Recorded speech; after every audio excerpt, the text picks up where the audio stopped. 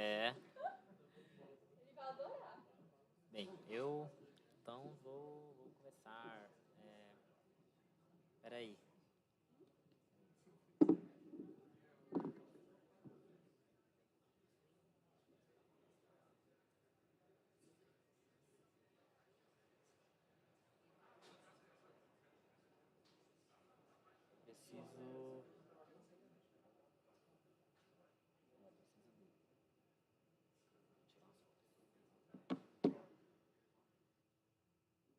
Tá, então vou começar.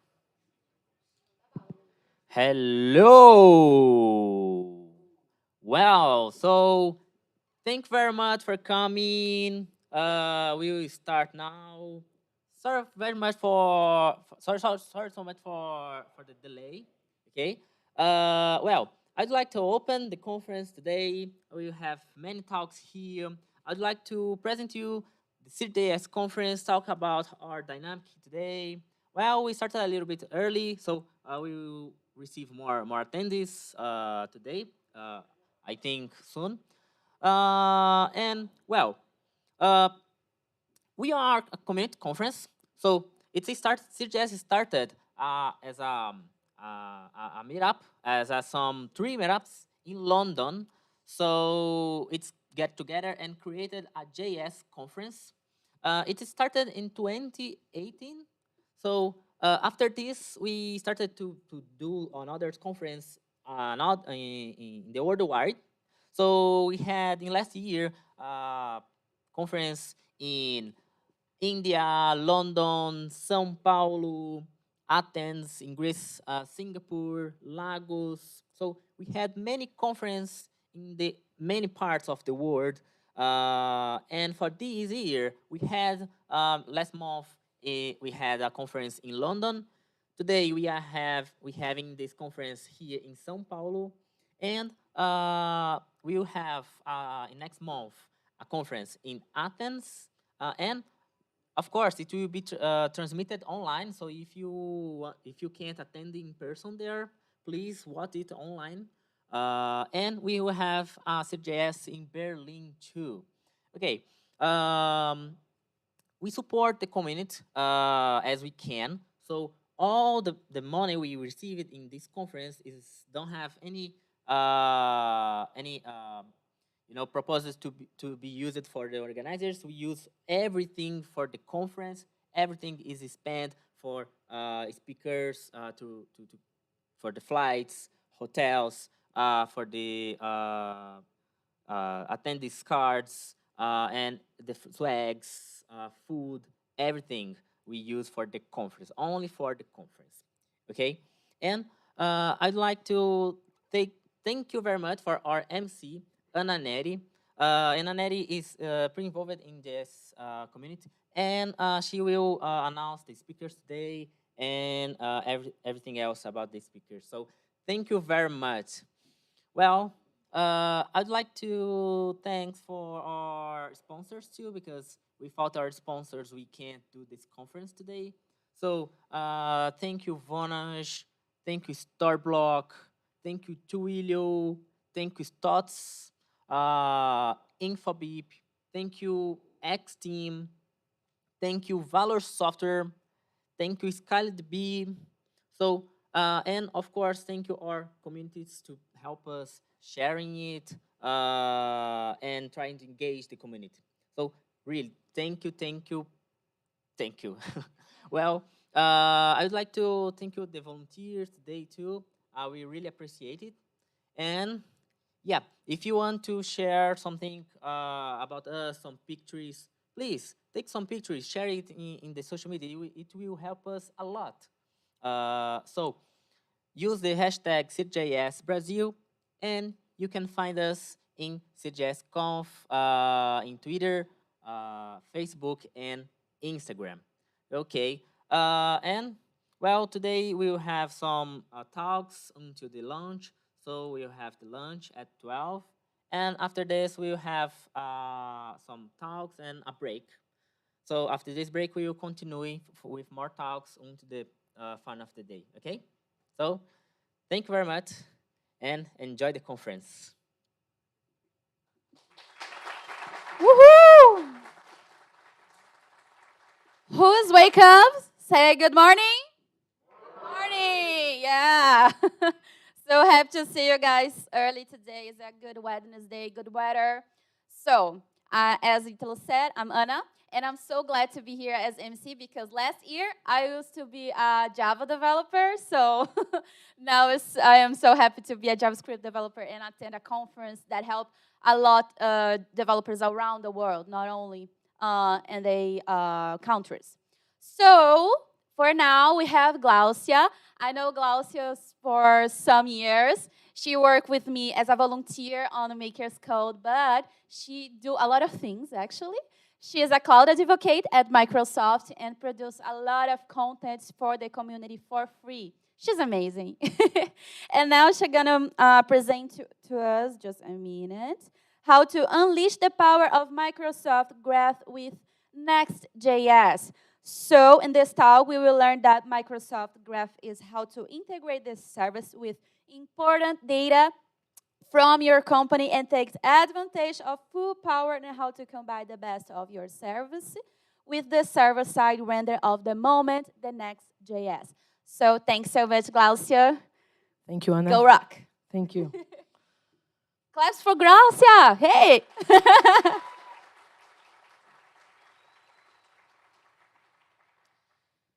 So, morning, everyone. Let me take a minute to straightforward my slide presentation. Look, there's for those who don't speak in English, as you can see, there's a new feature here in PowerPoint that you can speak in English and translate it out automatically in Portuguese. Not just only in Portuguese, but any language if you want to. I think around to 10 100 languages, different languages. So please, if you have PowerPoint, you can use this artificial intelligence feature from PowerPoint. I think from the version 2009. If you want to know a little bit more about it, please reach out to me later of this presentation. Sometimes the translation won't be very correctly because of depending of the accent, the way that I will speak out. But I think the percent, I think from 0 to 100%, I think around to 85% can translate into Portuguese. Traduzido direitinho. Anyway, so hi everyone, how are you doing? So welcome to the CITYJS conference. My name is Glaucia Lemos, and I am a JavaScript developer advocate here at Microsoft. And today we are going to talk about unleashing the power of Microsoft Graph with Next.js. So if you want to follow me up on Twitter, my Twitter is at Glaucia_Lemos86. Okay. So let's get started. But firstly, let's do a brief review about Microsoft Graph. Anybody here already heard about Microsoft Graph? Just one person? Okay. This is a good thing. So let's get started. So firstly, what is Microsoft Graph? So just let me grab the microphone here because looks like I'm Brazilian singer Roberto Carlos. Jesus Christ. Jesus. No. Okay, so Microsoft Graph is a gateway to data intelligence in Microsoft 365. Anybody already heard about Microsoft 365? Okay, so this is a good sign. Okay, so it provides a unified programmability model that you can use to access the tremendous amount of data in Microsoft 365 using, for example, Windows, Enterprise, Mobility plus Security. And also you can use the wealth of data in Microsoft Graph to build apps for organizations and consumers that interact with millions of users. But in short, by using Microsoft Graph, you can take advantage of a secure unified API to connect to data located in various Microsoft 365 services. for example, gaining a lot of access to this data. You give the users the information that they need to make timely decisions. And, for example, give the company a competitive advantage. And the good thing around to the Microsoft Graph is the data intelligence, like the following types, can be accessed through the Microsoft Graph REST APIs and client libraries. For example, you can use Microsoft Graph to integrate your applications using, for example, users in groups, or with Teams data, tasks, files, mail, meetings, and calendars, organization charts. For example, anybody here already heard about Microsoft Teams? So under the hood, there's an API that you can connect your files to the Microsoft Teams. So this is the API called Microsoft Graph. Okay. Talk a little bit more about the data and services powering up the Microsoft 365 platform. So the Microsoft Graph API offers a single endpoint that you can see below here, graph.microsoft.com. This is an open, it's a public endpoint, so everybody here can connect right now and starting to test some connections internally using the Microsoft Graph services. And this API provides us access to rich people-centric data insights in the Microsoft Cloud, including, for example, Microsoft 365, Windows Enterprise Mobility Plus Security. You can REST APIs, SDKs to access the endpoint and build apps as well. And provide us many different scenarios. For example, if you want to develop any application for spanning across productivity, collaboration, education, people and workplace intelligence, and even more so, you can use definitely Microsoft Graph API. And also there's another scope around to the Microsoft Graph. It is connectors. So working in the incoming direction, for example, delivering data external to the Microsoft Cloud into Microsoft Graph, because not just because you are using, for example, Microsoft services that you have to be very focused to use just only the Microsoft services and products. You can use Microsoft Graph with external connectors, for example, such as Box, Google Drive, or even Jira or Salesforce as well. The translation is good or not? More or less? Okay. And the Microsoft Graph, you can use the Data Connect. So provide us a set of tools to streamline secure, scalable delivery of Microsoft Graph data to popular Azure data stores. So anyway, so you can use different, Azure databases to connect with the Microsoft Graph. For example, inside of the Azure services, we have around 600 services internally in the Azure services.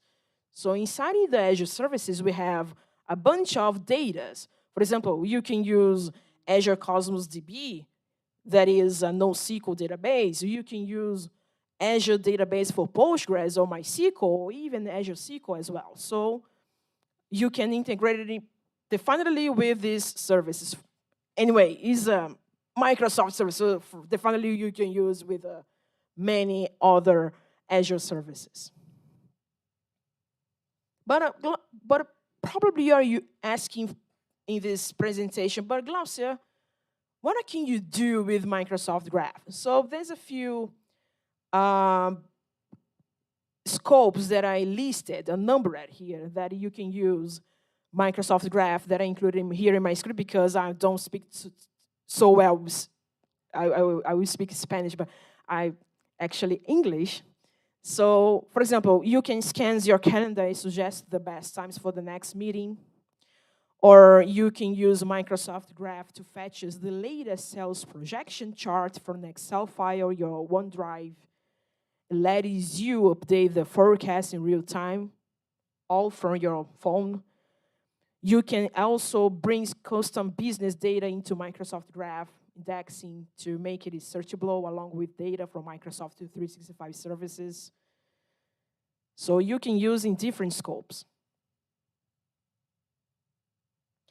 And Microsoft Graph Services for People and Workplace Intelligence can help you access many insights about users and groups in Microsoft 365. For example, Toyota, Pepsi, Volvo, the most important company globally use Microsoft Graph, especially to document actually to catch all the hundreds of documents can be shared during collaboration, and salesperson needs to quickly locate the files to make effective decisions. For example, internally here at Microsoft, we use a lot of Microsoft Graph.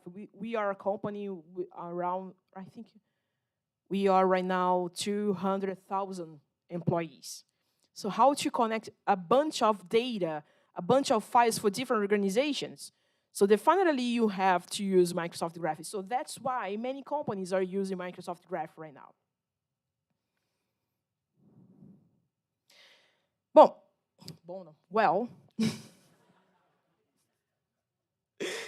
oh my God. Let's talk about Next.js. I think I don't need to talk too much about Next.js. I think everybody here already heard about. Who never heard about Next.js? Okay, good, because this is a JavaScript event, so everybody needs to know what is Next.js. Even being a competition company, but anyway, I have to talk about them. Anyway, Next.js is a flexible React framework that gives you building blocks to creating fast web applications. Is open source, anyway, front-end JavaScript library. Being one of the most popular front-end frameworks, besides I'm completely in love with Vue.js. I prefer Vue.js. That's why I do have a shirt, Vue.js t-shirt. Vendovelli is here, so please, welcome everybody, please. Come. Vendovelli, o homem do Vue.js. Caraca!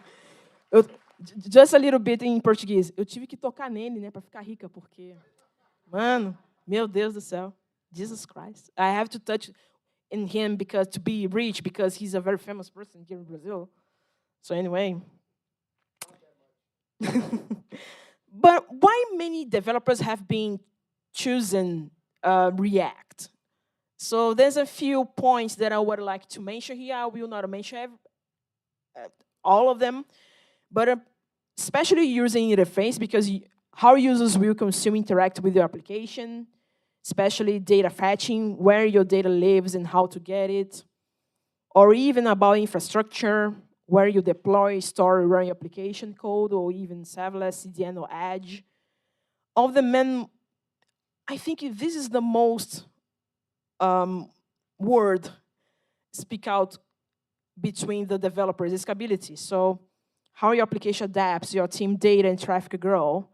So that's why many developers have been choosing, Next.js lately. And of course, developer experience. So your team's experience building and maintaining your application. For me, this is the main points. That's why many developers have been choosing Next.js. But probably are you asking right now your minds or not? Can I use Microsoft Graph with Next.js? Of course. But just only with Next.js? No.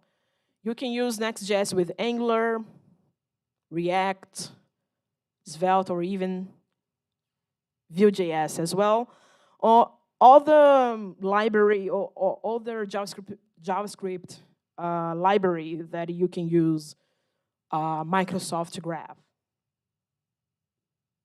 So I finished my presentation. So actually, I do have a demonstration to make here. This present. Come back to be Roberto Carlos. Não para, não para, não para. Hoje tem Mengão, hein? Vai ganhar do Maringá.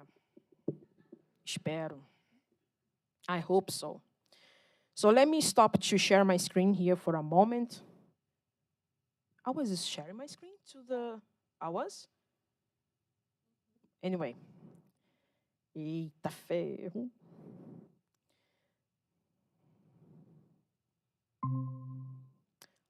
Actually, duplicar. Everybody can see my screen right now, right? Included the black one or white one? Eu vou aumentar aqui. Deixa eu só. View, appearance, zooming. Now, it's good? No? I can.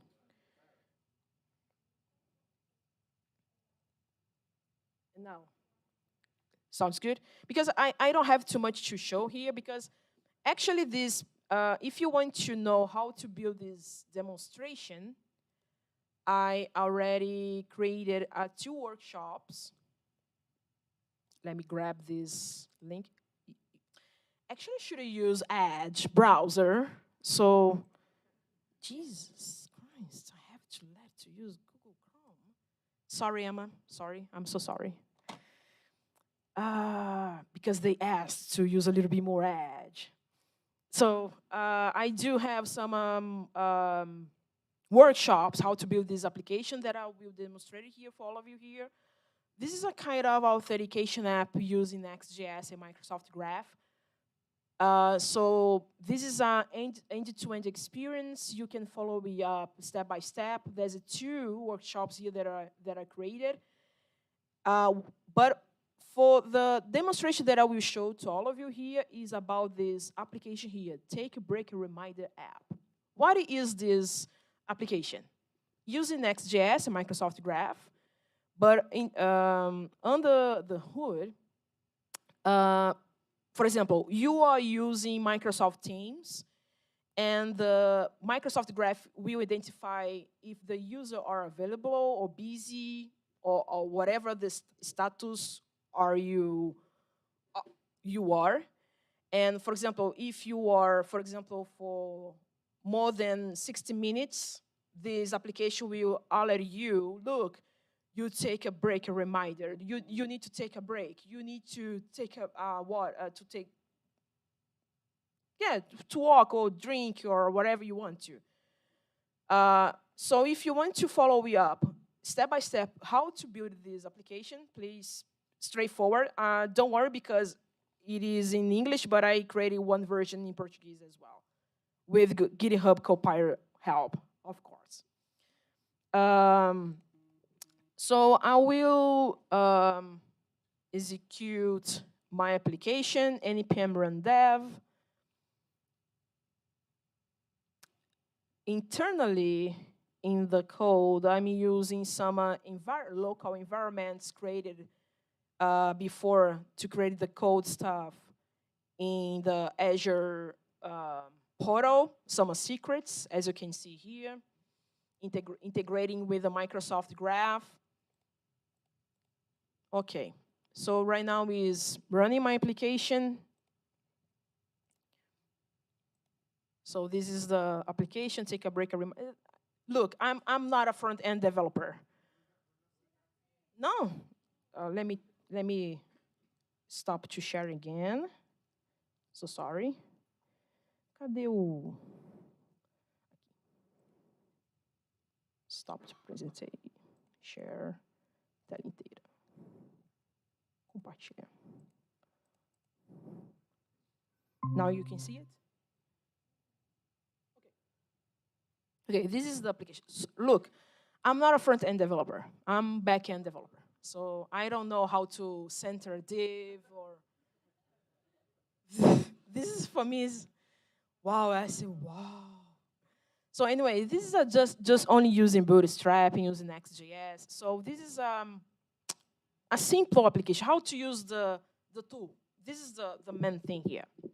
So right now I'm going to signing up using the Azure Active Directory that belongs to the Microsoft Graph. And now I will include in my other email here from ME365 account that you can create for free. I'll include my password here as well. Entrar. I will have to authenticate it here using my approve here. Ooh, approve. Okay. Yeah. So as you can see, the Microsoft Graph can bring all of the information for you. Not just only the email, but all the good informations, for example, the email, the name, when the authentication expires. But let's take a moment to use the reminder option here. For example, Jesus, I will have to use Microsoft Teams. Let me open the Microsoft. Vocês vão ver um monte de coisa que não deveria ver. Esqueci de deslogar. I will have to.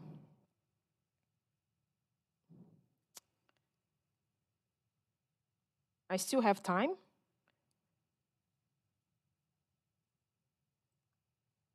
There's a lot of information about Microsoft Build. I have to log out. Okay. Let me log into this account. This is a feedback that I have always sent to the Microsoft Teams. We have to. The Microsoft Teams needs to be a little bit more faster. Yeah, totally. I don't know if you. I think that I can explain in Portuguese. Microsoft Teams ele é uma versão melhorada do Skype. Tem muita coisa legada de Skype migrando agora para o Teams. E o time do Teams está passando do Angular para o React. Tudo da Microsoft está mudando para React. Inclusive, é que infelizmente a gente está com hiring freezing, mas a Microsoft estava contratando muitos desenvolvedores de React para trabalhar aqui no Brasil, para trabalhar no M365. E não pensa que paga mal, não, paga bem, tá? Dá até dinheiro para comprar carro. Às vezes a pessoa pensa, trabalha na Big Tech. Enfim.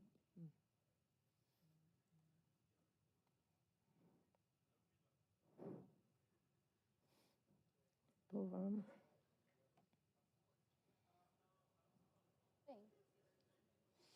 Uhum.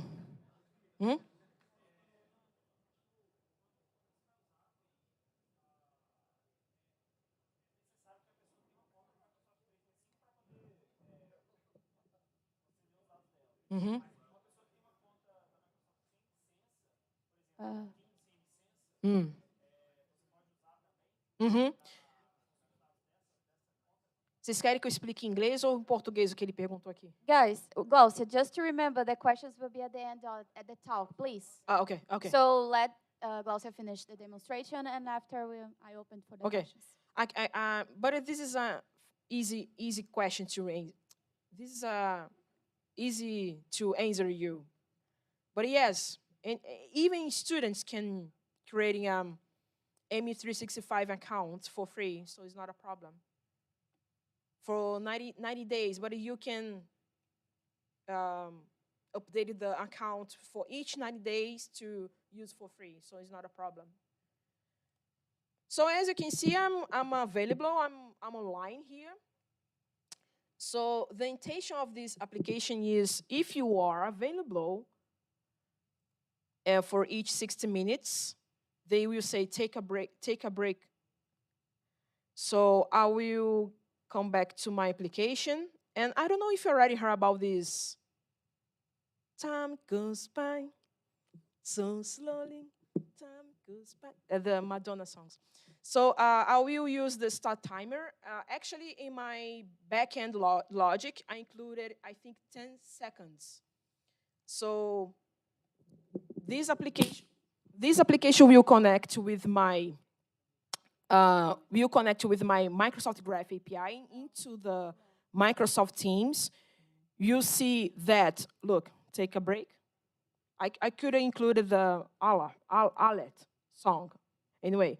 But just to show you that my Next.js application is connected using my Microsoft Graph API and connected with my Microsoft Teams and couldn't see that I'm available. If I change to, for example, for busy and started the timer, and again, you will see, look, if you are available or busy or I think less ausente, I don't know how, absent. The person will receive the take a break reminder tab. Huh? 10 minutes? Okay. But because I already finished my demonstration. Okay, so this is the, do you like the demonstration? It's so simple, but it's very important to see under the hood that how you can use this API. It's so strong. You can use, for example, how to use with the Power API, Power Apps. Everybody here already heard about Power Apps? Jesus Christ, I have been studying Power Apps. I'm a JavaScript developer in the backend side. You can create many a great application using Power Apps integrated with the Microsoft Graph. For example, Rede Globo internally create in the processing to in digital changing internally in the Rede Globo, and they decided to use Power Apps to schedule which novella you have to which scenario in novel you have to use over there. So this is a digital transformation that Rede Globo is using right now, using Microsoft Graph, Power Apps, Power BI on over there. So you can, for example, with no code, low code, you can creating awesome applications or even integrating with different JavaScript libraries as well. So let's go back to the presentation.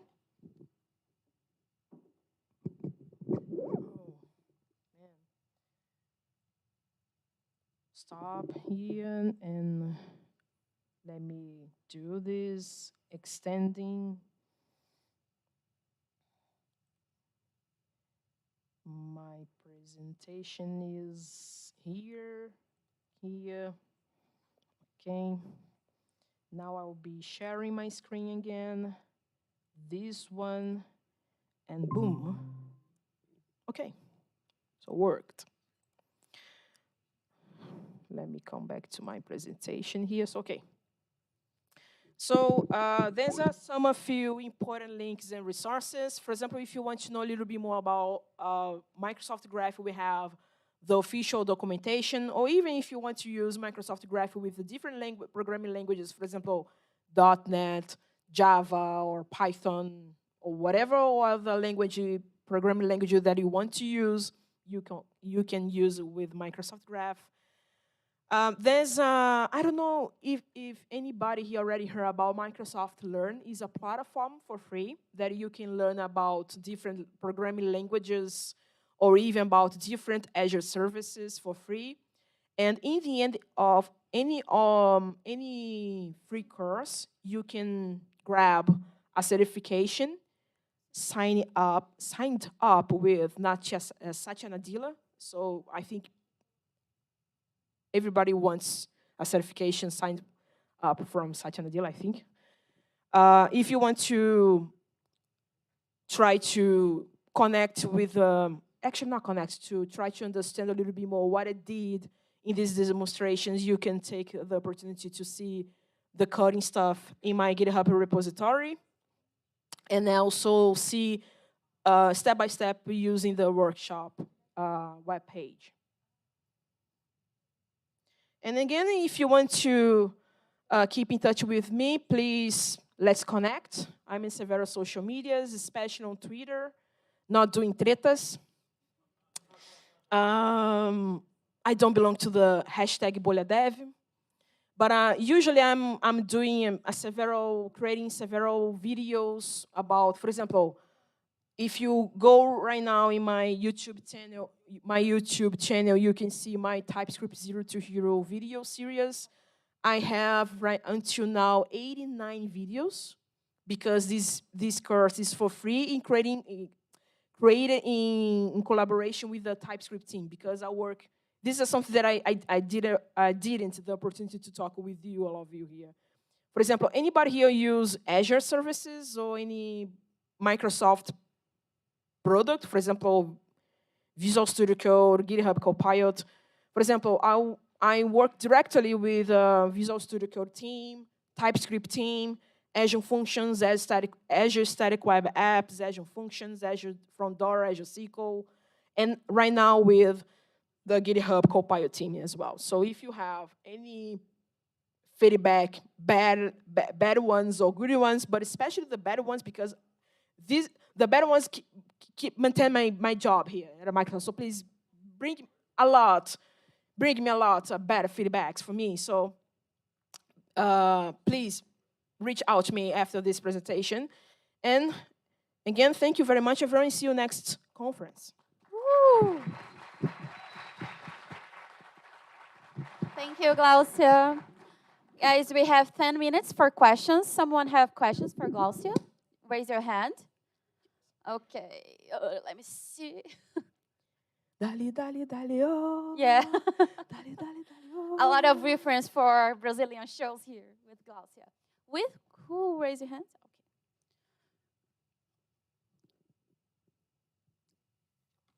Bom dia, Glaucia. Tudo bem?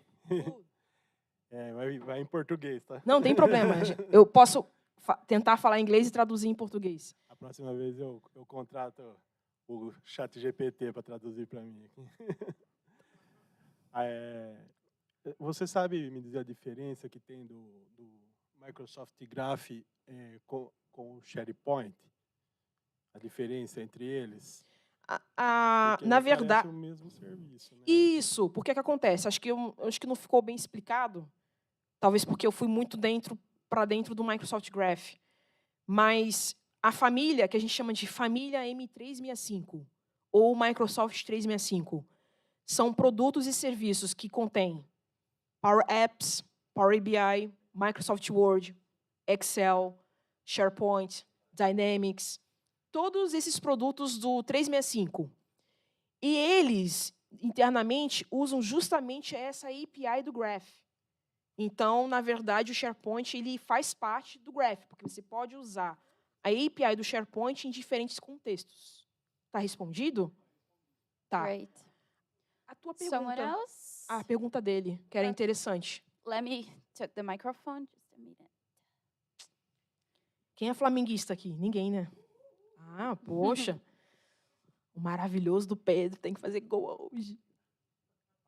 So I will repeat the first question, Okay. and I'll make another one. Okay. The first one is if it's possible to use the Microsoft Graph APIs with non-licensed users. Like, for example, I have a big application. I use the Microsoft login application. I use the Microsoft account, so they can log in with Microsoft account, but they do not have necessarily a Microsoft 365 license. So can I use the Microsoft Graph with these users? This is the first question.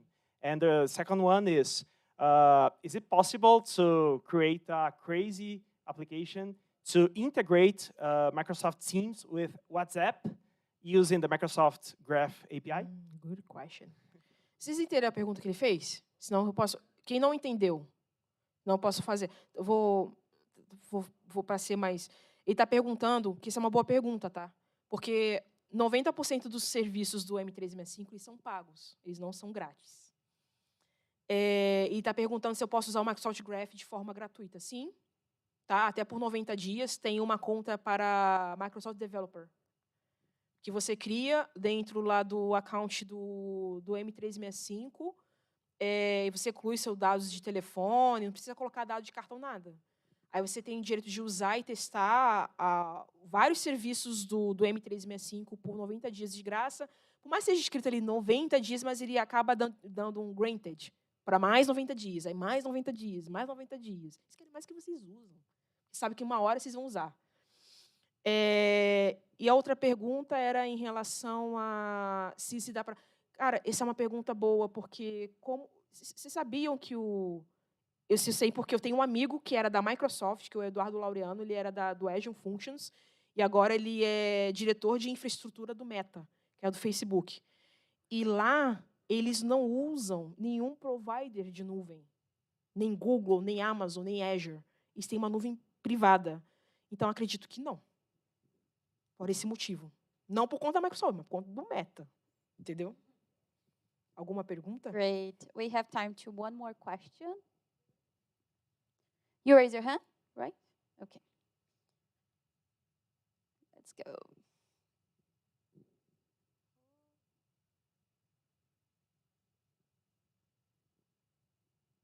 Morning, everyone. When you log into your account, you use your own account to log into and get the credentials and etc. But for example, what if I want to do that in my company? Do I need to have like, specific permissions, like an admin permission, to be able, for example, to integrate with the whole team, with the whole company? How does that work? Because I saw that you have the credentials in your application, but how I didn't quite get that. Ele perguntou, isso é uma boa pergunta também. Por exemplo, se eu tenho uma empresa, como é que eu posso conectar isso com diferentes contas? Aí entra uma coisa que eu sempre puxo a orelha de vocês. Sempre puxo a orelha de vocês. Vocês têm que ter conhecimento de cloud. Cara. Por quê?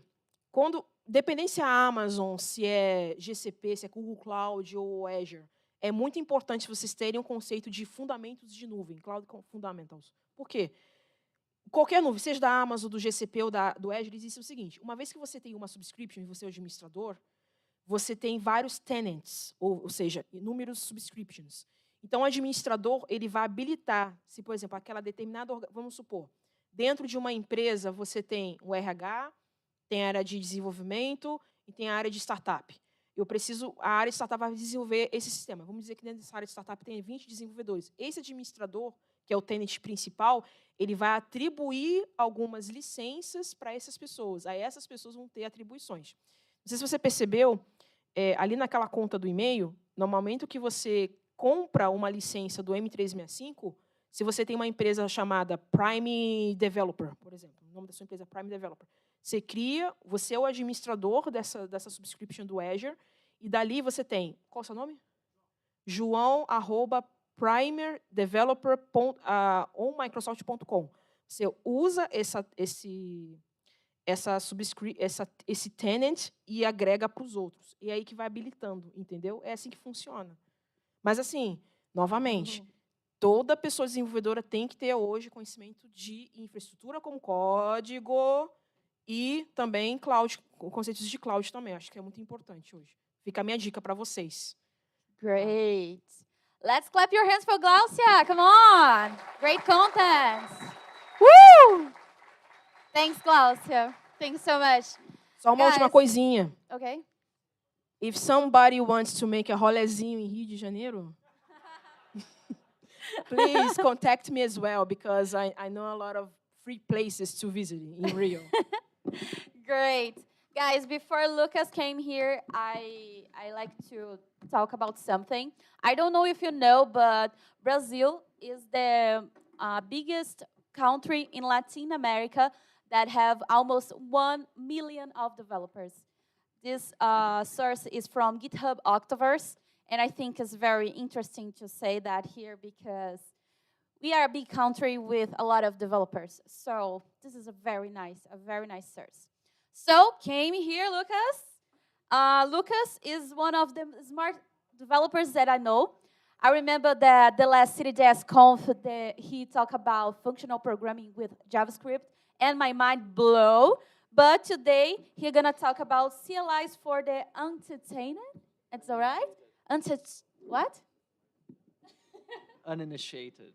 Oh, awesome. Oh, your microphone is that one. So thank you so much, Lucas. Let's clap your hand for him, please. Thanks.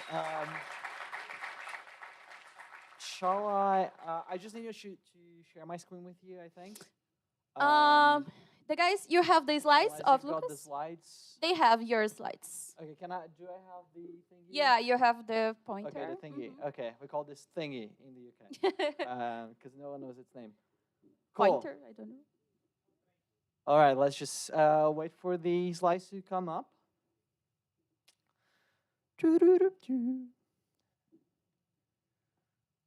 at any moment now.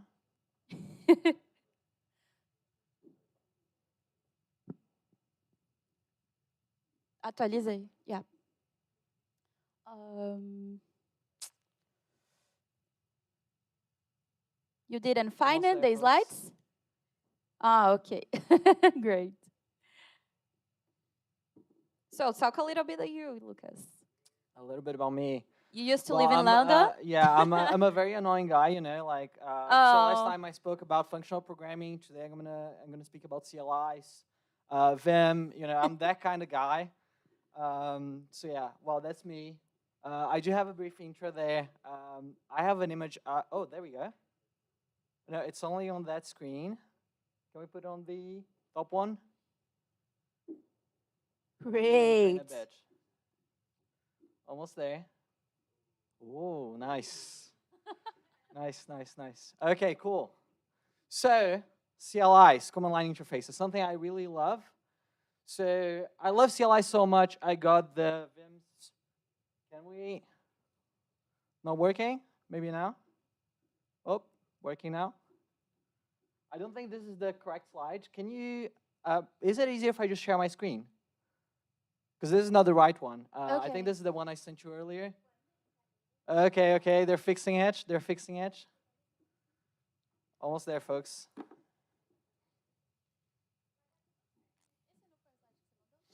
Esse foi comandante. Just said she's gonna fix it. Well, I can just share this, you know. Shall we do stand-up comedy? vou te mandar o link do ChatGPT Google is quite good Meets. at that. Okay.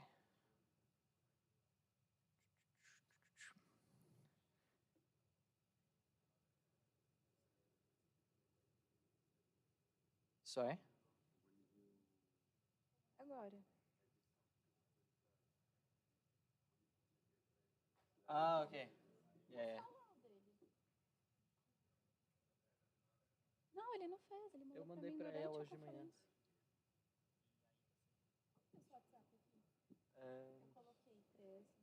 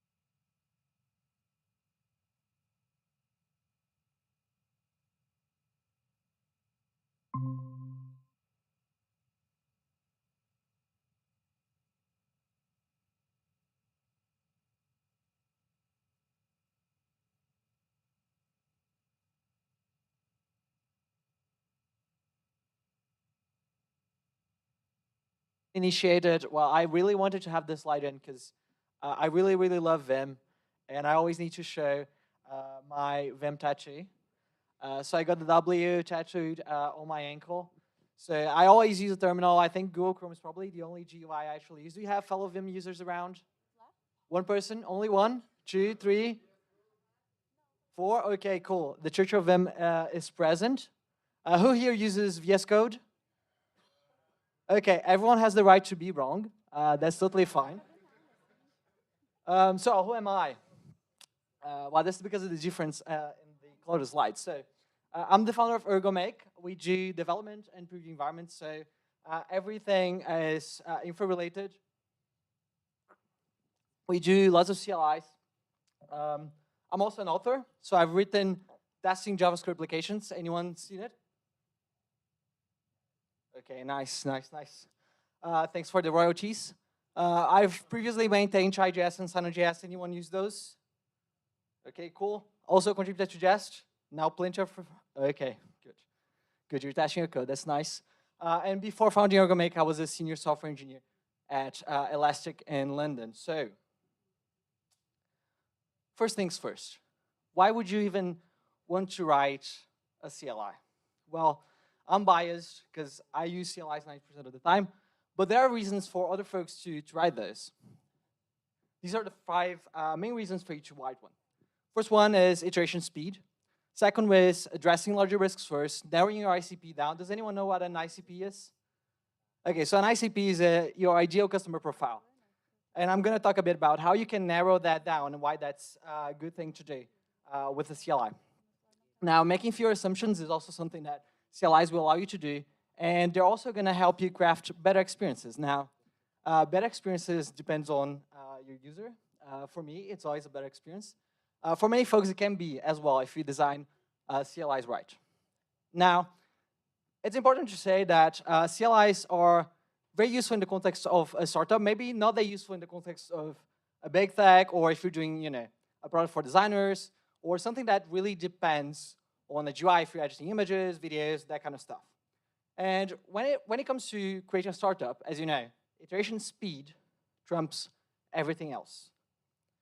So in a startup, your biggest risk is not building an ugly GUI, like not having the buttons have the right colors, all that. Your biggest risk is building a useless product. As YC would say, building something no one wants. So by building a CLI, you can ship things more quickly. So in the same time you ship, a big GUI, you paint lots of buttons, write a lot of CSS, and then you struggle with position relative and position absolute. Well, you can skip all of that with a CLI. You can ship more quickly. So you can do more iterations. You can get feedback more quickly. There's no UI design step. There's only one resolution to worry about. No, media queries, none of that. And usually, it takes fewer lines of code to get a CLI working. Now, narrowing your ICP down. Well, your ICP is your ideal customer profile. And it's important to know who you're writing software to so you can cater to their needs. Because, well, maybe you have a great product, you're just selling it to the wrong people. Now, when you narrow your ICP down, you get a better understanding of users and you can craft a more specific message for them. So if you come to me and you try to sell me a CLI product, well, I'm gonna love it. I'm probably gonna even, maybe try it out. Although there might be, 1,000 GUI options available, I like CLIs. Your message is gonna resonate with me. I'm gonna go and try it out. So the more specific you get, the stronger your message gets. Now, if you make a CLI, you're appealing to a very small subset of developers, and then your message resonates more strongly with them. And especially when you're building a product for developers, even though some developers don't really love CLIs, we've seen quite a few people here that use VS Code. It's fine. Well, you're gonna appeal to those folks, and it's more likely they're gonna try it out. Now, another thing that you do with CLIs is making fewer assumptions. This is something that is in the mind of many people when they start writing software. They think, no one is ever going to write a command down. And many developers think this when they're building products for other developers. It's not necessarily true. Now, even if you think about your current place where there's people that do accounting, there's people that do design, there's people that do all sorts of stuff. If you give them a command, an internal tool, and you say, this is the command you run, it solves your problems. Well, let me tell you what, they're gonna use it. Because it's your job, it's fine. Now, this is reality. Many people, they are so desperate to solve a problem, they actually don't mind using a CLI as long as it solves their problems. Now, there's some other folks that they really care about that. They're really strongly opinionated about using, let's say, VS Code. And you can explain to those folks later. But if you start with the people that really have this problem, that feel it strongly every day, they probably won't mind using your CLI, and then you can iterate, and then you can make it better, and get to the people in green later. Now, this is something I always say, that people don't necessarily choose GUIs because they like it. They usually choose them because the CLI alternatives usually suck. They usually look like this. This is FFmpeg. Who here has used FFmpeg before? Who likes it? See? That's what I'm talking about.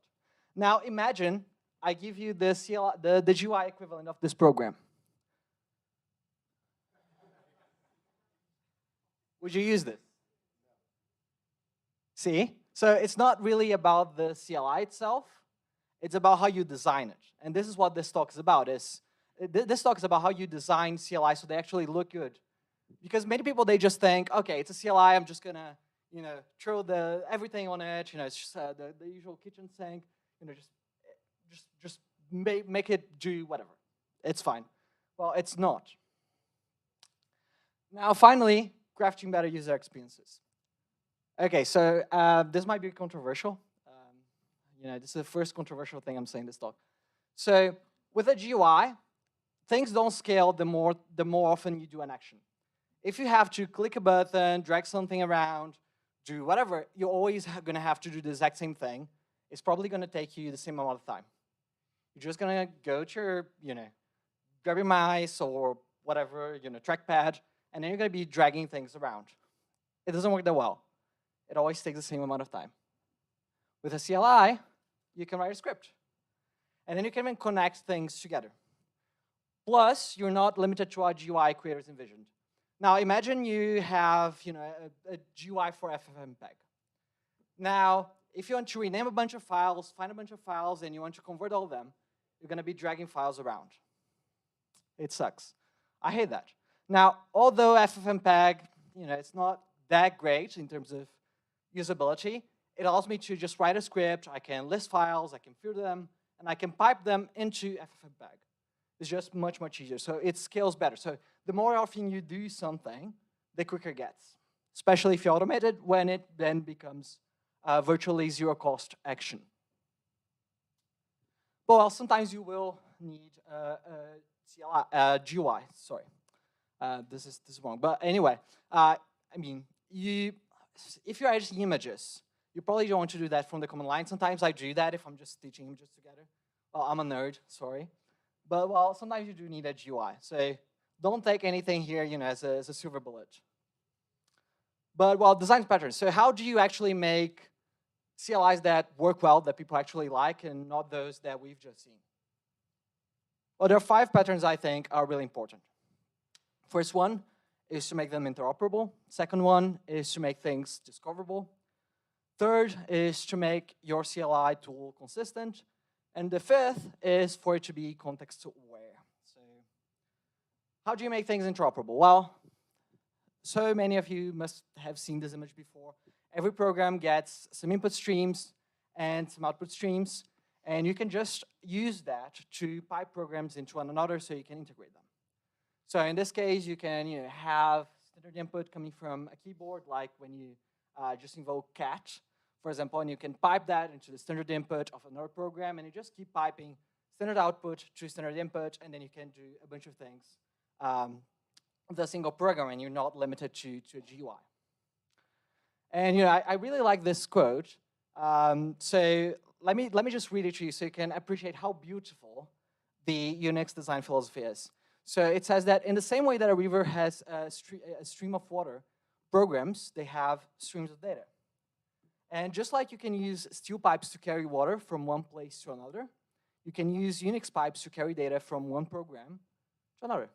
Beautiful poetry.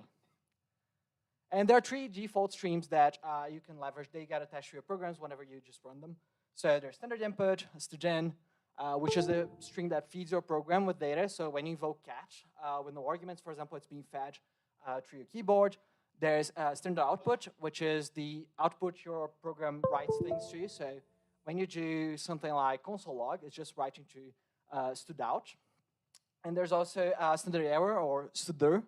I really love these names.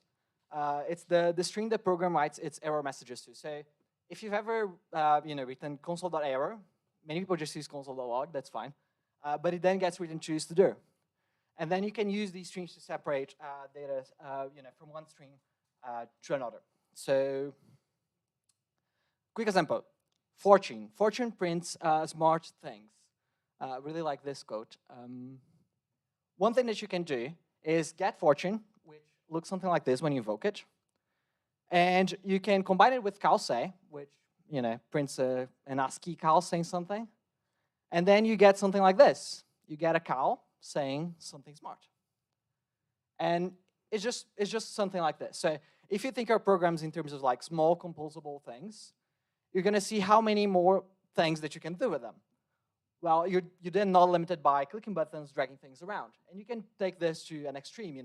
You can stream edit on the fly, so as you type things with catch. You can use this in Node.js quite easily. So here, what I'm showing is just like something that is the same thing that happens when you use like console.error. And you can just get data from student and pipe into whatever. And well, there's many things that you can do by combining these programs. So here I'm combining catch with SAD. So SAD stands for stream editor. So it just allows you to edit streams. So you can just replace things and whatever. And the cool thing here is that your student doesn't necessarily need to come from the keyboard. It can come from another program, or it can come from any other device, because, well, everything is just a file descriptor. So you can just pipe data from there into whatever program you want. So the other day, I was playing with a program to clone people's voices. I was doing some voice deepfakes with Mano Brown. Very cool. And I hated the Python GUI they gave me. So I just invoked a program from a CLI, and I just piped the data from my audio input into it. And it was just much easier. I didn't have to click anything. I can show you the audios if you want to. It's quite cool. And well, every terminal is actually just really a TTY. So you can see here, if you just type TTY on your terminal, you're going to see there's a file descriptor for every terminal you have. And you can even do something like piping from one terminal to another. So in this case, I'm just piping calsay's contents to my other TTY. So there's plenty of things that you can do. This is not very useful in this context, but it can be very useful in many others.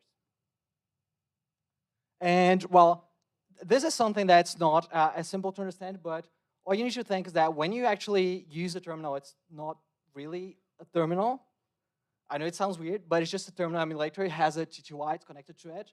And all you do when you run a program is that the streams of the TTY get bound to the program, and then when you pipe things, the streams that get attached to each program are just connected. So you're just like passing data around.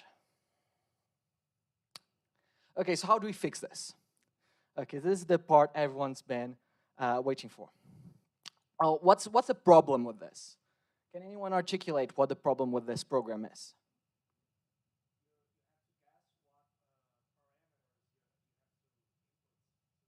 Exactly. Exactly. I love the word guess because there's actually a manual, but no one reads it. And then, yeah, you do have to guess. Because let's be honest, have you ever read a Linux mem page? 1, 2, 3, 4, 5, 6, 7, 8, 9. Oh, that's more than I expected. Nice. Okay. Well, a round of applause for those folks. They're the warriors. Okay, so I don't read these. I don't like them. I just, by now, I just asked ChatGPT. I love CLIs, but like, this is just, not useful. I mean, look at grep. Look at this second part here. What? It makes no sense. So that's because programs, when people design them, they don't make them discoverable. When you compare that to just a simple macOS program, you can just, click help on the top right, and then you can type wherever you want. It just shows you where it is. Much nicer. Now, that's something you're able to do with a CLI. There's ways of making programs discoverable, of making their options discoverable. One way is to just make programs interactive. So this is something that some programs already do. You know, when you do npm init, or usually when you have a tool that has an init command, it is interactive. There's many other commands like rebase. When you do the -i, it just stands for interactive, and you can interact with it in Vim, which I quite like, but many people don't like it that much. We could make it easier, but well, if you make commands interactive, people don't have to guess what options they want beforehand. You can just show a bunch of options.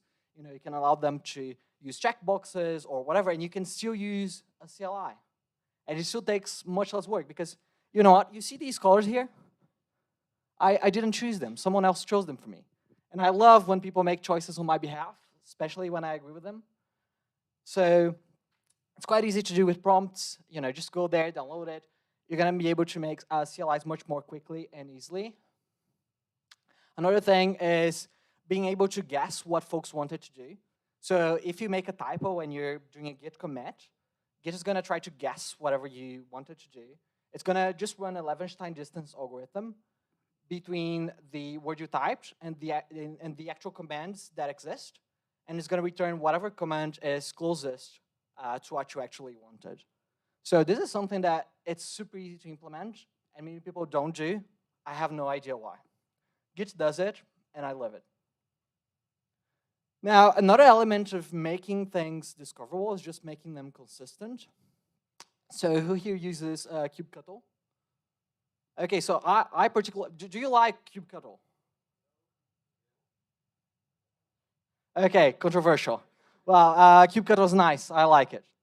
And the reason I like kubectl is because it's predictable, it's consistent. I don't have to be looking at kubectl's manual to figure out what I want to do. I just learn the basic commands, you know, get, describe, delete, list, and then I can do whatever, because every single thing that I want to deal with in my Kubernetes cluster, I can use the exact same commands. I just change the resource name. And if I create my own custom resource, guess what? Same commands. Super nice. And also the flags, whenever they're able to, they just reuse the same flags. So -0 for output, if I want to get things in YAML or JSON format, it's the same regardless of which command I run. For get, for describe, for whatever. So that's super, super cool. You can also use JSON path. So that's another example of using a well-known standard to extend your tool without adding bloat to it. So when you make things consistent, when people don't have to like read the manual to use them, they can just guess and it's predictable, you make things discoverable. So CLIs then become much, much nicer. Finally, making things context-aware is also super cool. So this is something that Git obviously does. You can also do the same with vimrc. You know, VS Code does that with a .VS Code thing, for those that like VS Code. So it's a great practice, and at Ergomake we do the same. So when you're running Ergomake within your folder with your repo, we figure out what you're actually running by looking at your folder structure. So you don't have to pass config options if you're context-aware. So if you figure things on behalf of the user, you're taking work away from the user and you're just absorbing that yourself. So reducing complexity. Now, a few more tips: making things responsive, you know, show progress indicators, you know, show whatever you can to show the user that you're doing something. I like the way Docker does this, when they show you those download bars, you know, how much time it's gonna take, when you're pushing the layers. Great experience. I love Docker Compose, by the way. It's great, great example of a CLI tool that's well designed. Be a good Unix citizen, you know, follow established conventions, signals, use streams, all of that. Make sure that you check before using colors or emojis, because not everyone is running things on their Macs. Sometimes they're running it on an IBM from 1964 or something. Also, if you need things to be interactive, if you need to display, I don't know, graphs, charts, whatever, you can turn things into a TUI, so you can get whatever you want and just like use the same terminal screen, kind of like ngrok does, for example. And well, be kind of responsive. So Vim does this. Well, it uses the size of the columns in your terminal to figure out how wide things should be. So if that's something, that's the kind of tool you're building, you need to worry about that. There's also CITYJS2023, which is a great guide for good practices. I highly recommend you folks to read it. It's written by one of the creators of Feg, which then became Docker Compose. Super, super good content. And well, just a few tips before we end this. How do you start? I quite like this. It's called a do nothing script. Well, and it's a script that does nothing. But the cool thing is it allows you to map an actual manual process to a script. And then you can just tell people to do things manually and press enter. And then you can automate steps gradually. So this is a great thing when you want to build an internal tool and you're not sure what people are doing. You just create manual steps and then you automate those steps one by one. Make sure that you define your commands and subcommands. That's to make things consistent, as I've spoken before. So this is part of making programs discoverable, because predictable programs are discoverable programs. And while parsing arguments, don't do this manually. I've seen quite a few folks doing manually. Just don't, okay? It's more complex than it seems. Have you ever tried to use strings in bash scripts? Have you ever tried to interpolate things in bash scripts with the different delimiters and all that? It's terrible, isn't it? Okay, no one wants to do that. Use yargs. Handling inputs, prompts, as I've mentioned before. Another thing I like to do, so if you need to test your CLI, I like to use the ghost in the shell strategy. You just create an empty shell. It looks like it's doing something. It's actually not. So this is great if you're doing user interviews, if you're trying to figure out whether people can, I don't know, find out whatever they need to do with your program. So this is the equivalent of making a Figma prototype for those that like GUIs. And then finally, don't forget to ship it. Well, choose a known platform. If you're writing things in JavaScript and most of your users are going to be JavaScript people, you probably want to ship it to NPM, native stuff, probably Brew, especially if folks are on Mac, or whatever. Just make sure that it's easy to install. And please don't make me just run something into my own shell with sudo. I hate that. Optimize for time to value. So this is very important when you're writing a CLI. If people have to read the manual before they get any value, you've probably lost them. From a product perspective, they're just going to go and look for a GUI alternative, or they're just not going to use it at all. So if you can make it obvious, like Dpod does, they just tell people, hey, just replace Docker with this. And it just works. So optimize for time to value. And analytics are always an option. So Vercel does this. For example, so when you use Next.js, they send anonymous analytics. So it's quite cool to know what people are doing. It's kind of like having Hotjar or something. Well, that's pretty much it. So to summarize, very last slide, you may be able to get away with just a CLI. You may not need a GUI. A CLI helps you iterate more quickly. CLIs appeal to fewer people, but they have a stronger appeal to a particular audience. CLIs are better for repetitive tasks and power users. So if you're building products for developers, you can probably get away with a CLI. Good CLIs are interoperable, discoverable, consistent, and content-aware.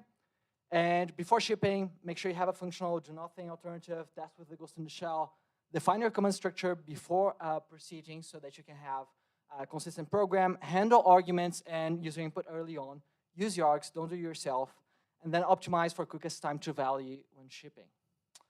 That's pretty much it. If you want to follow me on Twitter, I'm at the Wizard Lucas up there. Or you can send me an email, or you can go to ergonomic.dev. My email is there as well. That's pretty much it. Thanks, everyone. Woo! Thank you so much. Questions? Someone have questions for Lucas? Well, I have one question. How hard is create a CLI from the scratch, actually? Because I've never did, so. Well, it is much easier. So when we were building the first version of our product, we were wondering whether people were actually, whether they wanted a GUI. Mm-hmm. And we're like, oh, we're gonna spend so much money, to hire a designer because we're terrible at it. And we just thought, well, can we just ship a CLI? Is it gonna be just fine? Mm-hmm. And because we're both developers and we understand developers, we thought, well, let's just do that. And we were able to ship a CLI in like 2 days. Okay. So it's like infinitely quicker because you can skip all those, dragging buttons around steps and all that kind of stuff. And I'm not saying that's not important, okay? That's very important. Don't get me wrong. I'm just saying it's much, much quicker. So I'd say, depending on what you're building, I'd save in a factor of 10x, like in our case. Because imagine if I had to figure out all the visual abstractions and metaphors for whatever I wanted to build. I can skip all that. So it's pretty cool, and it's way easier. Okay, great. And actually had some open source projects for CLIs, right? We have Nest.js CLI, I think. So it's a very good project if someone wants to contribute with the community because it's very interesting. Thank you so much for that, actually. Thanks, thanks. Yeah, no, and I just wanted to add, like, if you're using CLIs, usually can understand things better, like kubectl. So it's just a dumb CLI that talks to an API. Yeah. So when you use CLIs, you can actually understand things better usually. You're not gonna say, "Oh, you're not a real developer if you don't use a CLI," but it does help. Great. Thanks. Great. Thanks so much, Lucas. Thanks, man. So, our next speaker will be my face ID will be Jonas. Jonas, can you come over? Jonas is a former Pythonista turned on into JavaScript open sourcer. So this is very nice. He's a full stack developer for over a decade. Oh my God, amazing. Writer, speakerly, and formerly a core contributor of Nuxt.js. So he's gonna talk to us about a tour of Fastify DX. So thank you so much, Jonas. You're gonna share your screen with Google Meets, right? Okay. So while he organizes things, everyone are enjoying CityJS Conf? Can I say yes? Yes. Louder, people! Come on! Yay! My job here is maintain everyone happy as well. So great. What else? Everything settled? Okay. Turn over the screen.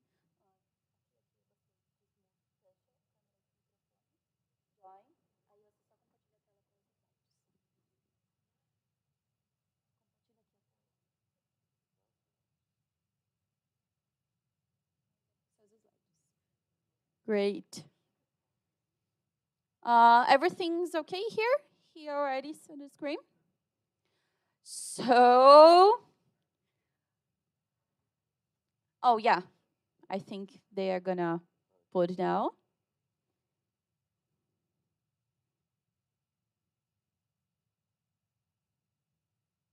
Okay. So who gonna build your own CLI from now or from today? Someone? I probably. Very interesting. Oh, and don't forget the coffee break, the lunch is a good opportunity to talk with the speakers as well. So do it. Everyone is accessible. So this is the opportunity to know people. So do this. It's very important.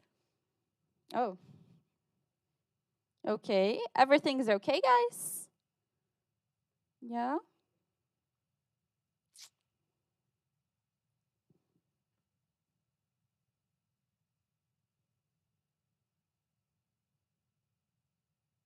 Let's see.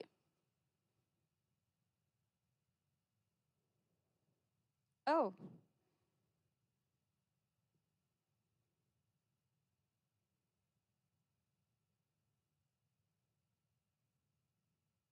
What?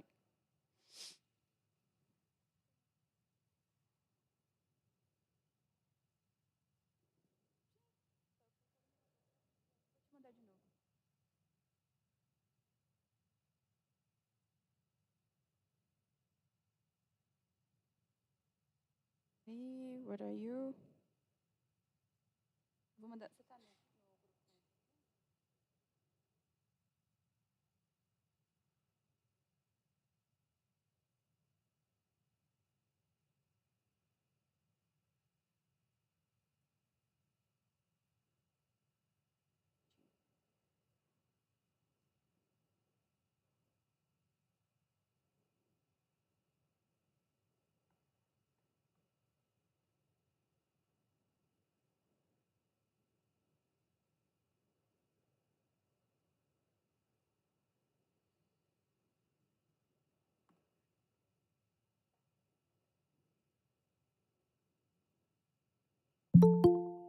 Ah, acho que agora foi.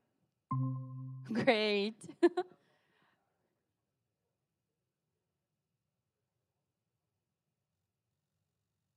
Great. Now clap your hands to Jonas, guys. Woo!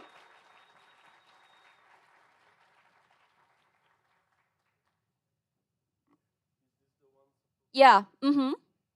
Hey everyone. Is this working? Yeah, it's working. All right.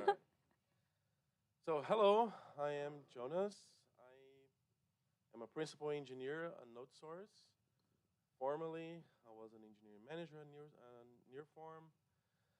I've been working with JavaScript for, I don't know, 6 to 7 years now. Like Anna said, I used to be a Python backend developer. Then I had a great idea of changing to JavaScript. So yeah, when I started with JavaScript, well, that's not accurate. I started with JavaScript when I was 15, working with Flash and ActionScript. So after that, a lot of other languages and then back to JavaScript. But when I finally, You put more. okay, oh, sorry, my first time. All right. So when I got back to JavaScript, there was no Next.js. There was barely anything of the modern tools we have today. So I kind of saw it all happening, everything evolving, and I like Vue.js. As soon as I learned about React, I hated React, and then I went straight to Vue.js and led a happier life.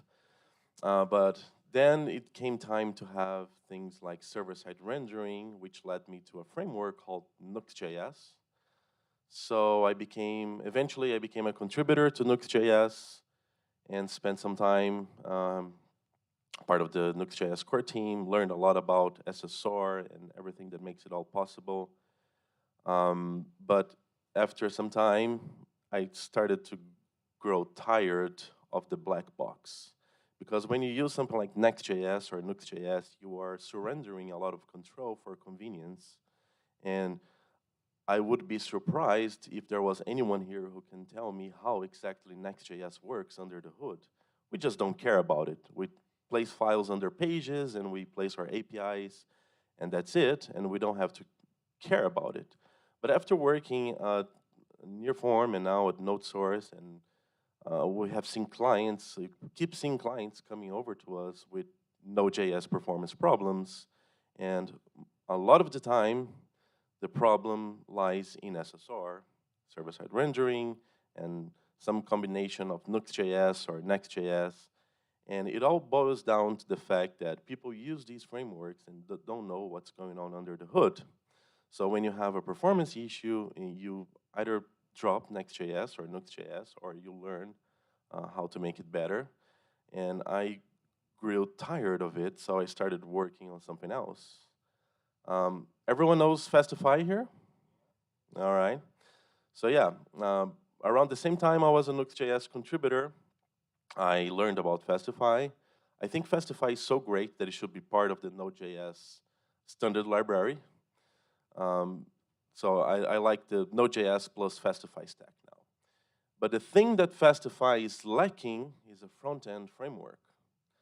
So I started working on that. Around the same time, Vite was being launched. Vite is a front-end bundler built by the same guy who wrote Vue.js. And I realized, hey, I don't need Nuxt.js, I don't need Next.js or Remix or Astro or SvelteKit. I just need Fastify for the backend, for a strong, solid foundation for the backend, and I need something on top of it to provide my front end. And that's where the marriage between Fastify and Vite became obvious in my head. So, okay, this is just a quick intro. I didn't script this. This is spontaneous. All right, so I'm going to go over my slides now. So Fastify DX, the project that I have been working on, is a collection of Fastify Vite renderers. And what is Fastify Vite? Fastify Vite is a Fastify plugin allowing you to connect a Vite project to your Fastify project. So this is something I wrote a couple years ago. And it's the basis on top of which Fastify DX is written. So before we get into the details, let's talk about what makes a VIT app. So I think VIT is successful because it's really simple and it employs some really straightforward conventions. So an index HTML file with a JavaScript include. That's it. VIT uses it as the main entry point of our application.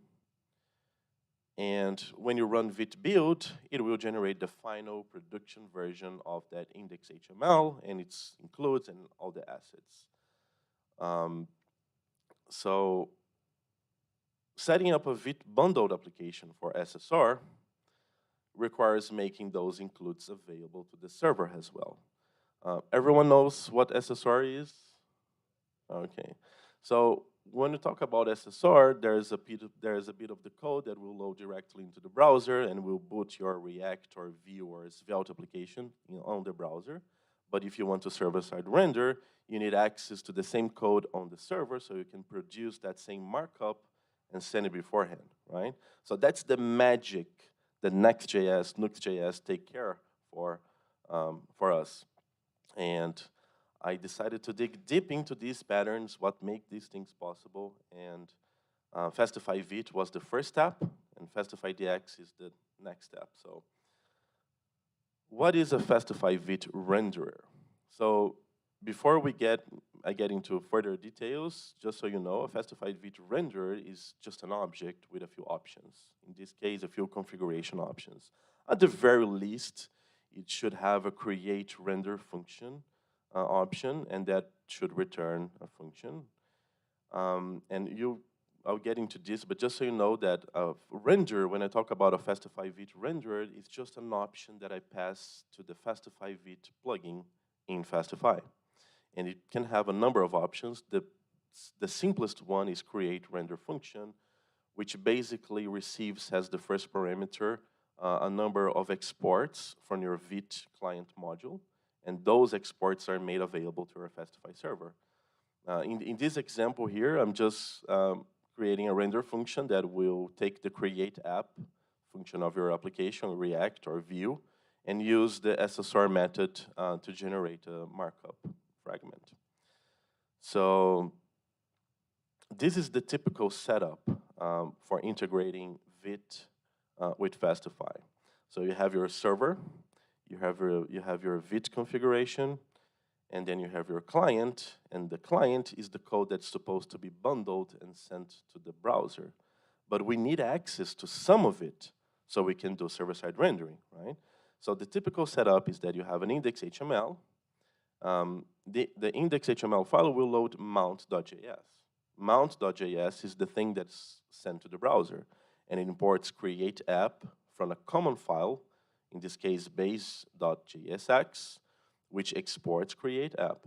So if you were talking about a single page application with no server-side rendering, it stops there. All you need is your include, your HTML file, and you have a React or Vue SPA. But you need to expose this create app to the server in order to have SSR. So the convention Fastify VIT uses is to have an index.js file at the root of your VIT project, and that is recognized as a module by Fastify VIT. And anything you export from this file, which by the way is configurable, will be available to Fastify VIT.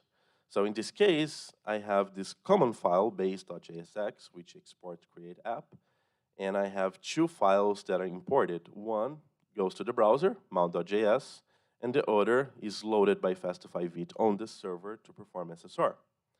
So this is just an introduction, just lots of background that I thought would be necessary here. By the way, I'm supposed to do this talk in English, but if anyone has a question, anyone that doesn't understand anything, feel free to stop me. So this is what it looks like. This is a Fastify server. We import Fastify VIT. Assuming you have a rendered configuration in a separate file, we import it.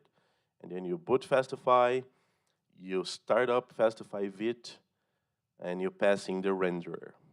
And then, as soon as you register Fastify Vit, you should have HTML and render. These two methods get decorated to the Fastify Repli object, so these become available. And Repli HTML will basically deliver the same index HTML that's front and central to the Vite application. And Repli render will do the SSR. In this case, when you have create render function, the one I showed before, you should land into this Repli render function. So this is the very basic setup for Fastify Vit. And Fastify Vit configuration options, there are plenty. In here, you can see a mapping of the main ones. You have prepare client, which allows you to change a few things in the client module that you're loading. You have create HTML function that would generate the Repli HTML method, create render function, which generates the Repli render method. Then there are a few more. On the Fastify Vit documentation, you should find more details about it. But we're gonna focus on these two, HTML and render. So this is the default definition for create HTML function inside Fastify Vit.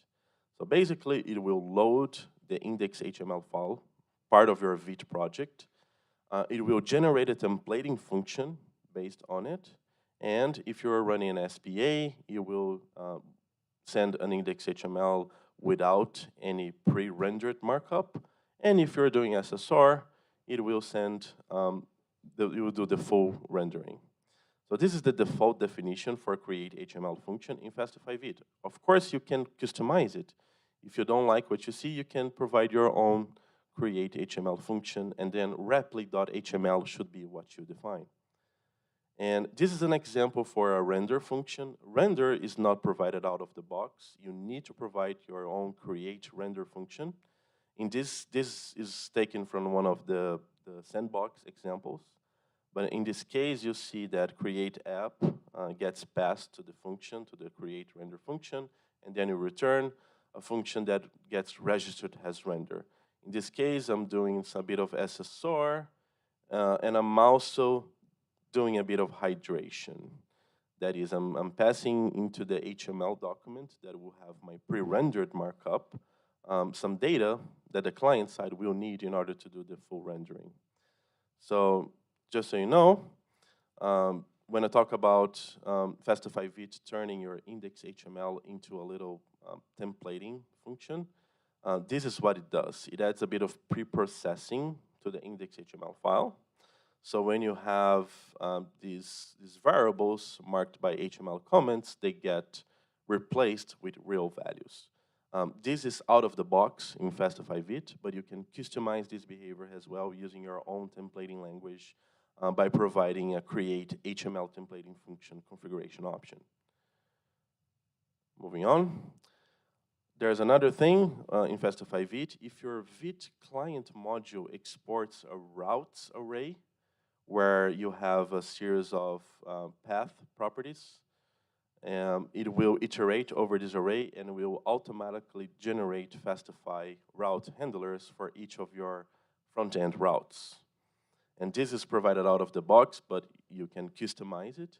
And just a reminder, everything I'm showing about Fastify Vit is just so you know how Fastify DX came to life. Because Fastify DX is essentially a set of configuration options, highly advanced, much more than the original sandbox examples in Fastify Vit.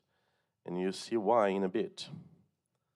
So the point I'm trying to make is that Fastify Vit, the plugin for Fastify, is essentially a framework building toolkit because it captures every stage of loading a piece of front-end code, making it available to the server, and making custom transformations or registrations while you're building it. In the end, all frameworks provide three essential features: universal rendering, that is SSR and SPA, universal routing. So when you do SSR, you might load a page, and once the page is loaded in the browser, the user proceeds to navigate using the history API, view router, React outer, and things are supposed to keep working, right? So you need sort of a universal rendering, you need a universal routing, and you need universal data fetching. So in Next.js, when you have something like get server-side props, that is an amazing feature because it saves a lot of time. A lot of the patterns involved there are complicated. But essentially what get server-side props does is when you do SSR, it will run a bit of code on the server, get the data, and make it available to the component, and then you get a fragment. But if you are already on the client and you are navigating through the history API, what Next.js does is it will silently make an API request to an endpoint exposing the same get server-side props, so it doesn't, so you can access the same data without going through SSR. So it's kind of a hybrid setup where you have one way of working in SSR and another way of working in client-side navigation, and that is all taken care of for you automatically, right? In the end, all of these frameworks, Nuxt, Next, Remix, Astro, SvelteKit, they have this in common, their own peculiar way of implementing all of that. And most people don't care about it. We just use the framework and hope for the best until Node.js performance problems start to arise, until we need to scale or we run into an issue, and then we need to dig deep into the framework you're using in order to figure things out.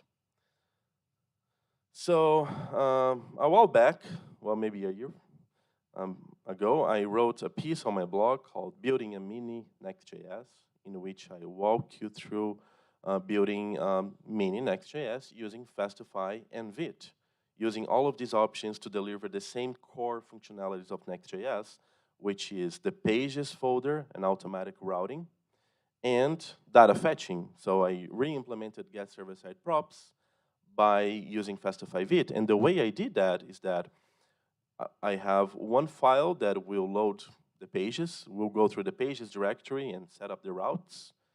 And then in Fastify Vite, I have this create route configuration option that will basically allows me not to only set up a route for the actual days, will not only allow me to set a route for the front-end pages that I have, but I also can set up additional routes, in this case, API routes for get server-side props. So if you Google this, you should find it quickly, and it goes through the entire process. And this is the beginning of FastifyDX, because experimenting with this led me to find a few common patterns that turned out to be the same for Vue and React. So FastifyDX employs the same Fastify Vite configuration options for delivering React or Vue applications. So I have 10 minutes now, so I'm going to speed through. So let's talk about Fastify React. And this is a module on NPM with 3 weekly downloads. And it's a Fastify Vite rendered for React, part of the FastifyDX project. This is how it is set up. You're going to find some similarities with what I just showed you before from Fastify Vite examples.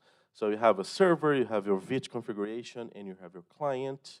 And then you can have layouts, pages, a context file, which defines a global store, an index.js file, which is required by Fastify Vite to make your code available to the server, and a root.jsx defining sort of like the shell, the HTML shell of the application.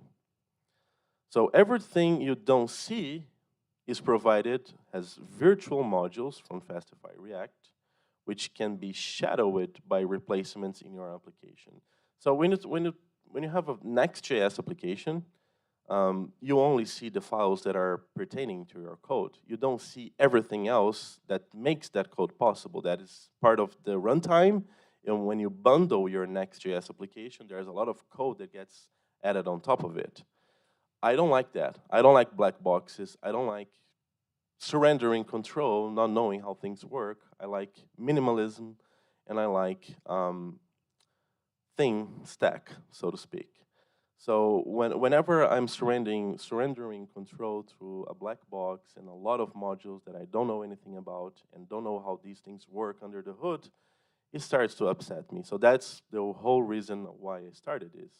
But still, you need convenience, and you don't want like a bazillion files in your project for things that are going to be the same for every project. So the solution I found for this is bundling within Fastify React a few core files, and these files are part of the Fastify React module. They are buried under a virtual folder there. So in Fastify DX, every time you see an import with dx/dx, that file is being loaded from these node modules. But for instance, if you want your own core.jsx and you want to do some modifications, you can just place a core.jsx on your root directory, and it should replace the internal one. So, okay, I'm gonna try and place the mic here so I can demo things.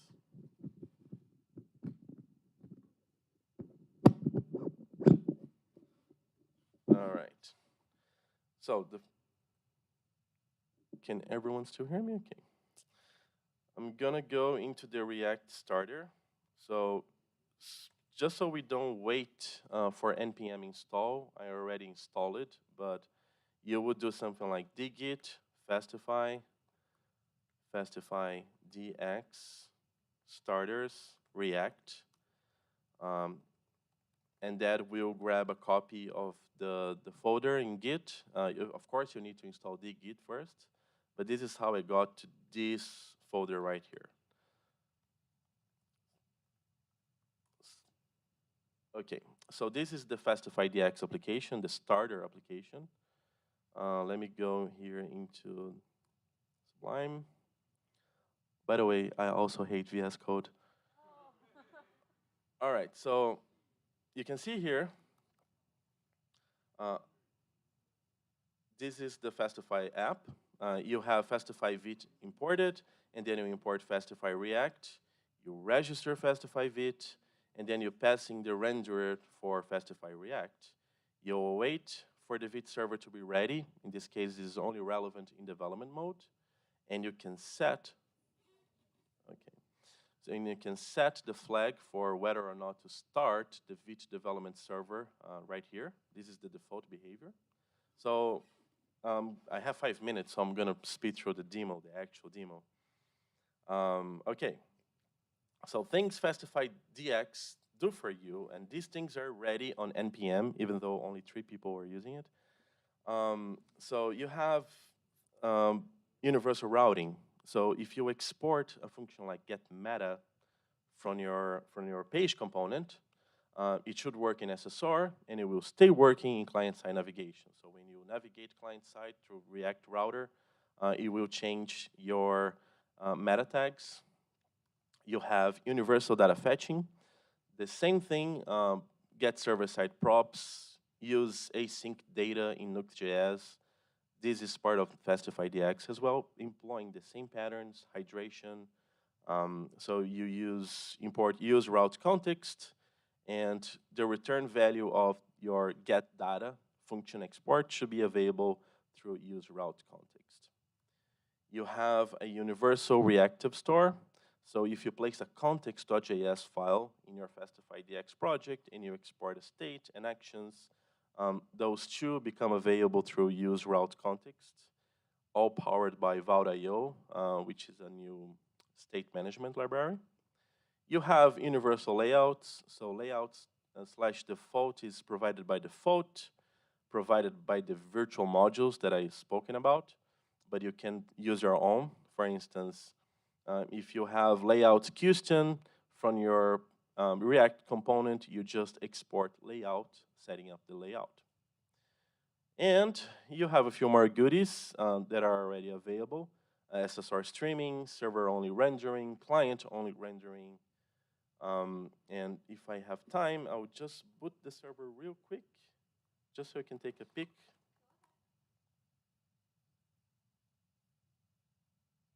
So this is the starter template for Fastify DX. running in development mode. So everything I talked about, you should find examples. So you have using data, demonstrating how to use isomorphic data fetching. You have using store, demonstrating how to use a global store for state management. You have using auth, demonstrating how to use a custom layout, client only, server only, and streaming. Streaming example is fun. I'm kidding, of course. And this is all part of the starter template. So, like I said, help me test this thing because no one is. And it's been around for a little while now. But I guess a lot of you share the sentiment. A lot of you might not like black boxes the same way I was telling you about. And thank you very much. Missing my slide. So please follow me on Twitter. These are the GitHub links. And that's it, folks. Great. Awesome. Thank you so much. Anyone have questions to Jonas? Raise your hand. Okay, great.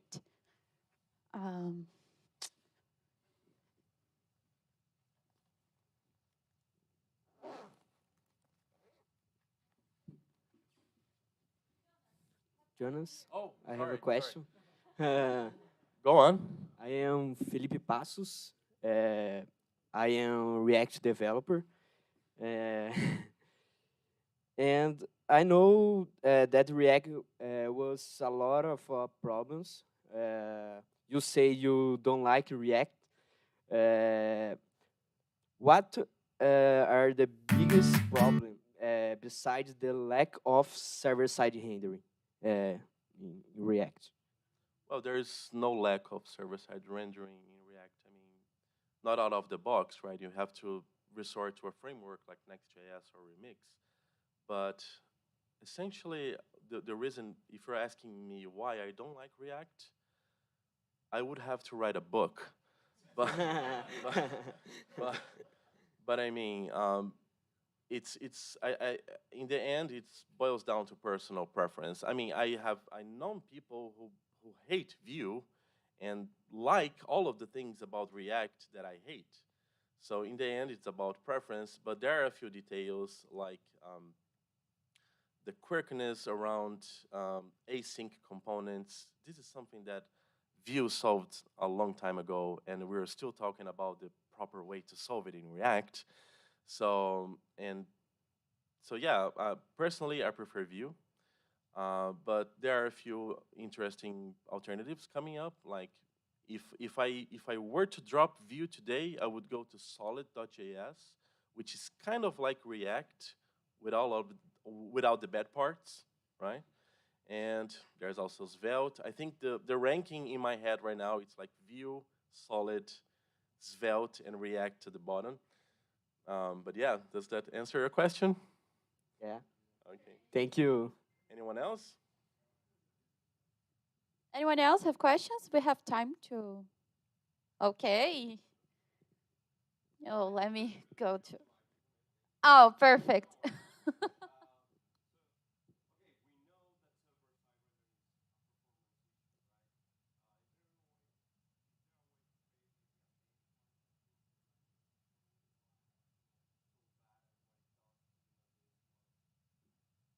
Well, the thing about SSR is that most people don't understand how the Node.js event loop works, how Node.js itself works. And the thing about the Node.js event loop is that, well, let me pick up the microphone. The thing about the Node.js event loop is that whenever you're running JavaScript, you're blocking the event loop. So an SSR takes a lot of time. SSR, depending on the size of the page you're rendering, SSR can take more than 200 milliseconds, more than 500 milliseconds, more than 2 seconds, depending on the Next.js page. If you benchmark a Next.js app, a large Next.js app with a lot of components, a lot of data fetching, you see the performance sucks. Pardon my French. But that's the reality of running JavaScript code in Node.js. You are dependent, you are limited by the event loop. So Every time you run SSR, you need to make it as fast as possible, under 500 milliseconds, or don't run SSR at all.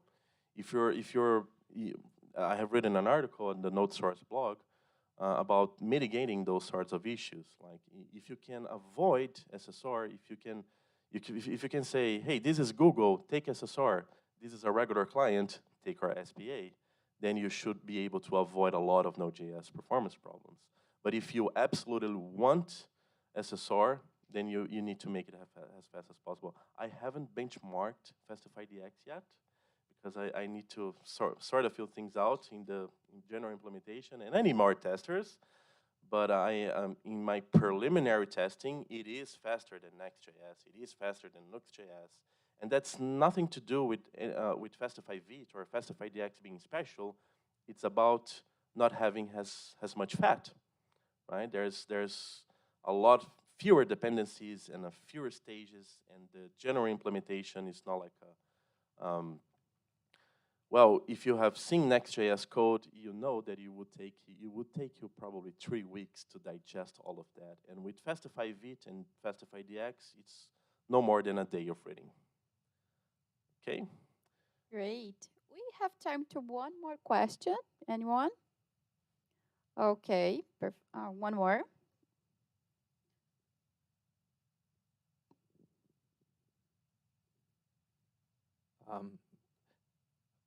What is the roadmap to Fastify DX?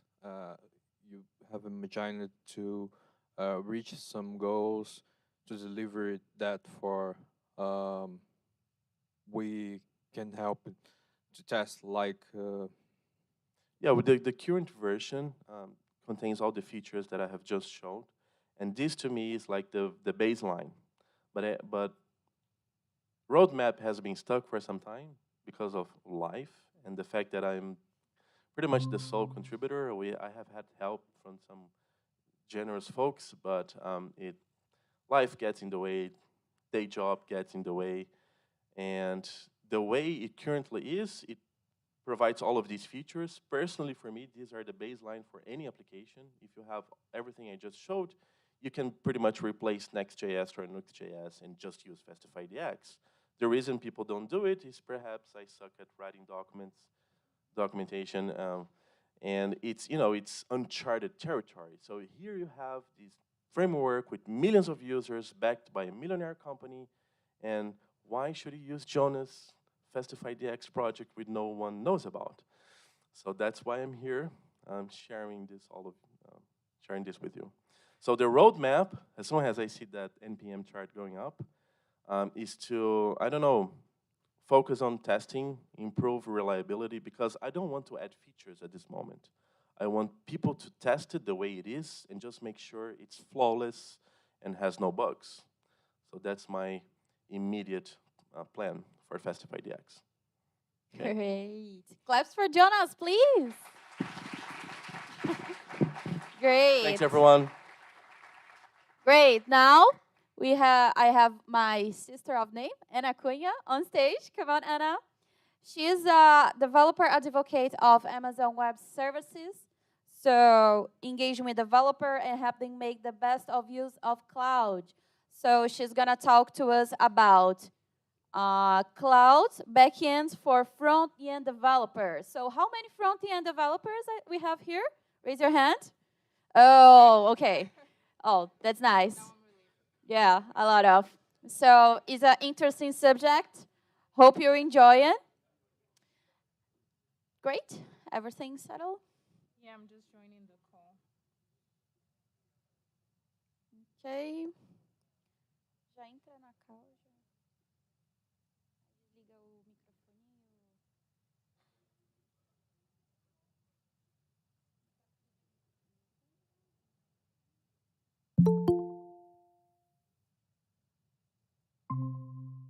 She asked to join on the call. Please accept me. Guys, everything's okay? Perfect. Just share your screen. Perfect.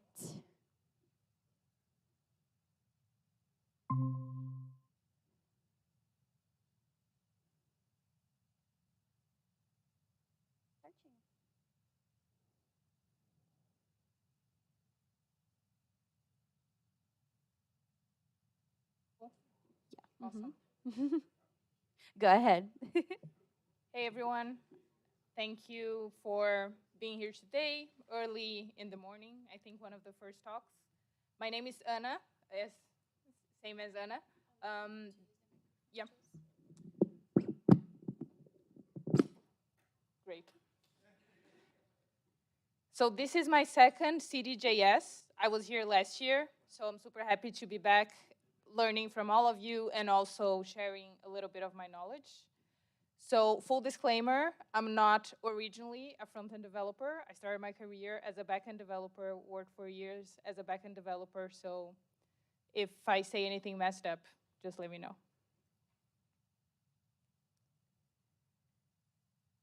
All right, so I saw that most of you are front-end developers, and you probably are well aware that there are a bunch of technologies that you need to learn to work in that area. For someone who's not originally a front-end developer, that's super overwhelming. So I brought for you the front-end developer roadmap. There are a bunch of roadmaps, back-end developer, specific programming languages and different technologies. But if you want to become a front-end developer, apparently you need to understand how the internet works, HTML, CSS, JavaScript, version control, security, package managers, build tools, frameworks, modern CSS, testing, authentication, progressive web apps, server-side rendering, GraphQL, mobile, desktop applications, and much more. The list goes on, right? And my animation's kind of messed up. But so if you get to the end of it, they have a bunch of other roadmaps that you can do for React, for Node.js, and you can keep learning until you can't take anymore, right? So how did we get here? As the front-end technologies evolved, apparently front-end developers became responsible for even more and more parts of the stack. So you are now able to fully ship beautiful apps, responsive apps, and do it all by yourself without the need of a back-end developer. And as a former back-end developer myself, I can say for sure that this is not the case for most back-end developers. I cannot do pretty things. So how did we get here? What technologies enabled front-end developers to do this? So here we have this spectrum of the simplified version of the entire stack, and credits to Chris Coyer from CSS Freaks. It's kind of small over there. But on one side, we have the back end, and on the other side, we have the front end. So we start with databases, servers, server-side languages, then APIs sort of connecting the back end to the front end. And then you have the several front-end frameworks, JavaScript, CSS, HTML. So different technologies came up that enabled front-end developers to move to this side of the stack. I mean, like you or not, right? So with GraphQL, front-end developers can directly retrieve and change data in the exact format that the data needs to be presented. So this was a huge change. With Node.js, you are able to use the same programming language you've been using on the front end in the back end as well. So you just need to learn one language. And then with serverless technologies, we are able to do a bunch of things that before we needed servers for, now without having to spin up, configure, and babysit those servers ourselves. So we can run server-side code, host APIs, store data, manage users. There are a bunch of different technologies that help you with that. So how do we go from there to cloud backends? So even though we call those technologies serverless, they actually need to run in a server somewhere. The only difference is that we are not the ones taking care of those servers. Someone else is doing that for us. And those magical entities who are managing the infrastructure and letting us focus on the code are what we call cloud providers. And there are many, many cloud providers, big and small, that provide great solutions that front-end developers use all the time. But one of those cloud providers that provides a bunch of different solutions, probably way more than we should, is AWS, which is the company that I happen to work for. So full disclaimer here. But isn't AWS for backend developers? This is how I feel as an AWS employee talking to front-end developers. Isn't it like for DevOps people, infrastructure people, architects? I've never seen AWS do anything in the front-end space. You already need to know all that huge list of technologies. Why do you need to learn a bunch of cloud services on top of that too? And you're not wrong. When we are talking about cloud services, there are a lot. We have over 200 cloud services on compute, storage, databases, IoT, machine learning. It's a very long list. And from one side is good because if you want to do things with robots or satellites, then you're good. But from the other side, it's not as good, right? This looks super boring and overwhelming, and AWS pays my bills, but I don't know half of these services. So I fully understand you. No one can possibly learn all of this on top of the front-end technologies we just saw. So the idea here is to make this simpler somehow, so you can leverage the technology that exists without being overwhelmed by the amount of it. Working in computer science, I feel like we are very used to abstractions. So as developers, programming languages are abstractions on top of lower level programming languages or computer instructions. The UI components that you use on React today are sort of abstractions of parts of our apps, and then we can manage them separately and reuse them and test them. And also the frameworks that we use are abstractions that incorporate the best practices and the tooling that before we needed to set up ourselves. So abstractions basically give you a simpler way of understanding things, and then when you're comfortable with that, the level of abstraction that you are at, you can choose to dive deeper and learn what's underneath or not.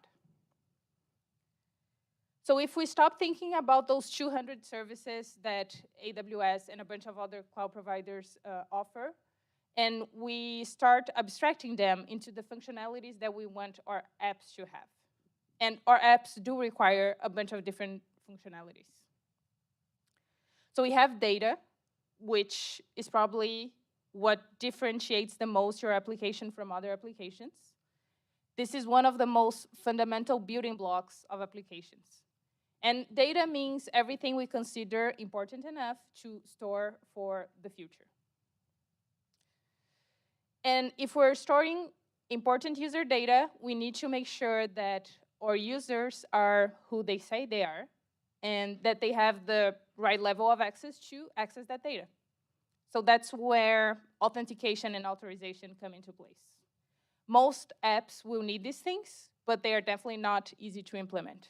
So we prefer to use existing good implementations of authentication and authorization. And then we also need to store files. So user-generated files, files that our users have uploaded. And these files need to be easily accessible with low latency. And we also need to make sure they are secure. So those are the basics, but we have a lot more, right? So we could add notifications on our applications, geolocalization, artificial intelligence. So what the folks at AWS decided to do was to make a simpler way for developers to use those technologies behind, but just like saying, I need data for my app, or I need authentication. That way, we're trying to enable front-end developers to build full-stack apps without having to understand the technology and services underneath. So that's why we came up with AWS Amplify. So it's not just one thing, it's a set of tools and services to build full-stack web and mobile apps using the AWS cloud services. So if I want my application to have authentication, I just say, Amplify, I need authentication. I don't need to know what the AWS service beneath it is doing. All right, so we're talking is cool and all, but if you're still not buying, let's take a look at the code. I pre-recorded the demo because I didn't want to take any chances with the time as well, because it takes some it takes some time for things to get deployed to the cloud. But if you have any questions, we can talk afterwards. So the first step is to create your app. You can use an existing app or a new one, and Amplify supports all of these programming languages and frameworks. So you can have an app using any of those. And then once I have my front-end app, I initialize the cloud backend for it. I hope the font size is good, but okay. We're building a pet adoption app because pets are cute. So if you don't take anything away from this session, at least you saw cute puppy and cats photos. So we're using the Amplify CLI. And from your root app folder, you just say you want to initialize a cloud backend for it. It's going to ask your project name, and then just take a look at your directory and figure out your configs, but you can change that if you want as well. And then after that, it's going to set up a backend project in the cloud for you. So it uses infrastructure as code. If anyone is familiar with CloudFormation, that's what Amplify is using under the hood. And then from that single command, you now have a CloudFormation stack for your app, and you can start adding functionality to it. So from the CLI, we kind of have two ways here. We can use the CLI if you're kind of like Lucas, or you can use the Amplify console as well if you prefer the UI. Or you can go back and forth. That's the cool thing about it. So over here on the AWS console, we get to see that we created the basic structure for our cloud backend. And now we can connect it to our front end. So what Amplify does, it creates this Amplify folder that will store your backend configuration. So this will be updated as you add new functionality to your app. And it also creates an AWS exports.js file that has all the configuration that your front end will need. And so we set up a git ignore file automatically that won't commit that file because you have sensitive information there. And then if you need to retrieve it again, you just use the amplify pull command. Right now we don't have anything, but this will get populated with things as we go along. So let's start with authentication. You can use the Amplify CLI if that's your kind of thing. And then you're going to run the amplify add auth command.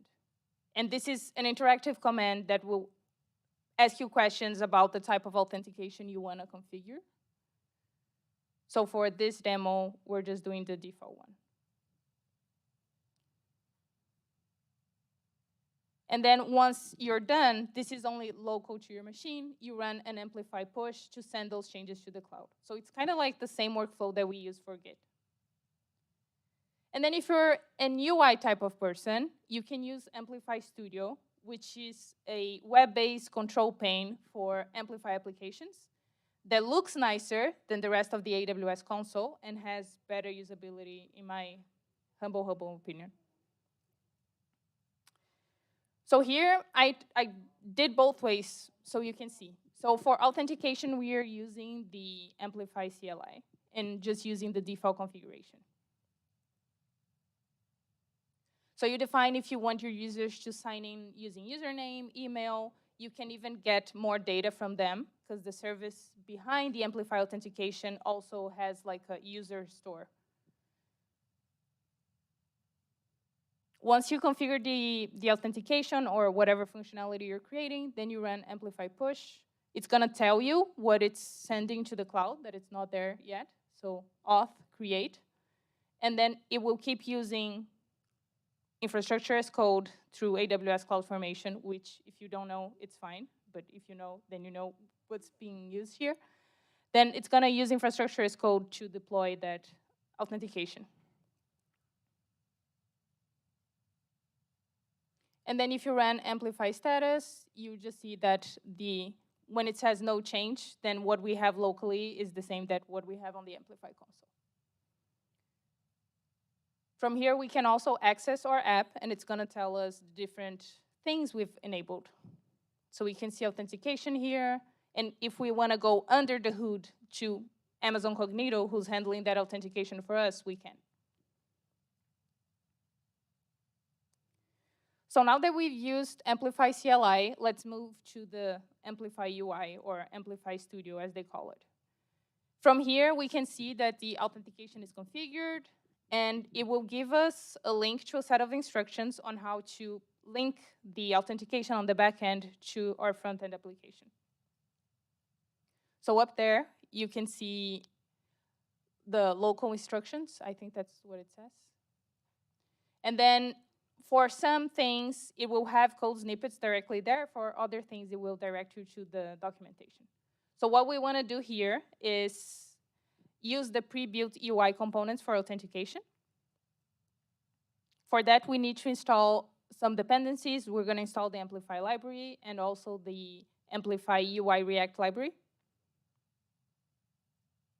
So the Amplify library is what we use to make that magical link between our cloud backend and our frontend. And the UI library gives us ready-to-use UI components. And this is where I sped things up so we didn't have to sit here all morning. And it will give you code snippets. Some of them are not 100% ready to be used. It depends on which framework you're using. But it will give you code snippets on how you can configure this on your application. So we're going to use that whole thing on our app.js. And you see that our app now has this higher order component called with authenticator. And that gives us also the user information and a sign out function that we can use directly there.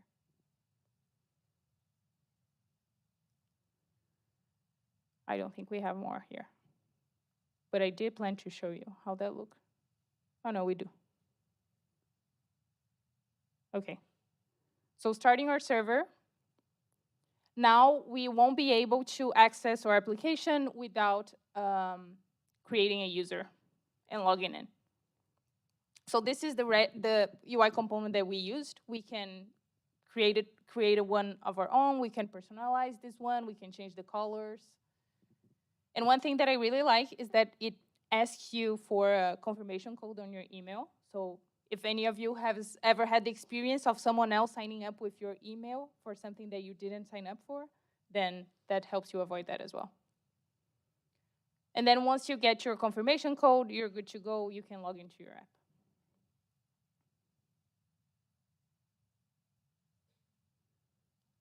And we were using those components that we got from Amplify with the username and the sign-on function as well. OK, so our app has authentication. Now we need data, right? Because why are we authenticating? So Amplify will help us create a data model that is backed by a GraphQL API to access and modify the data, and by a NoSQL key value database. So same as before, we can set it up through the CLI, and that will give us more control, but also more responsibilities. Or we can do it through the UI and simply create our data models like that. So this time around, I did it through the UI so you can have the full experience. So we have a bunch of things that we can do here, not everything that we can do on the CLI we can do on the UI, but why is it not playing?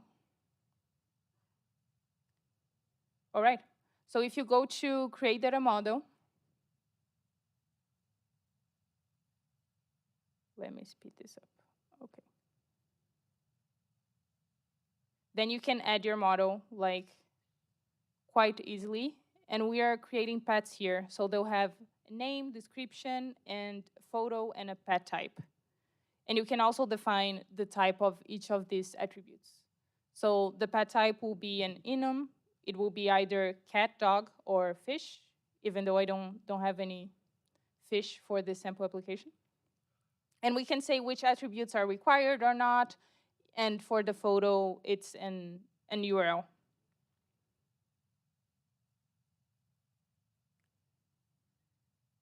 You can see what the GraphQL schema looks like for this one. And you can update it after you deploy it initially. So that's what I meant by the CLI gives you more control. So you can personalize your GraphQL schema from the start, and if you're using the UI, you need to deploy it first, pull the changes locally, and then go from there.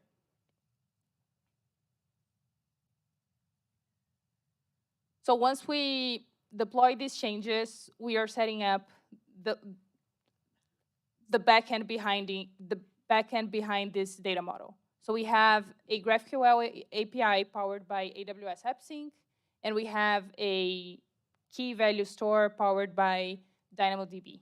But you don't need to learn or understand those technologies in depth. Once the deployment is complete, you can run an Amplify pull. Amplify pull will get the changes that are in the cloud to your machine locally, and Amplify push will do it the other way.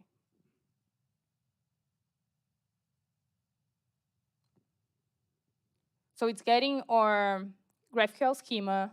It now tells us that we have an API that we didn't before. And we can check out those files on our project as well. So now I can update and personalize this if I want in a way that the UI wouldn't originally let me. The backend config is also updated, and the AWS exports file that I mentioned as well, right? So here we have our auth configuration and our API configuration. And we also have the source code for the model that we just created.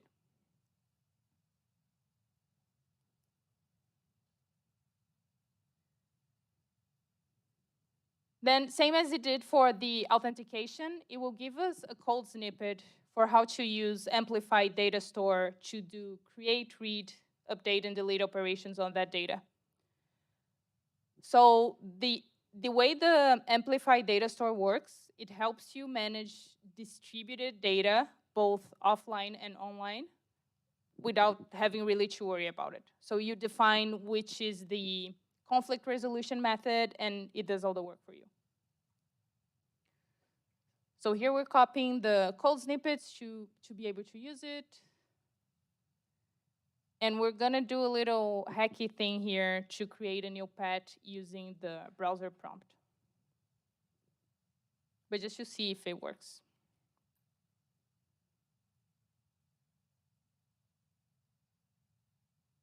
And then we'll create a button that we'll call that add pet function.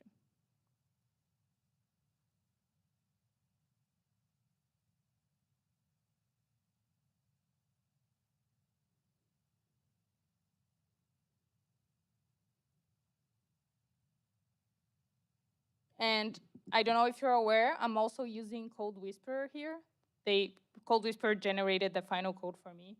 And Code Whisperer is free for personal use if you want to try that out. Just became available last month, I think, or earlier this month. So, okay, I created a pet for my cat, and we can see it on the backend as well under content. So even though I'm running this locally, it's already syncing to my AWS account.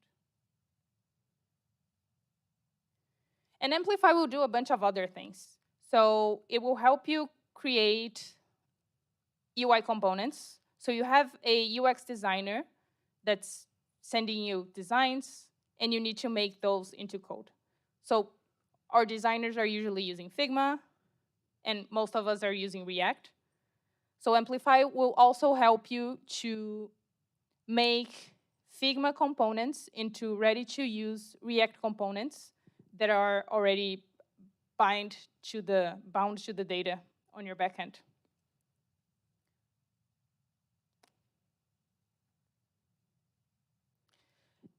And if you maybe just want to host your app and not have Amplify have anything to do with your backend, you can do that as well, right?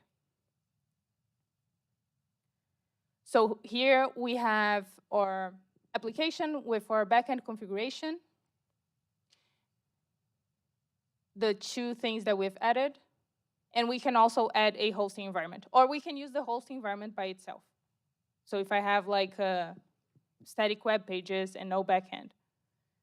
So if you have your code on GitHub or any of those other Git providers, you just need to give Amplify access to your repo.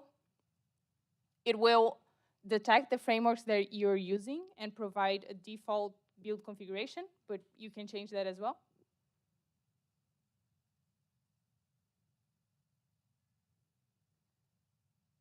So here's the build configuration that it sort of figured out for us, but we can change that. We can change the versions too. And then it will start deploying the front end of your application through using Amazon S3, which is our object storage, and CloudFront, which is our content delivery network. So a lot of people deploy their front ends using those technologies, but you can do that using Amplify with a CI/CD pipeline that's connected to your GitHub repo, and you don't need to know anything about S3 or CloudFront if you don't want to. So once that's done, you're gonna have a personalized URL, and you can also use a custom domain here if you like. So here we have in the cloud, like in the internet, the same application we created locally. I meant to show you the UI components part, but there wouldn't be enough time. But I have a GitHub repo on my account showing that as well. So now we have both the front end and the back end hosted on Amplify. And I think to wrap this up, the entire point here is that you can use whatever you want. So Amplify is the AWS service that you can access through the console. It's the CLI. It's also a library that we import on our projects that creates that layer of abstraction on top of the AWS services. So I can manage the services myself and just use that layer of abstraction on my code. So we have all of these things, and I don't need to use them all together, right? And we also have a UI components library. You saw that authentication UI component. You can use that as well. And the hosting. The hosting is my favorite part. I use Amplify hosting to host my personal website and other websites. It's pretty cool. I just connect it to my GitHub repo, and it's there. And other features that you can add, besides the ones that we saw, authentication and data, you can add file storage, APIs, functions, which are Lambda functions, geolocalization, analytics, PubSub, a bunch of other things. Those things, at the end, it's what we call like the AI functions. So you can add like text to speech or text recognition, things like that. And extensibility, in the end, you can just use those CloudFormation templates that were there in the terminal, or Cloud Development Kit, which is another infrastructure as code thing that we do. And you can use those and just set up the backend as you want. And then if you want to try it yourself, we have, Amplify has this cool documentation, different from the other AWS services. Don't tell anyone I told you that. And if you let me know what you thought of my talk, I'm also giving $25 AWS credits for those of you who answered that survey.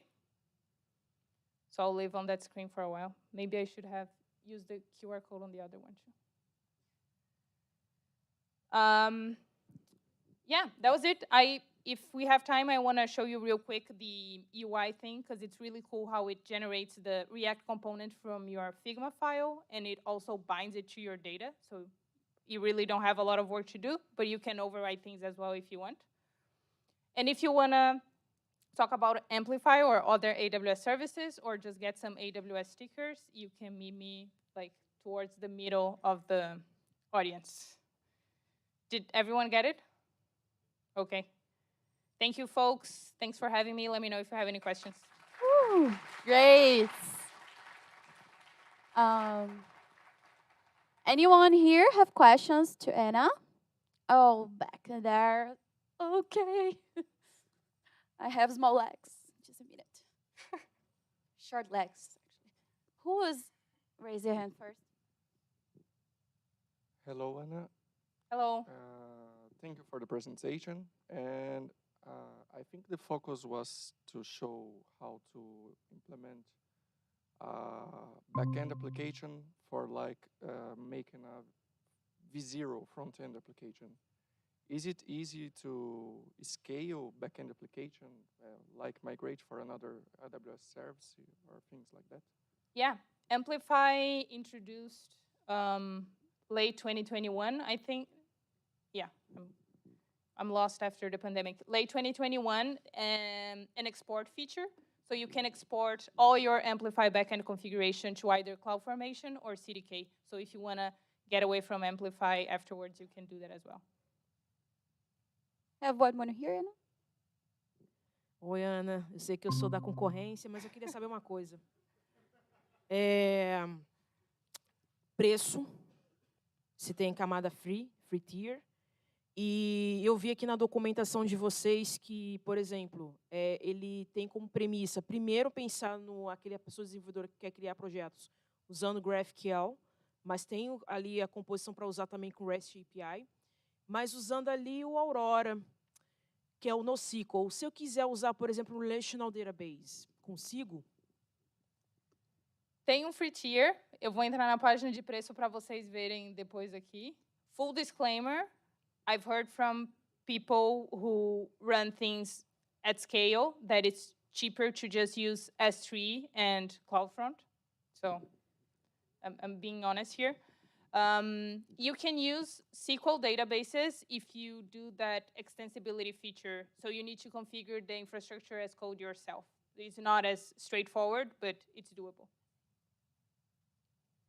Questions? One more? Okay.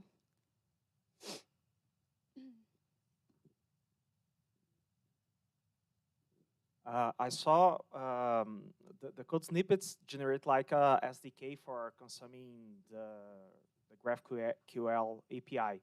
Is it type safe? The types that you create on the data on the database are safe? You can either generate code using JavaScript or TypeScript. So you have that option. We have time to one more question if someone wanted.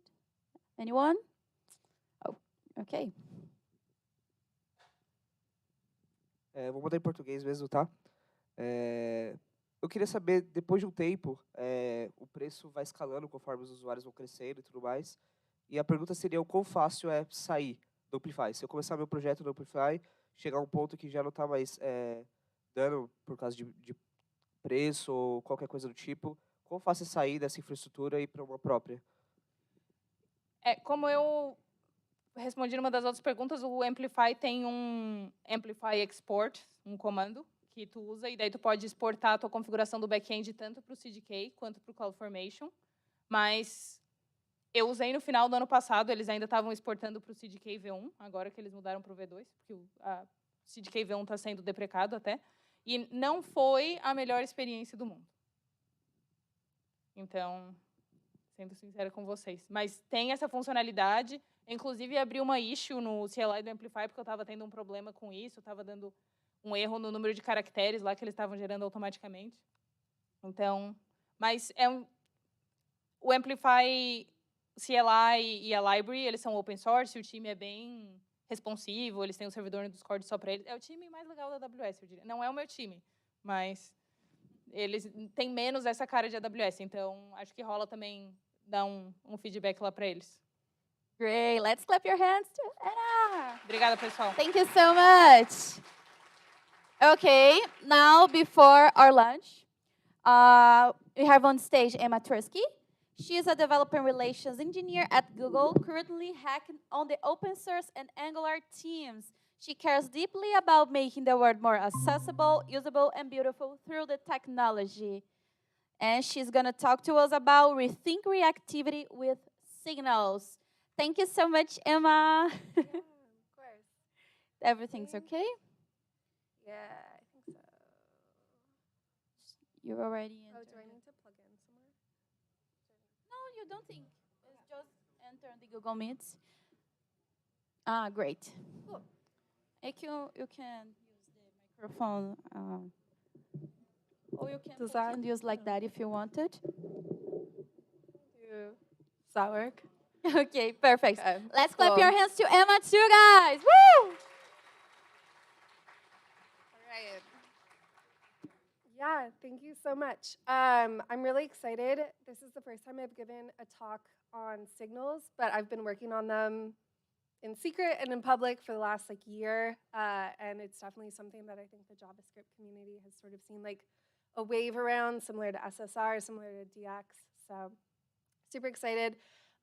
In advance, I'm so sorry. I speak absolutely no Portuguese, so if somebody can help translate any questions, I'm super excited to talk about things, but what is signals in Portuguese?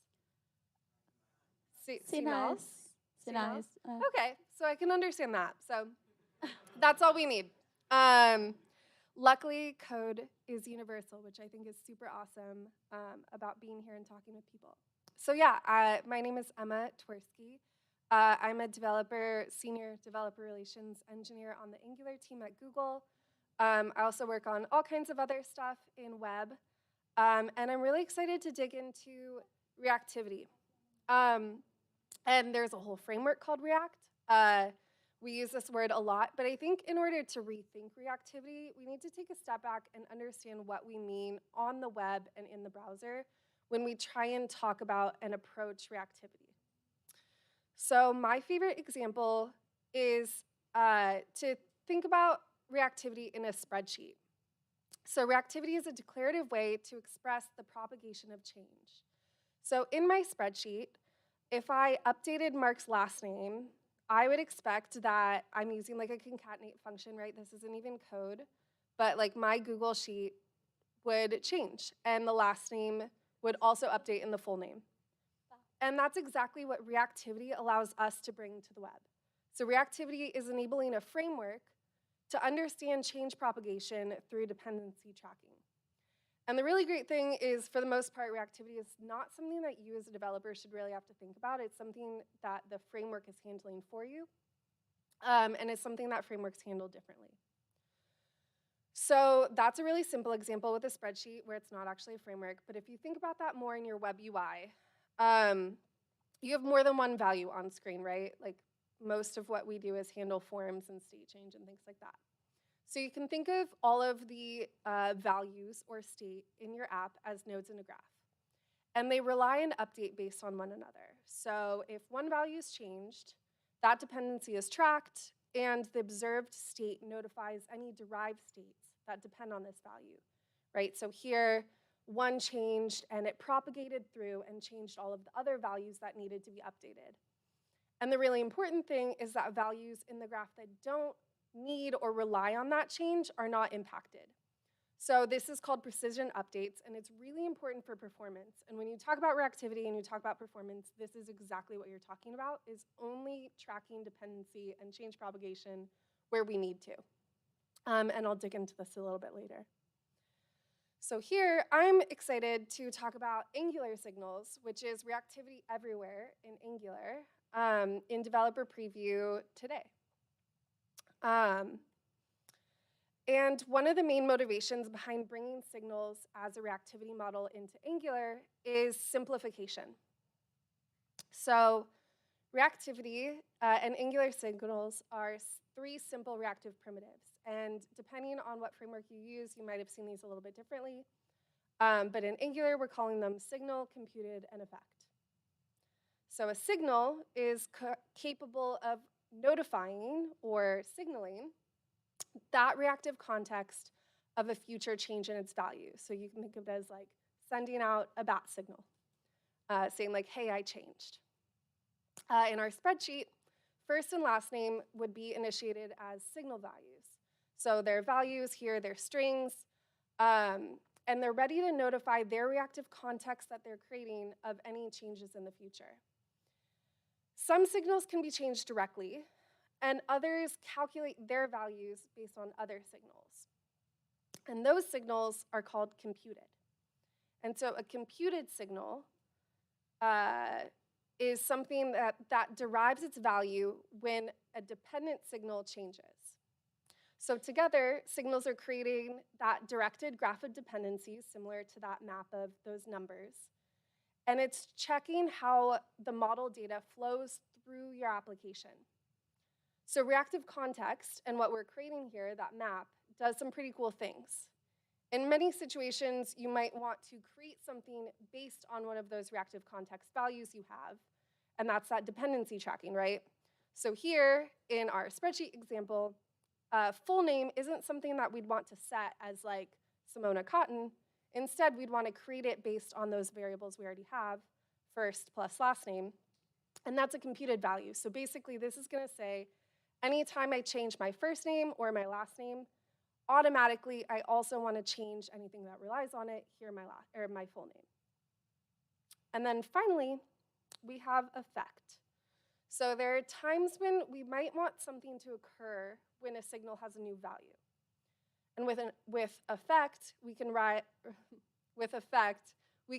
a side effectful function as a result of a signal change. So effects have a variety of use cases. You can think of these as like triggering network requests, performance rendering actions, reading or mutating the DOM once you're done rendering. Basically anything that you want to run anytime there's an update to any of those values within that reactive context, right? And this is really powerful because you can schedule them in many different places and see that same sort of asynchronous update there. So here, let's say I want to console log that I've updated some value. Then I can add an effect that adds a console log anytime I see a change in any of my values. And if I were to go and update the signal for my last name, I would see a log here. This is also really powerful because it can depend on multiple different computeds and signals. And you're going to see the same behavior there, where anytime any single one of those is updated, you're going to see that reflected state at that point in the effect and whatever it's doing. So that's really simple, and we probably build more than spreadsheets here. So I want to take a minute to build something a little bit cooler with signals and talk about how signals are helping power the performance behind this application and bringing reactivity to the web in a little bit more of a performant way. And to do that, I built a Cypher game because I thought that seemed fun. So if you're not familiar with ciphers, they're a system for encrypting and decrypting data. In this demo, we're decoding a secret message that's on like an old Game Boy by dragging and dropping clues. And then you can even customize it and send your own messages.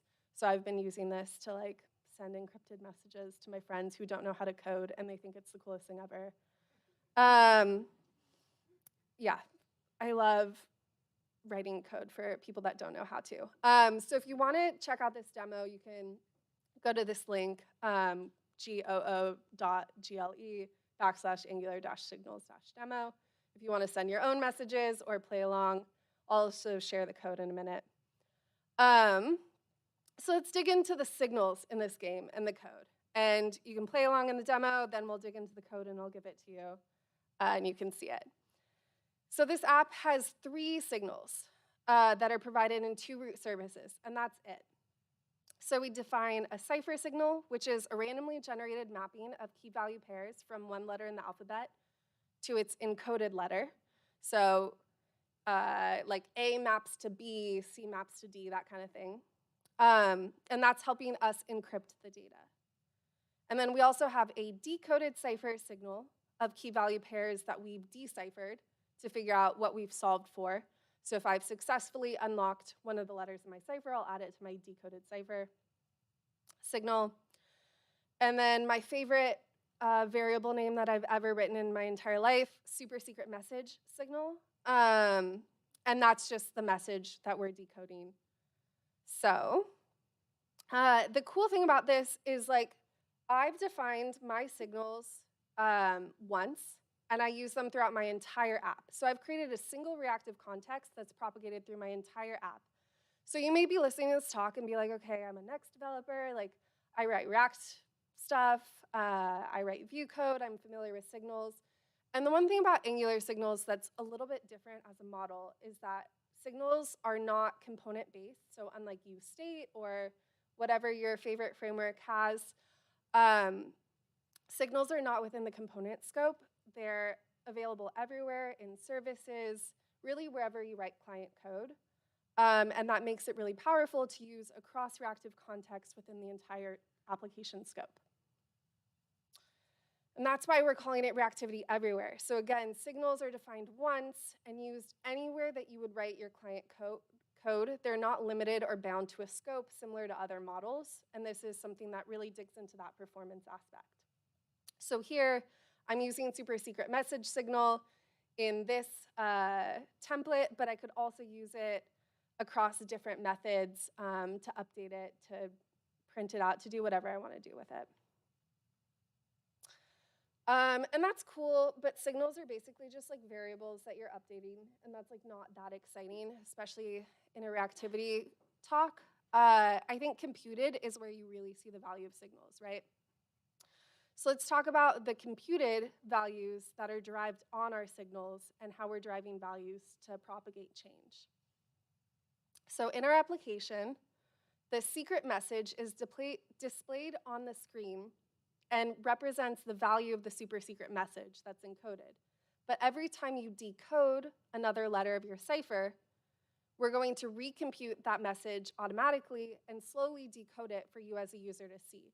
So I'm not having to manage what's displayed to the user. I'm just automatically rediscovering what it is and redefining it every time I discover another thing to add to that signal it's based on, right? So instead of having to propagate change and say, hey, I updated this, go reset this message, it automatically knows to go do that because I've deciphered another part of my magical secret code. Oop, okay. So here, our secret message depends and is computed from the super secret message in the cipher signals. And even further, our solved message is decoded from the secret message and the decoded cipher. And if you're losing me on this dependency graph, that's exactly what reactivity is trying to handle for you, right? Like, we're going to try and use the least number of variables possible to compute the most complicated app possible. So together, signals create a graph of dependencies which model how data is flowing through our application. And our dependency graph maps how we're deriving values based on other signals. So Angular can use the notifications from signals to know which components need to be updated. So here, for example, I'm never having to update most of my screen because most of the page isn't changing, just that message is. And we want to update as little of the DOM as possible to get that effect of like SSR, right? That's a common question I get is how does this relate to SSR, Angular's other big project? And hydration is really important here, and this reactivity drives a more performant hydration. And so a lot of what we're unlocking from like a precision-based hydration model, similar to something in like Quick, you could say, is based on having a really strong, really performant, precision-based reactivity model under the hood. And so Angular is using those notifications from signals to notify which components need to be change detected and how to execute effect functions which you define. So here, for example, we're using effect to launch confetti once you decipher the full message. And it's going to take my solving GIF really long to get to that point. But again, you can see that this effect is based on both a signal and a computed, and anytime those change, our effect is automatically going to check to see if they're equal now, if this is solved, and if we can display confetti to the screen.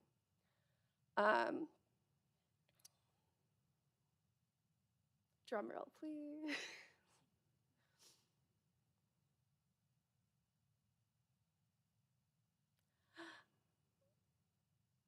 There you go, confetti. Okay, cool. See, so I can describe effect and how powerful it is quicker than you can actually get to an effect on your screen. And if you want to look through the code more and you got lost between all my variable naming, all of the code is in a public stack blitz for you to edit it, for you to go play with it, see how signals are being used. And it's goo.gle/signals-demo-code for those listening along but not able to see the screen. So I mentioned that this is simplifying things, and then I explained it in like the most complicated possible real-world app example. But I also want to talk about how signals are helping build faster apps by default with precision updates and lightweight dependencies. So signals unlock better performance by minimizing the work Angular performs to keep your DOM up to date with precision writes.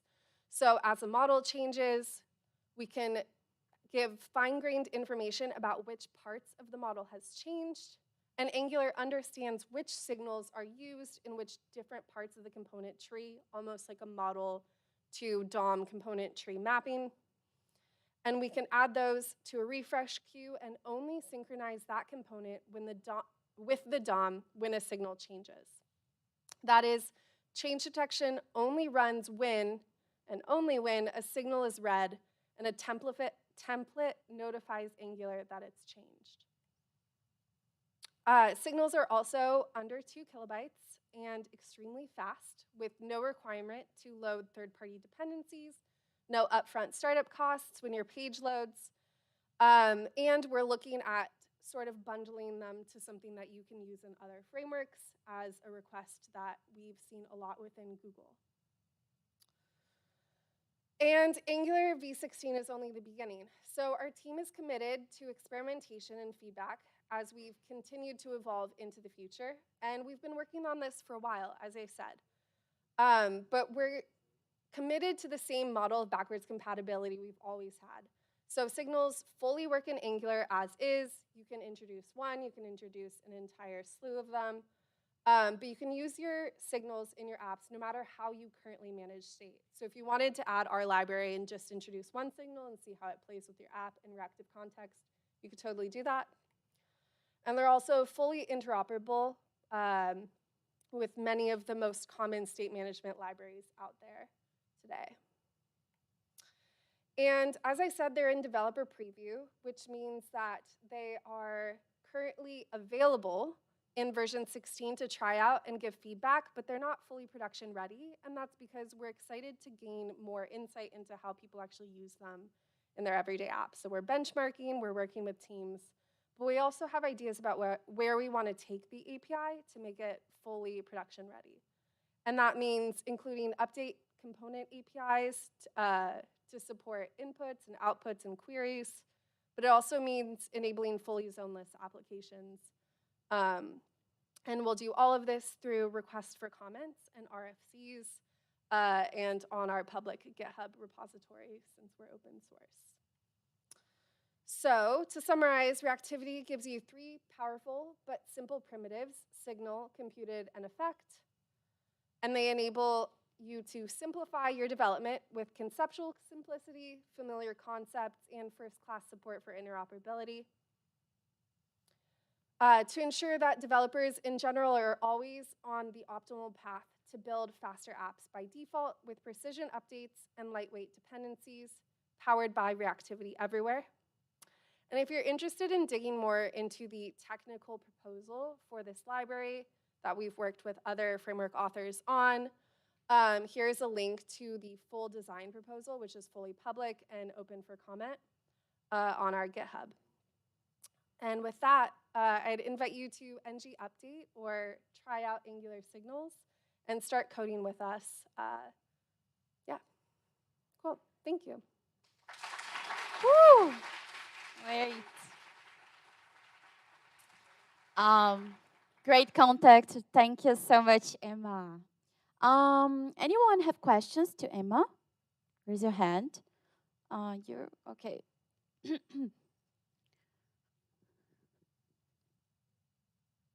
Who's you? Okay.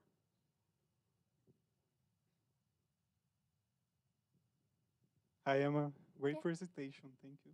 Yeah. So my question is about how does effect with signal works with asynchronous events? Like how does the rendering work? Yeah, so effect, you can schedule them anywhere, right? Our recommendation is like on init or just in a constructor. and you have to expect that it's asynchronous behavior. So you could expect, like, you wouldn't schedule something in effect and depend on its behavior. In effect, truly is asynchronous to when it gets its update and is able to perform its behavior, which means it's like a really good way to debug if you don't know what's happening in your app and you figured out that something might be happening asynchronously out of like some sort of context and you want to print when changes are happening. But yeah, it's fully asynchronous. So similar to any other implementation of effect, like it is something you're gonna have to deal with. So that, yeah. Thank you.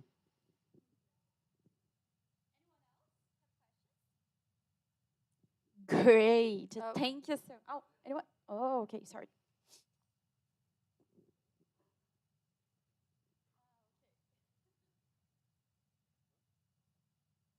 Hello, first of all, thank you for the presentation.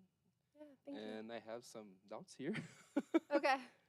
First of all, how does the life cycle works with now these new components? Because then we have an observable, for an example, Mhm. and then we can unsubscribe it or use a pipe like take a while or something like that. Mhm. I didn't catch how the effect ends and how computed ends. Yeah, absolutely. So if anything, this removes the need for a lot of the app lifecycle that you probably are used to the model of. Like you no longer need to subscribe and unsubscribe. If you're using an observable and trying to map two observables, this link does have an entire section on GitHub. Here, I can even do it. That maps how you would interact with like a RxJS observable layer. And so it includes APIs to go from observable to signal back and forth.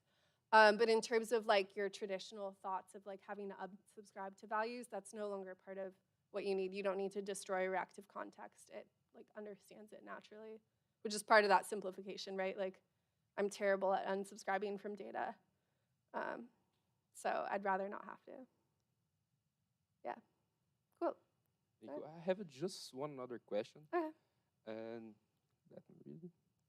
As understood, the effect it will run its logics every time any signal do something, emits a new value, or you need to select. Oh, I need this one and the another one.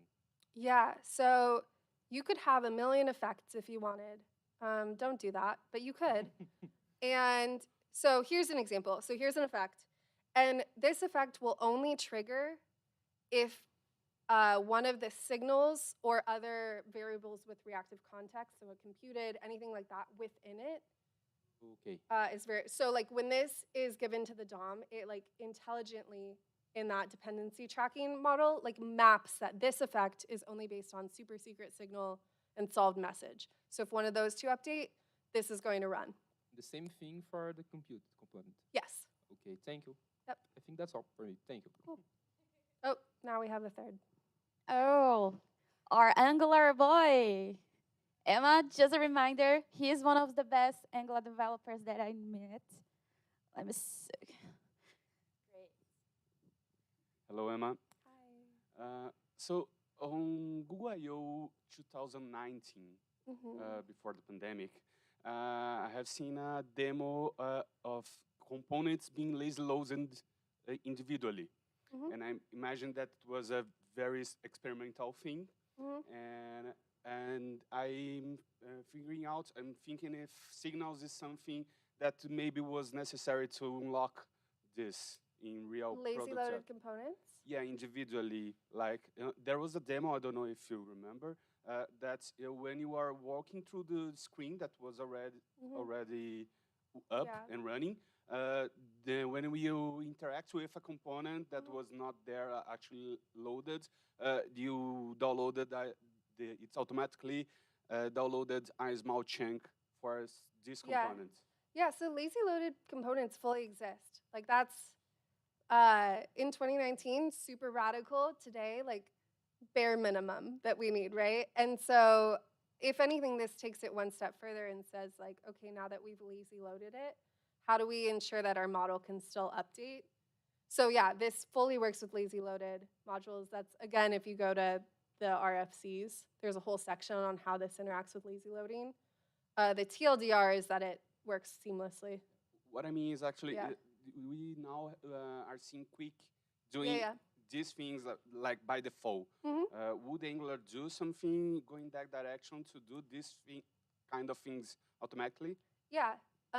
So that's a question on like the hydration model and roadmap for Angular. So again, signals fully works, fully like does not impact hydration, does sort of unlock the future of precision-based hydration. So like right now the term would be like destructive and non-destructive hydration, and Quick has a model of like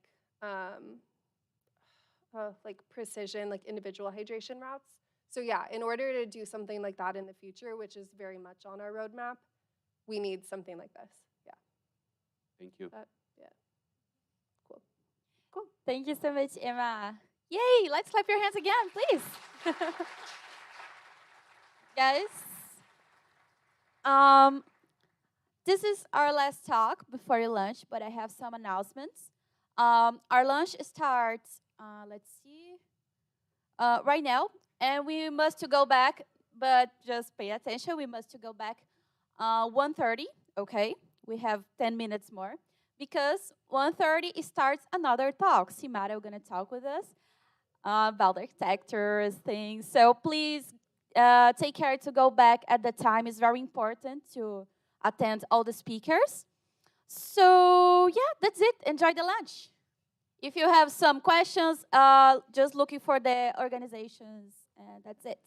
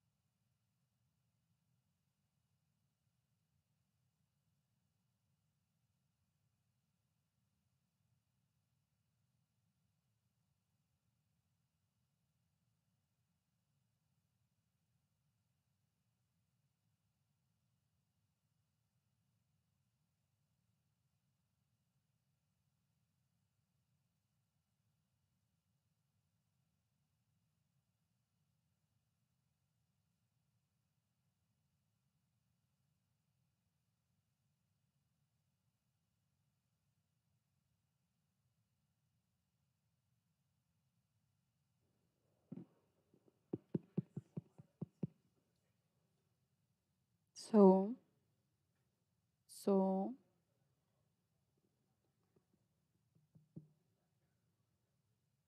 Hello, everyone.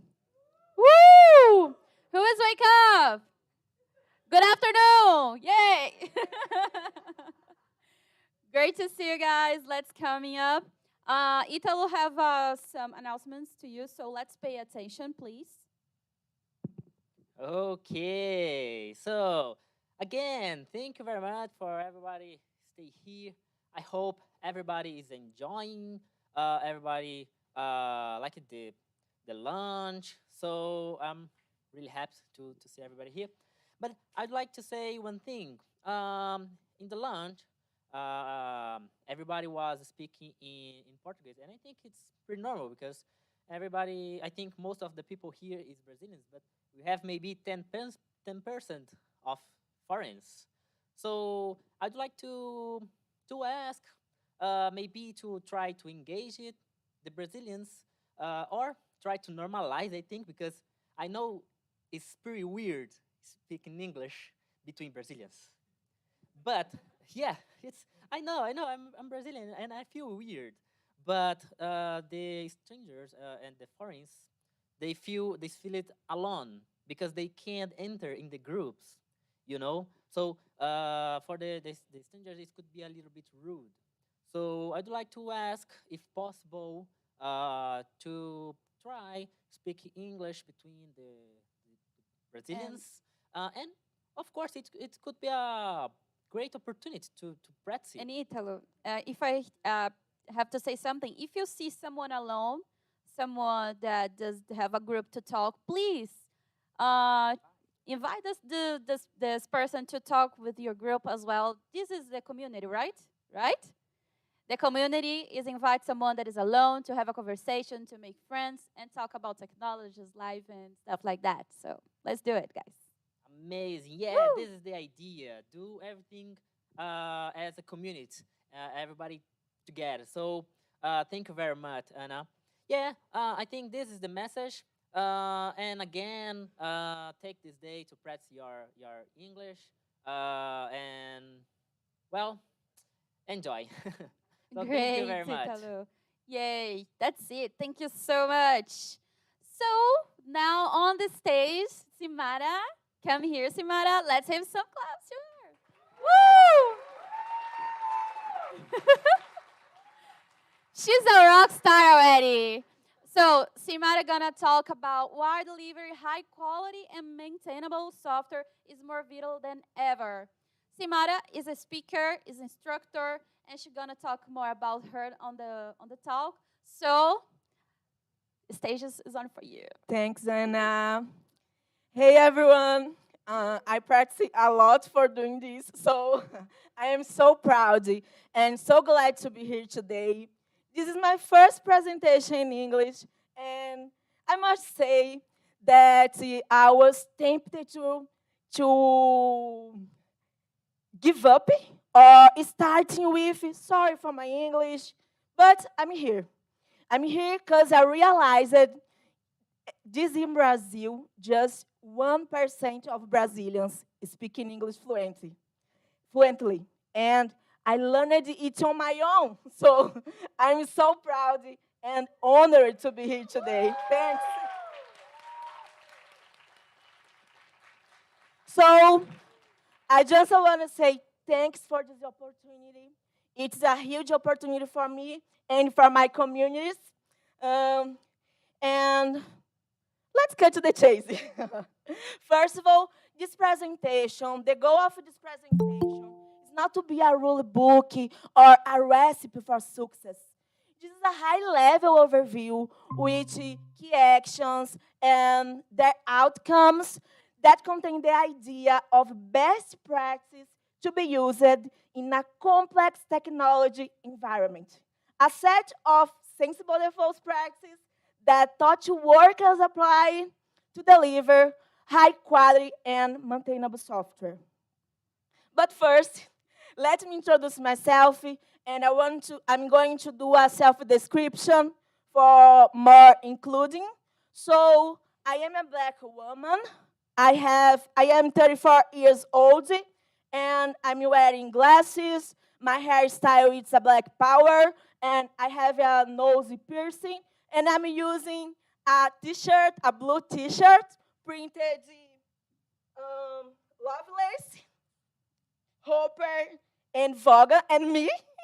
So this T-shirt is from a Brazilian educational community called de Programaria. So search for.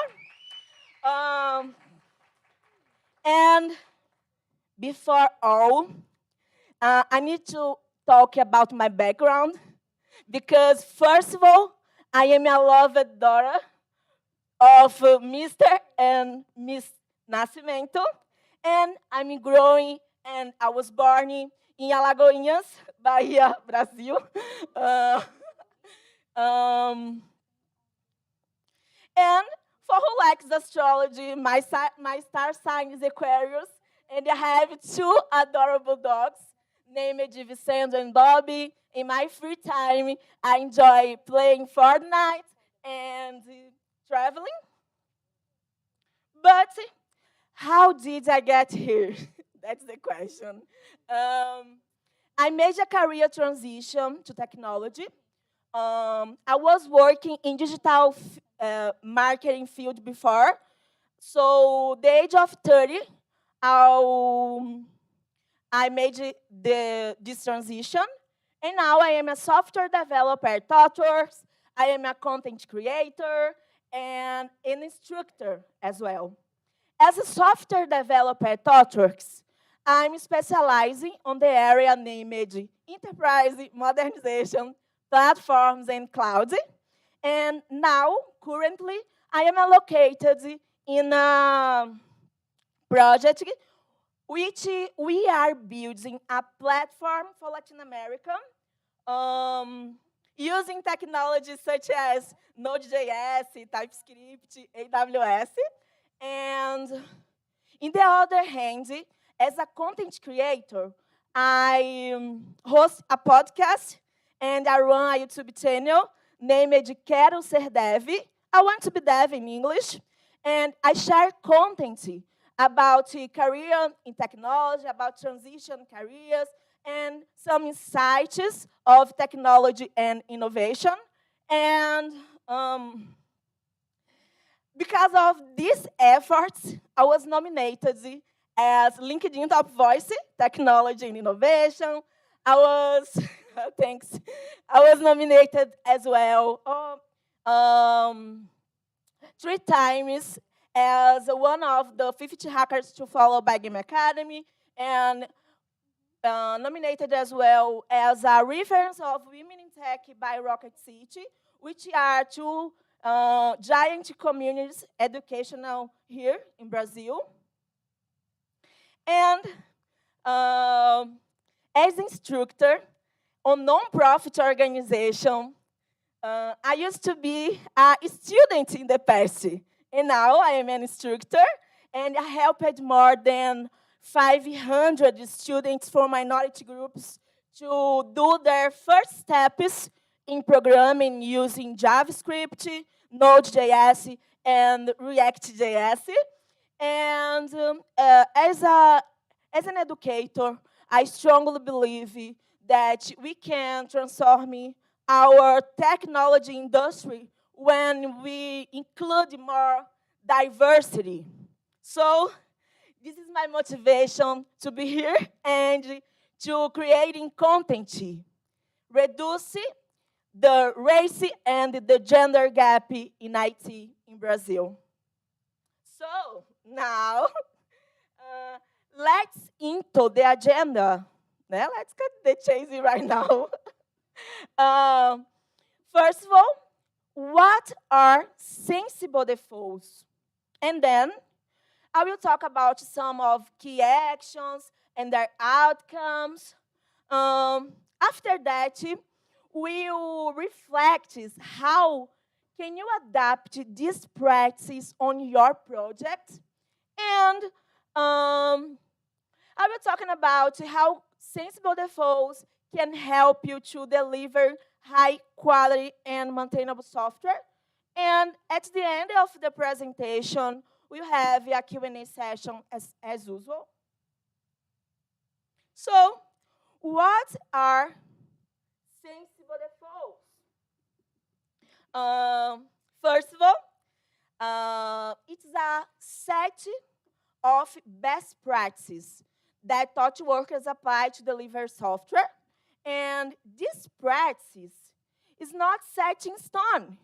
We can improve, you can learn, and the first thing that I want to talk is we need to transform our work to provide us fast feedback, repeatability, and simplicity. So let's imagine if we want to grow our product or our project, reducing frictions, we need these aspects, right?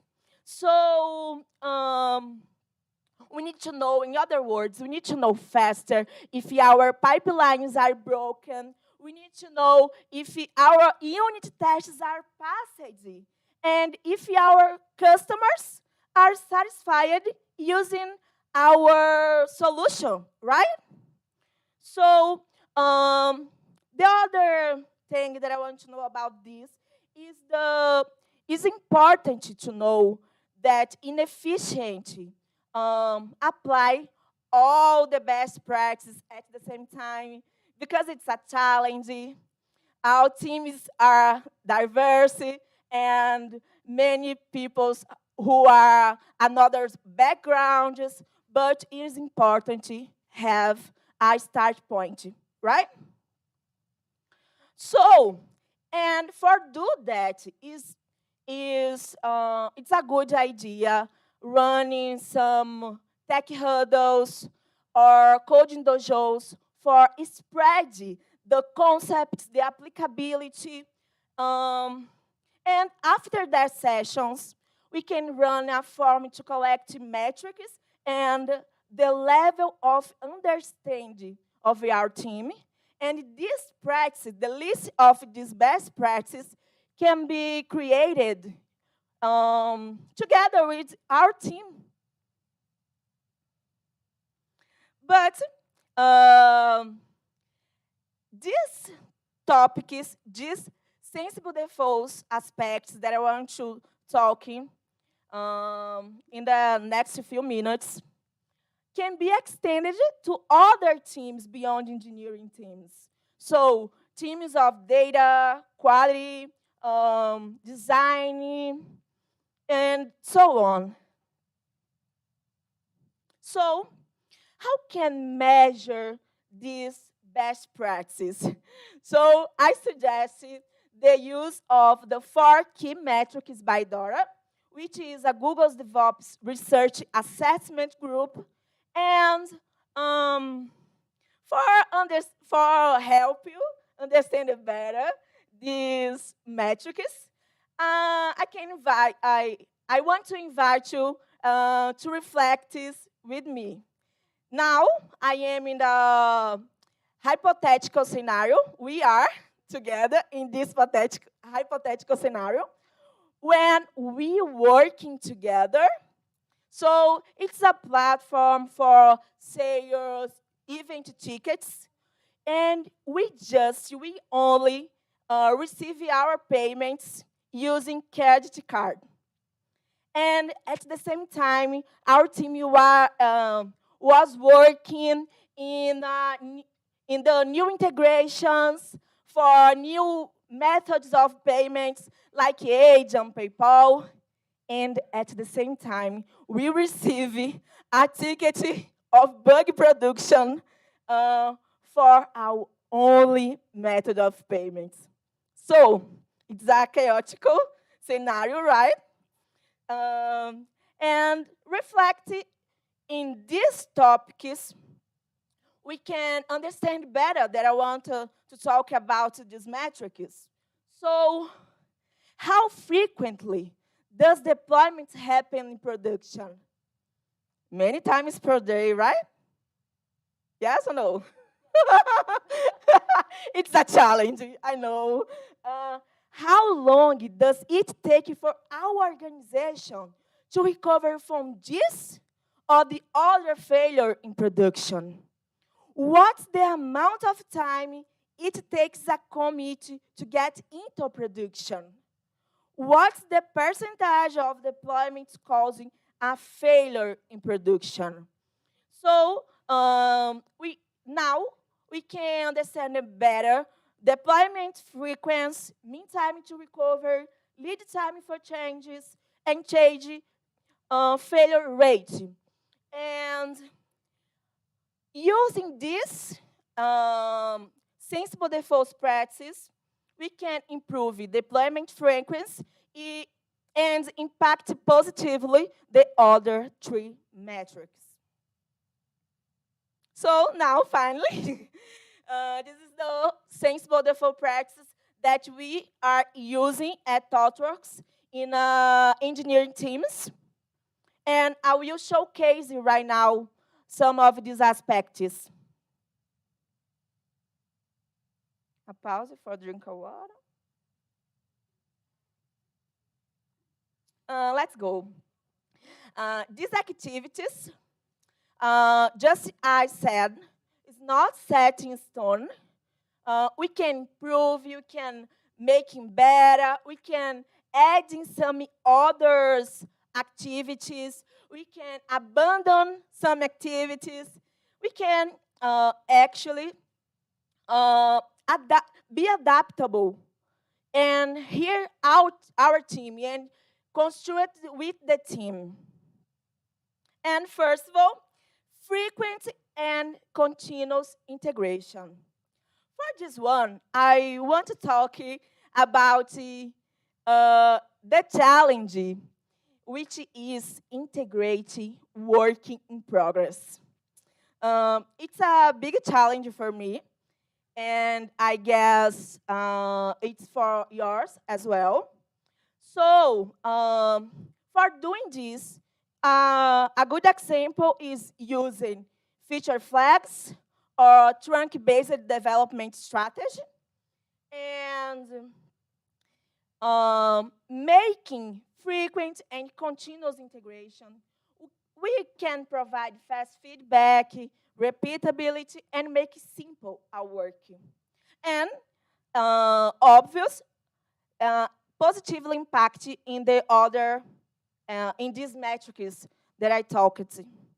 So, this one is one of my favorites because using TDD, we can provide this encapsulation, modularity, and clean code here, right? But I need to confess that I was a beginner a few years ago. I freaked out with this concept because how can this support me? First of all, I write in the code and then fail the code, the tests, and just then I can write my coding. And now, more I got experience, more sense this made. This one of my favorites as well. Let me explain. I am a consultant developer and always switching in the contexts when I move to the other project. So it is very important to have some support for understanding better the team ceremonies or the code base, the path to production, the and the other things that are our daily routine. And pair programming make me comfortable to do this in a few weeks. And in a few weeks, I feel comfortable to collaborate in high performance level with my new team. And using pair development, we can eliminate the step of the code review. So it sounds good for me. Okay. For for this topic, the things that I want to know, to say actually, is we need to know uh, early if we have some securities vulnerabilities. No, just when our product in production or when some data in a notes in the news and no. So it is important to understand during the all development life cycle about the strategy of securities. And for doing this, we can use a checklist with aspects of OWASP, or we can apply some check dependencies through automation on our pipeline, and we can to do the management of our secrets in services. It is important, but the obvious can, we need to say the obvious sometimes. And we can use these checklists or the other frameworks for security as well. Now, let's return in our working together in hypothetical scenario here. So, when we put together our working, we need to know faster if our fix bug is working. We need to know faster if our new integrations is working. And if it's working together, the new features. So make a check in local pre-push. It's a good idea for here, right? So automation reduces errors caused by us, humans, and eliminates repetitive manual tasks. So, and you know, we need to fast feedback, repeatability, and simplicity. And this step is very important to do this. So, we need to know as soon as possible if our working, if we can identify some incompatible changes in our working. So we need now I can talk about fast feedback here. I'm talking about fast feedback here. We need to know early if we are some incompatible changes, and this eliminates work and reworking. And we need to integrate as soon as possible. You know, I'm talking about feature flags here. It's a good example for this, for doing this. Now, it is important that the team always reflects and makes it transparent and tracks it. A good example is using the evolutionary architecture. And I strongly recommend this book by Rebecca Parsons, who is a CTO at ThoughtWorks. And the book named, I don't know if you can read it, but is Building Evolutionary Architectures, Support Constant Changes. Right? In this topic, the last but not least, I practiced this expression so many times. The last but not least, the activity that plays the entire meaning of definition of done. Build for production. So in this step, we need to observe if the strategy of monitoring, logs, traces, and alerts is configured, and if the cross-functional requirements have been defined, considered, and tested via a fitness function, which are aspects of evolutionary architecture as well. Now, now that you know about all these practices, I need to ask you, how can you adapt this practice on your project? If you try to implement some one of these practices or focus your work team on one of these outcomes, so my working here is complete. My mission here is complete. And let's be real, it's a challenge for a team and code base implement all these practices at the same time. So put them in the first place, find a balance, and communicate to your team to create sensible default practices that work for the team. And finally, exercise caution when relaxing the use of these practices. The technology environment is dynamic, is complex, so make it a habit to put them in order of importance, fast feedback, repeatability, and simplicity, as they are crucial for delivering high quality and maintainable software. Let's be real, we need a competitive differentiation, and using this practice, it's a good idea. Hey, Dev, including me, this conversation is about you as well. It should be for all, not just for DevOps or quality teams or tech leads. Now, we are talking about our daily routine, about our working. So, we can do more than write some coding. I know we have a lot of tasks to do. I know that. But if we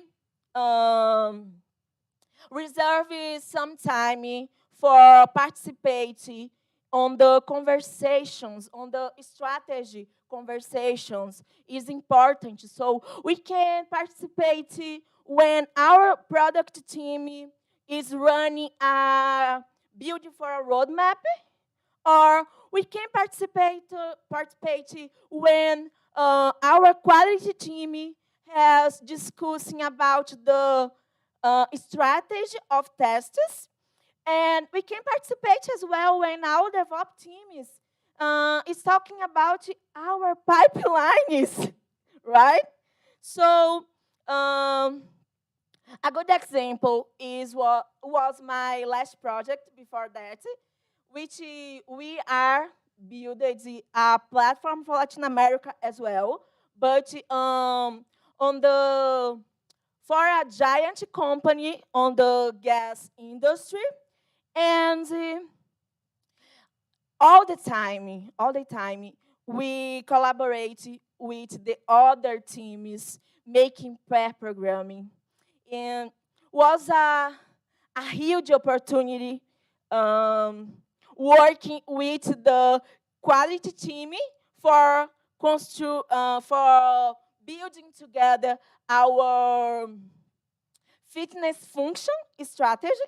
Was a good opportunity to understand better, was a good opportunity to understand how this task or this requirement was prioritizing.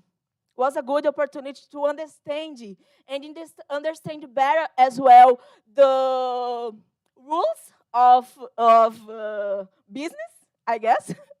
And was a great opportunity to provide developer experience and API governance better. So, a mãozinha. the hands here up for my last 5 minutes. uh, that's it, guys. Thanks a lot. I hope I helped you with the challenge of delivering software of high quality and performance. Feel free to connect with me on the social media. And let's continue this conversation because I love it talking about these topics. I try to implement every day on my work. It's a challenge, okay? And don't forget to tag me on your posts. And that's it. Great. Let's clap your hands to Simara. Oh, you're all kids. Oh, congrats. Come on here. So, anyone have questions to Simara? Just raise your hand. Anyone? I can see it. I have one question. Do you understand all these things that I talked? Oh my gosh. Do you think it is important to implement on your work? Okay. Do you try implement one of these things? Yes. Okay. Great. Let's. I have a question for you. See, actually, you talk about tests, and you know that sometimes it's hard to implement a culture of tests or test-driven development as well. So my question is, you have some tips to someone that starts to implement this on a team? So if it's possible, of course. Okay. Implementing strategy of unit tests are important because we can have some safety for refactoring. So it's very important to have a strategy of unit tests. My tip as well, is about our last conversation. Yeah. So it is important if our team doesn't have a practice for coding and a strategy of unit tests, make it yourself. Starting, being a starting point for this culture. So, and then I hope you convince and demonstrate the trade-offs that we can using TDD, for Great. example. Great. Thank you, C. Congratulations. Oh, you have a question. We have a question.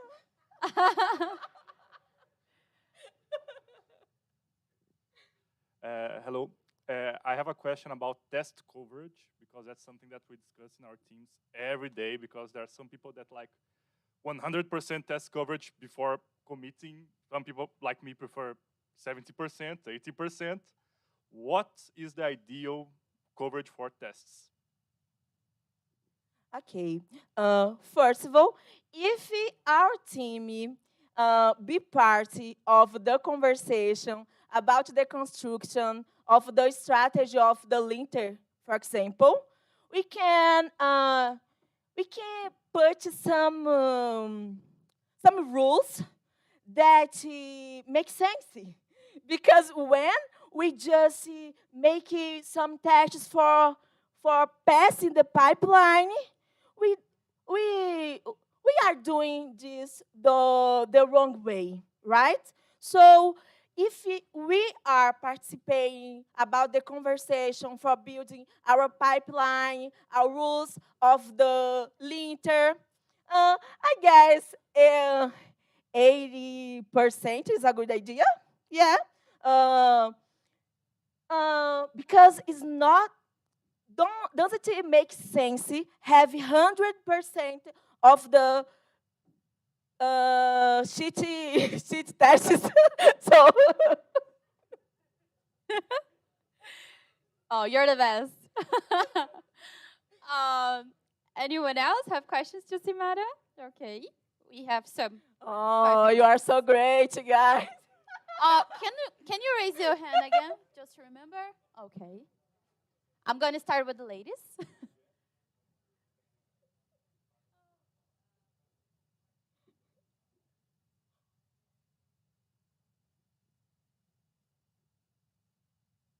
Hi, my name is Alan. Yeah, my question is about basically everything that you showed to us. So you showed to us a lot of technical skills. You showed to us a lot of behavior skills, and what I noticed about what you said is about multidisciplinarity. So how important do you think that multidisciplinarity is important to a developer? Because I saw a lot of skills, and I know that most of us will try to develop first the technical skills, but I saw a lot about behavior, and I would like to know what you think about. Oh, great, thanks. First of all, I'm very happy because I understand all these words that you talk. So, and I think my differential is because I was working in on a different market before. I was working in digital market field before. So I bring some skills beyond technical skills because making a hello world, making a unit test or a class or a function, we need to learning, watching some videos, but grow as a developer, as a professional, require some abilities, some skills. It's about behavior as well. It's about culture as well. And for me, it's very important. And I try bringing this differentiation for my journey because I was a beginner about 4 years ago.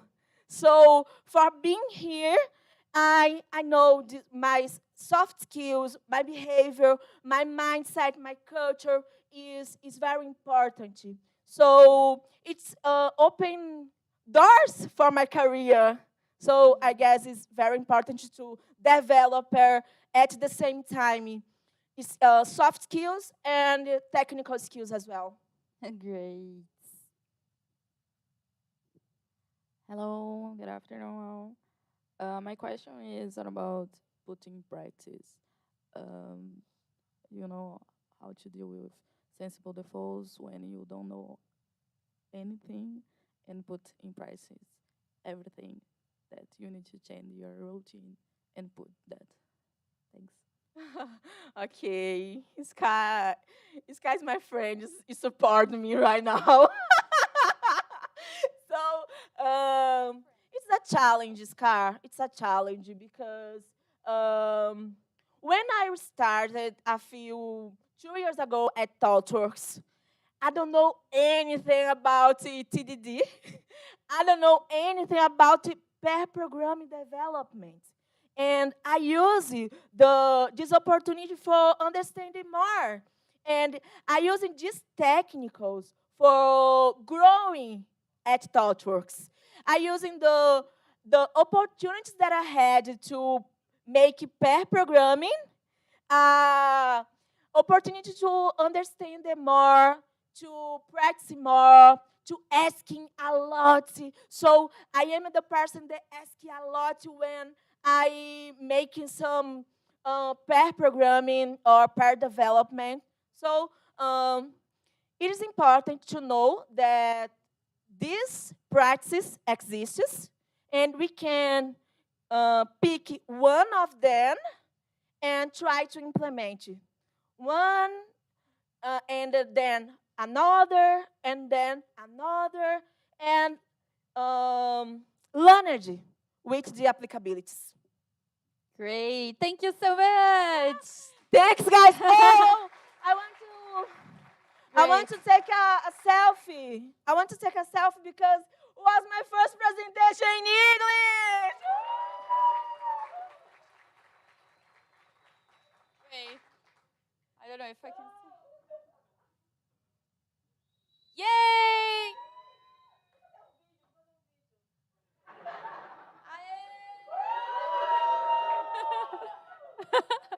Great. Thanks, Steve. So, before calls Victorious, I want to talk about a little announcement on the meetup that will happen tomorrow. So come on here, Julia. Let's talk a little bit about it. So it's an Infobit Devs meetup that's going to be tomorrow. So you can. Hey everyone, if you're around tomorrow, we are having a quick and casual meetup at 5 p.m. That's a QR code to the Eventbrite, entry of course free. We're gonna have some food, some drinks, connect with the local community. We have some people from the local Google developer group. We have Aris or organizer, and someone also involved in the startup ecosystem. So we're just gonna have a quick chat about how things going here, learn about the local tech community, and make some new tech friends. So if that sounds like something you would like to do, come and join us. Thank you. Thanks, Ilya. So Victoria, come here. Yay! So Victoria is a passionate software engineer and researcher. Loves writing and reading. Try to change the world by changing small things with code. Oh, I love the description. And the talk is about the impact of DX in real world tech business. So let's clap your hands. Great.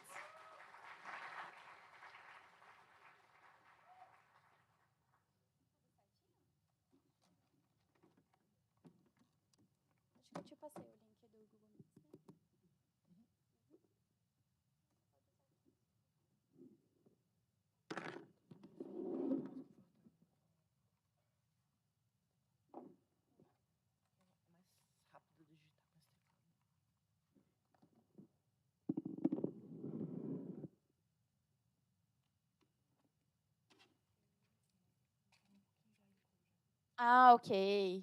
Live coding, let's send. How can I say? Everything's gonna be okay. I love live coding. Who loves live coding as well? Raise your hand. Oh, Can you hear me? yeah. Let me adjust for you.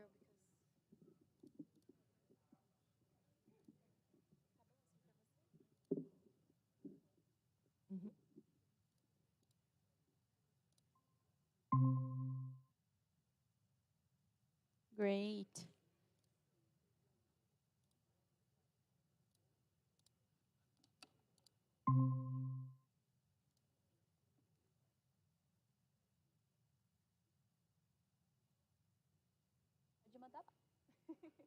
Hello, everybody from PHP Annual Conference. Well, no, it's the wrong test. Sorry. Hello, everybody from CITYJS2023 Annual Conference.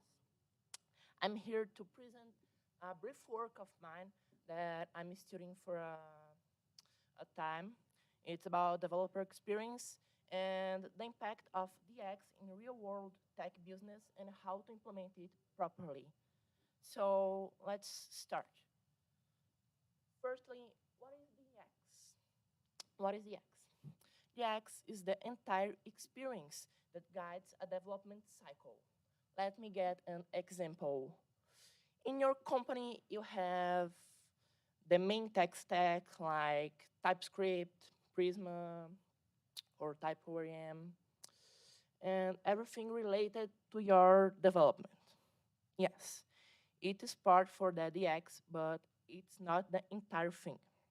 The second part is what you use to share your progress with your team, like Jira, like Microsoft Azure DevOps, or something related.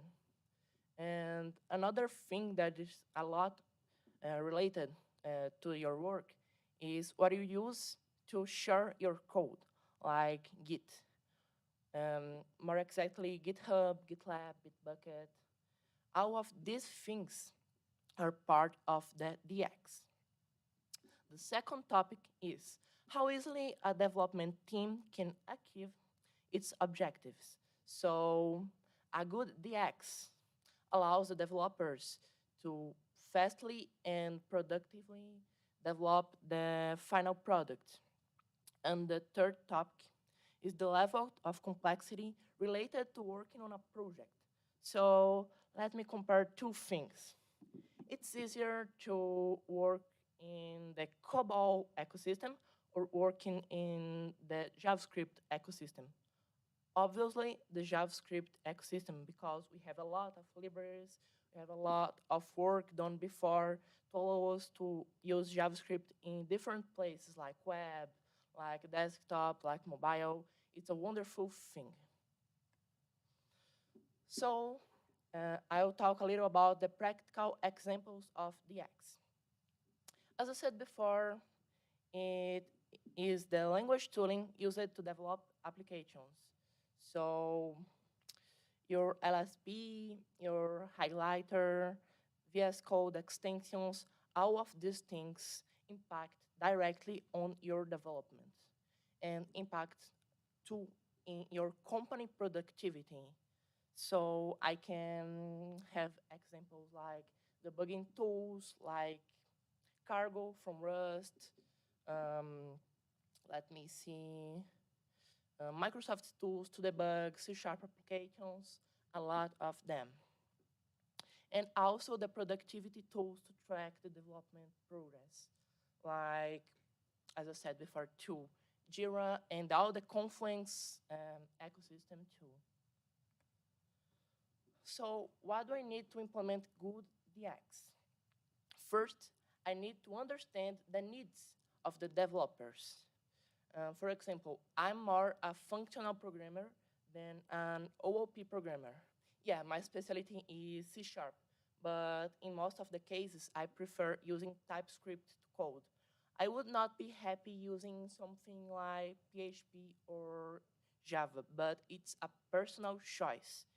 If someone tries to force on me one of that things, I'll need to read more about, learn about, and it will not be productive. So you need to know your team before implementing these things. A good DX also provides an effective support to all the developers. So if you have, for example, Rust. Rust is a great language, but it gets a lot of support. So if the language is not getting the proper support, it will not be so far. I will do a quick study of case about Node.js. First topic. It's a very controversial thing. Is Node.js a bad JavaScript runtime? What I can say is no, not today. But Node.js was created as a parody.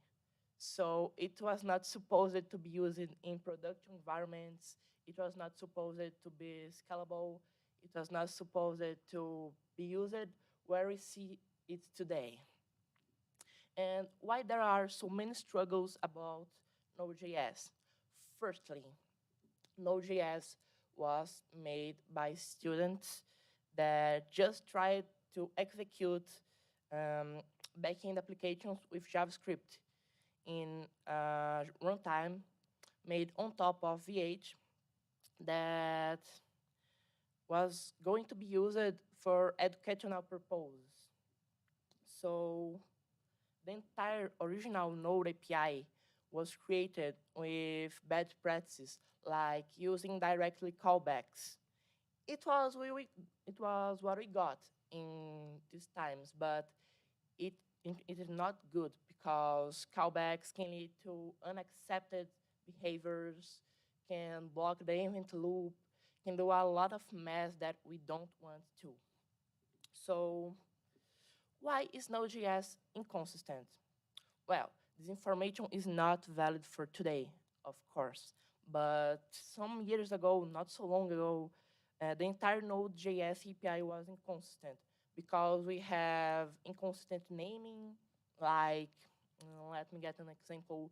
We had the read, the file read function, and then we had the read sync function.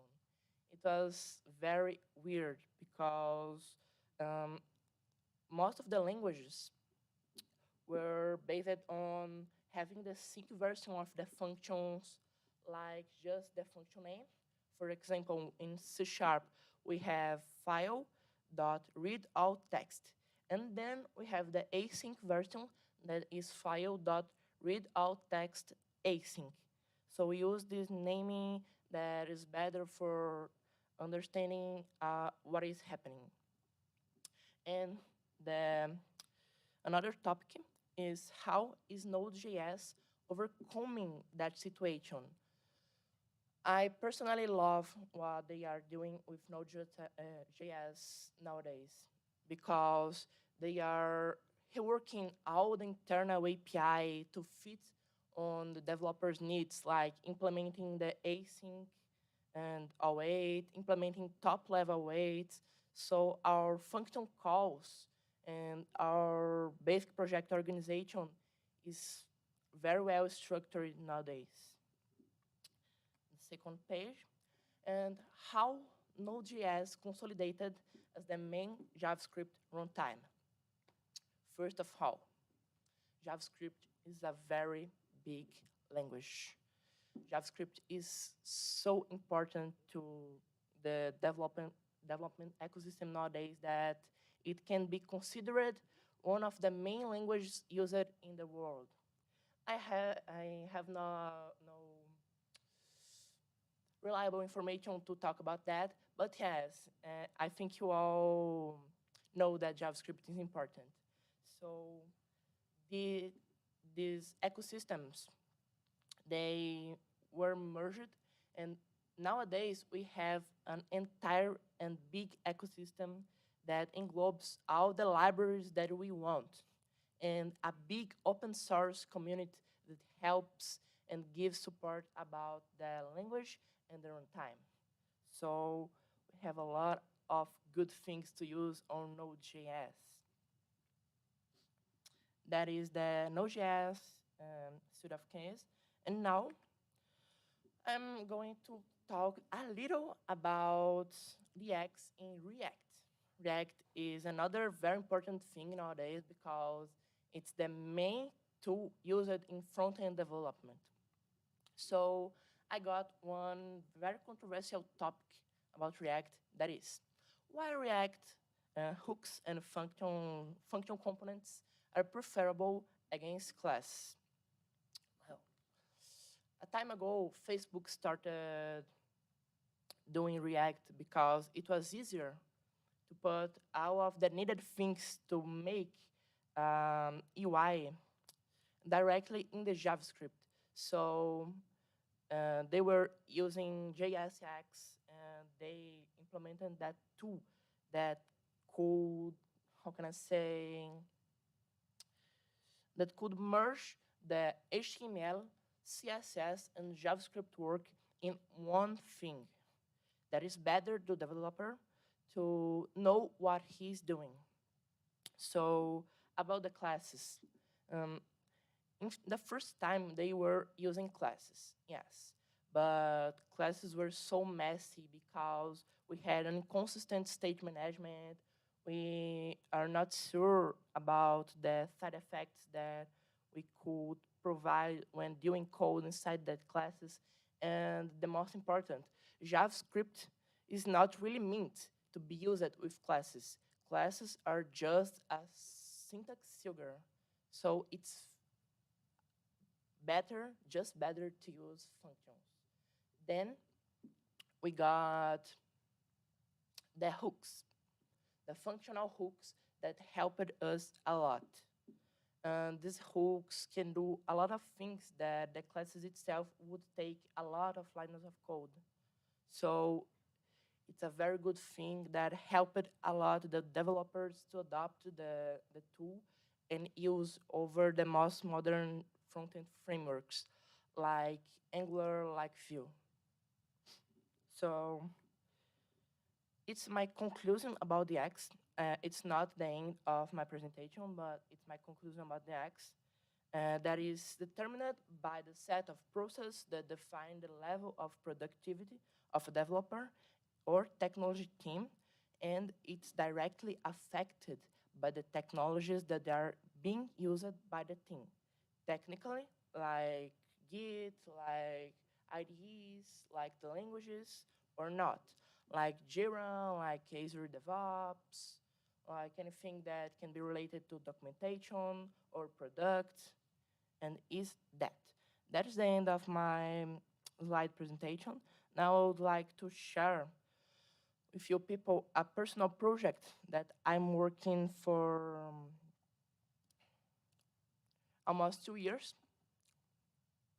That is a JavaScript runtime focused on rapid prototyping of projects, because in my vision, it's better to write a rewritable code than spend a lot of time creating an entire architecture just to have it changed in 1 or 2 years. So I got a lot of inspiration in Node.js and mainly in Dino because it amuses me. The main point of that runtime is that I made it in .NET. So using TypeScript, I have all the features that .NET contains, that modern .NET contains. The runtime is made using .NET 6, and you can use all of the C# internal functions that you want. I'll give some examples. First one is web development.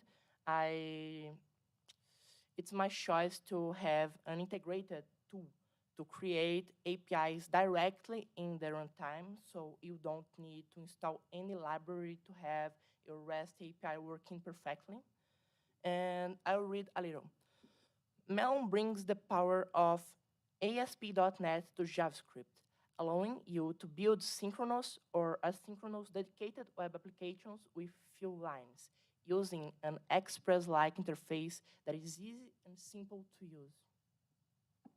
Now you have the example comparing the Express basic setup with the Melon basic setup with no dependencies, so you don't need a library to install it. And the second one, it's more complex because I'm not sure if a lot of you have C# knowledge and .NET knowledge, so I will explain a little more. We have fully compatible .NET interoperability and in a safe way. So we can import directly a function from C# and use it as a JavaScript function without having to do any complicated things. In that example, I'm just creating an HTTP client object from C#, and then I'm wrapping the HTTP client object inside the promise. So I will be able to await that result that's asynchronous. Then, awaiting that result, I will be able to call any API with that function. And one of the three principal topics of the runtime is the railway-oriented programming. I'm not sure if a lot of you are familiarized with that concept, but instead of trying and catching errors that can cost a lot to performance and can uglify your code, you just do the things like the Rust way. You use pattern matching to get the results of the operations that you want to do. So there's a little example that I have here. I want to show a little of Melon working. I'll make a very, very basic get. It's very, very easy. So first, I have to destructure the main Melon API. HTTP equals Melon. Then I create my HTTP application.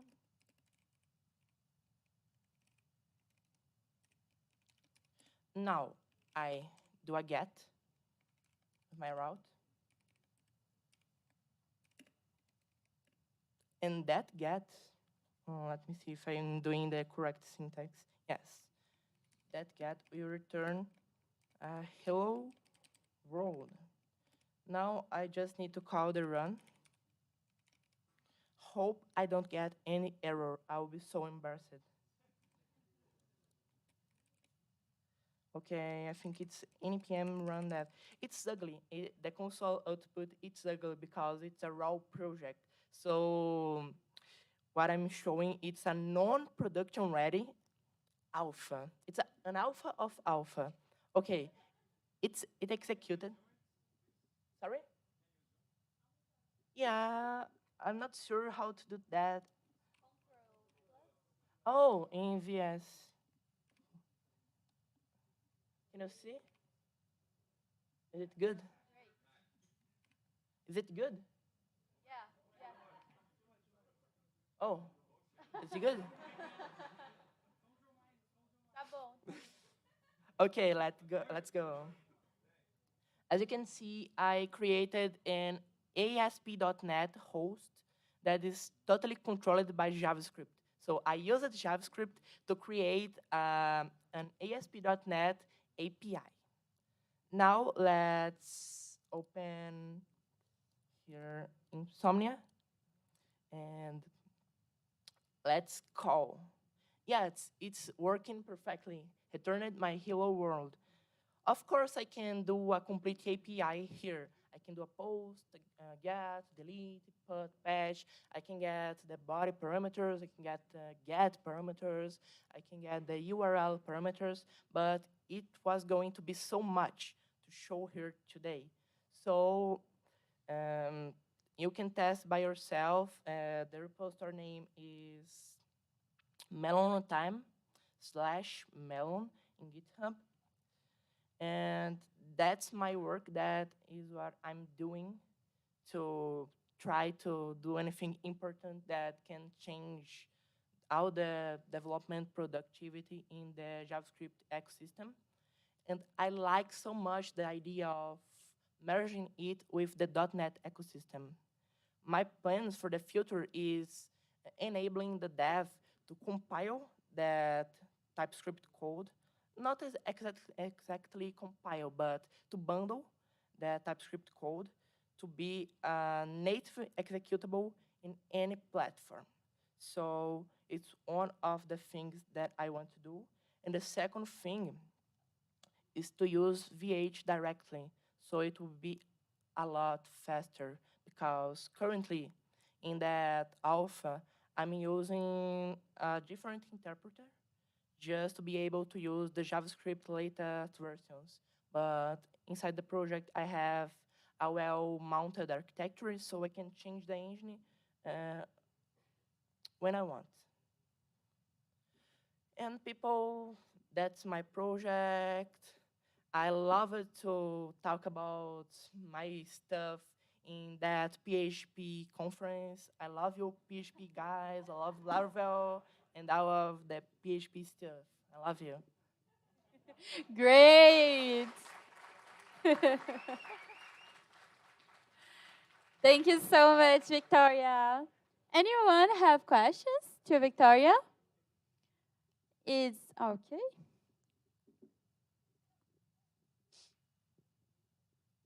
I can hear well, so please talk loud. It may be a dumb question, but how did you import your package without using the require? Like, Import. You can use.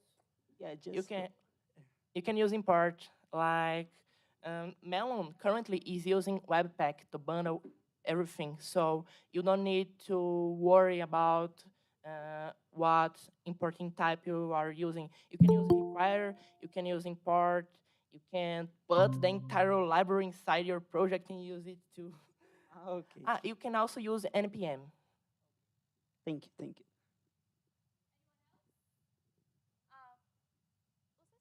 Acho que é só vocês passarem o microfone.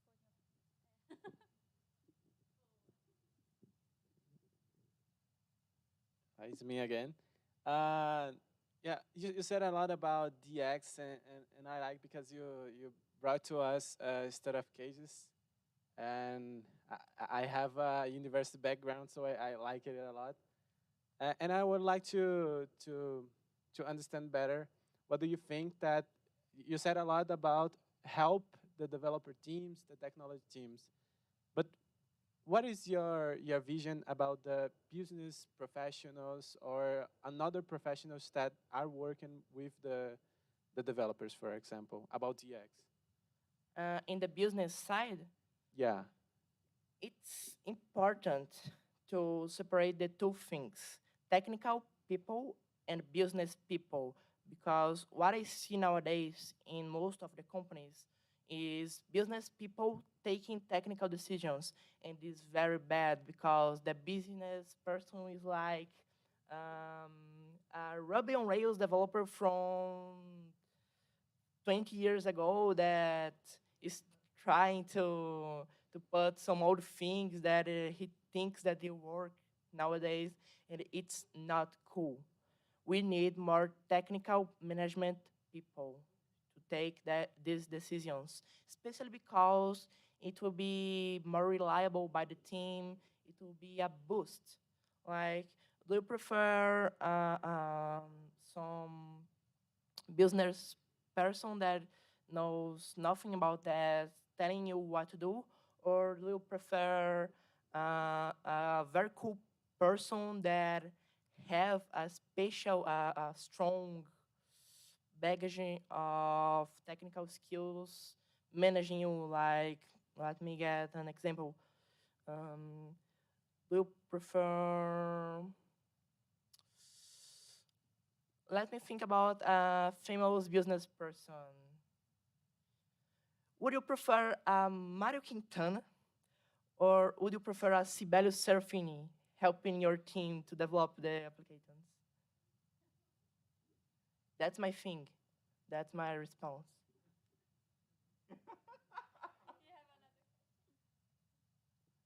What was the most challenging thing that you found when you are developing Melon? Challenge? Like in the development process.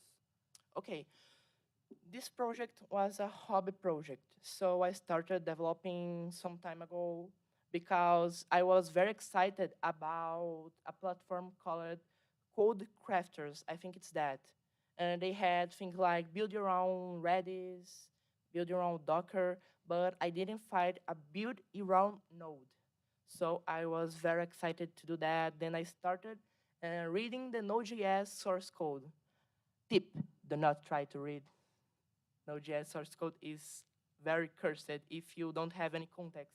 But I did it for myself. It was very hard to understand the things because I'm not a C person, I'm not a CPP person, but I'm a JavaScript person. So I tried to understand all that I could. I tried to watch all the videos that I could, and I was sharing my progress in the Sibelius Serafin server and my Twitter. So it was very difficult to start. But when I started, when I got the speed that I needed to do, it was more robust to do. I have a question. Since you cited a few other languages, I really need to know, is it PHP dying? PHP? No, PHP is not going to die because it is very strong. You're a great person in the PHP community. Thanks. So, But it will die someday. I thought it was going to die some years ago because there was a lack of features that it was disappointing me. But with that latest updates in PHP and Laravel, I think it will last for a long time. I was not expecting to be talking about PHP here, but thanks for it. Great, great. Anyone else have more questions? Thank you so much, Victoria. Let's clap your hands for you. Okay. So, our next speaker is a quite famous, is Davi Soutinho. He he have a YouTube channel quite famous here in Brazil with 3,000 of subscribers, right? 3,000? 300,000 of subscribers, right? 300 mil. Oh, I am... Tô profetizando, vai ter 300 mil. Come on here, come on here.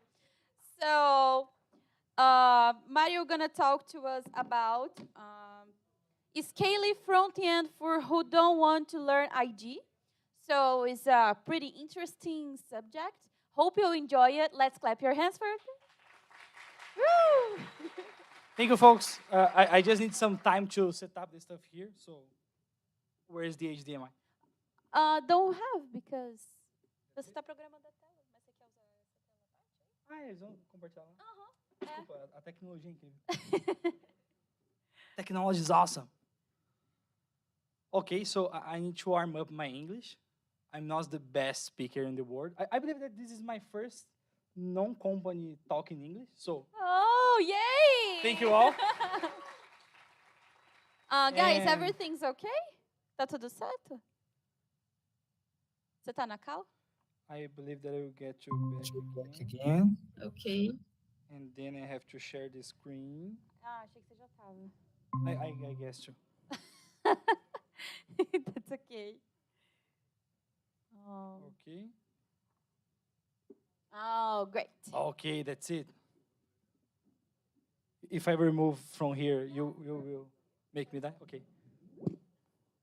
Oh my God. So, hello everyone, how are you? If was a video from my YouTube channel, I would start like, hello people. But here, or in Brazilian Portuguese, it's olá pessoas. That's my main entrance for my videos. And today's talk is something that I've been researching like 2 years. I work with it, I made some videos about it, and I do some stuff. And I really want to do something open source about it. But actually, it's only on my mind and things that I study and things that I share on my YouTube channel, and some parts of work and consultancy. But let's start it. The first thing is that the main idea here is to scale front-end development for who don't want to learn it, who don't want to know about this stuff.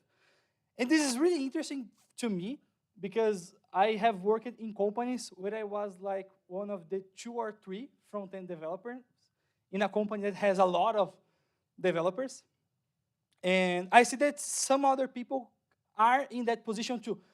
Who here is a front-end in a company who has a very small group of front-ends?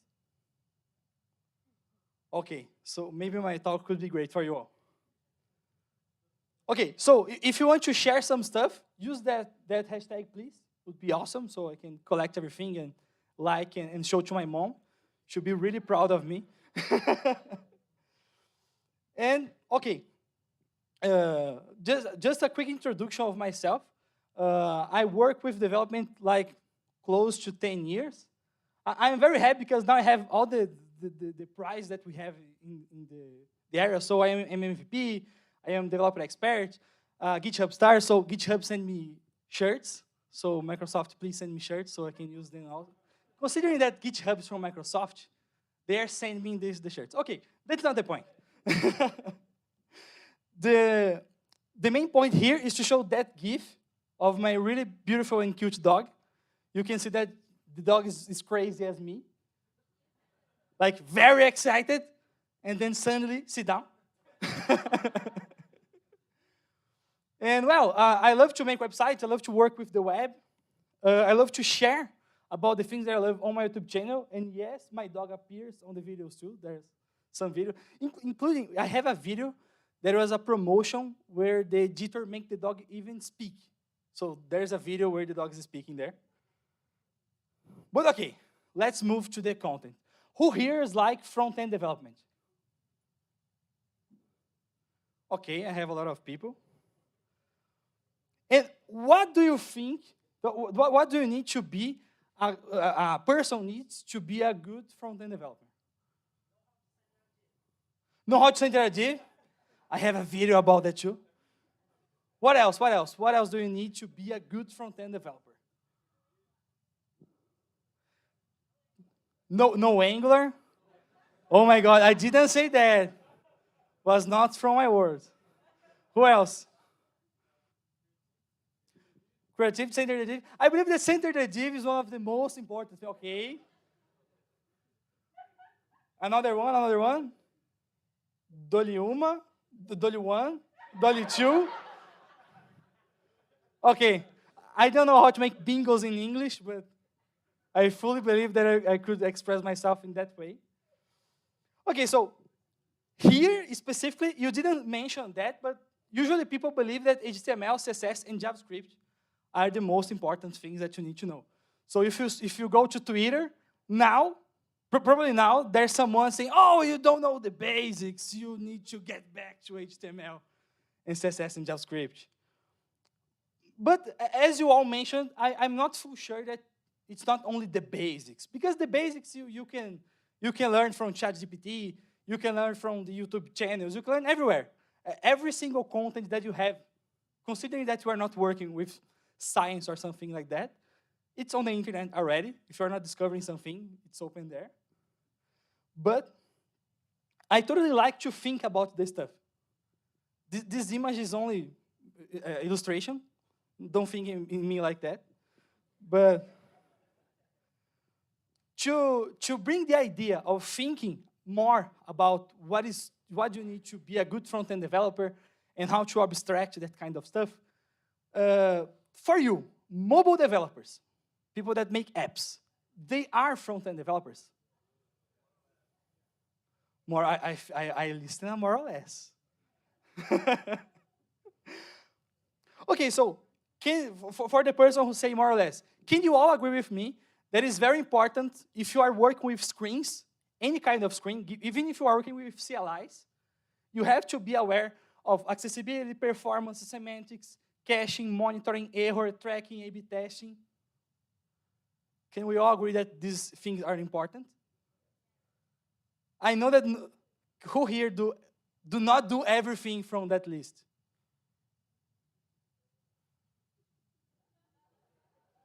I could ask like, oh, everyone do this, and I say, oh my God, yes, I totally do that. But I know that you don't treat your errors as well. Who here is using Sentry? Oh my God.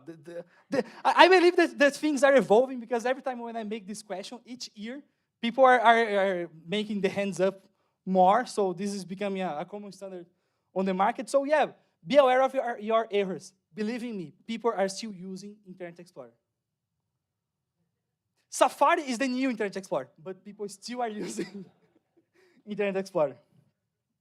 So for me, when I try to see the front-end development path, you can be a web front-end, a Flutter, an Android, or an iOS front-end. But in the end of the day, the difference between the platforms, or if you're being made in for web, or even a watch or something like that, is the technologies that you are working on. So each platform has its own technology. I'm still thinking, why nobody makes the JavaScript version of Flutter? Who here have the context of doing something like this? Please build. It would be awesome. But the main thing here is like, you are working with the same concepts, but in different platforms. Because if you are in a company, and we have two teams, like the Android team and the iOS team, if someone brings Flutter, you will quit your job and let your dog starving? Or say, okay, I have to handle Flutter now. Oh my God. But that's it. Like we in the career, we sometimes are forced to learn some stuff because we are working. And even that we have some things like, oh, I don't want never to touch this. But if you touch, oh, it's cool, it's working. Like for example, I'm excited to make APIs with JavaScript and .NET. After the previous call, I want to do this. So moving on, let's go to a real scenario where you have a Figma and you have a project and you have to build that. Remember that the main thing here is to scale things to people that don't want to learn it. And considering that we have a UI, what are the most basic stuff that we can have in a UI? For you, what do you have in your mind? Oh, I need the most basic stuff to build. Forms, text buttons, table list, dimensions, colors. You are bringing a lot of stuff. Some of that today I see as components, some of that I see as tokens. But for me, considering like this is my personal opinion, for me is boxes and texts. The most basic of everything. Like for example, if you want to be a button, it's just a composition of a box and a text. Make sense? If you have an input is a text where you change the tag that will be rendered. Make sense? Because even when you are creating your own input field, the input text, you are creating input, it seems to be different from a text, but you apply font size and font weight and every font styles to it. So it's a text that you can type in it. And like if you are representing this on Figma, this could be the most basic for everything that I'm bringing for you here. Okay, so the first part is here. Let's move on. So if we implement in React, that kind of stuff, can we all agree that will sound like that? Like we are iterating. This is the most basic thing. Remember that I have a small space in the slide, so I cannot add a lot of stuff. But this is the most basic thing that we can build, like to ensure that we have this box and text implemented. So it's just a function with the box here and the children, and the same for the text. If we move to Flutter, there's a little more stuff here. Like they are using classes. I prefer to use functions.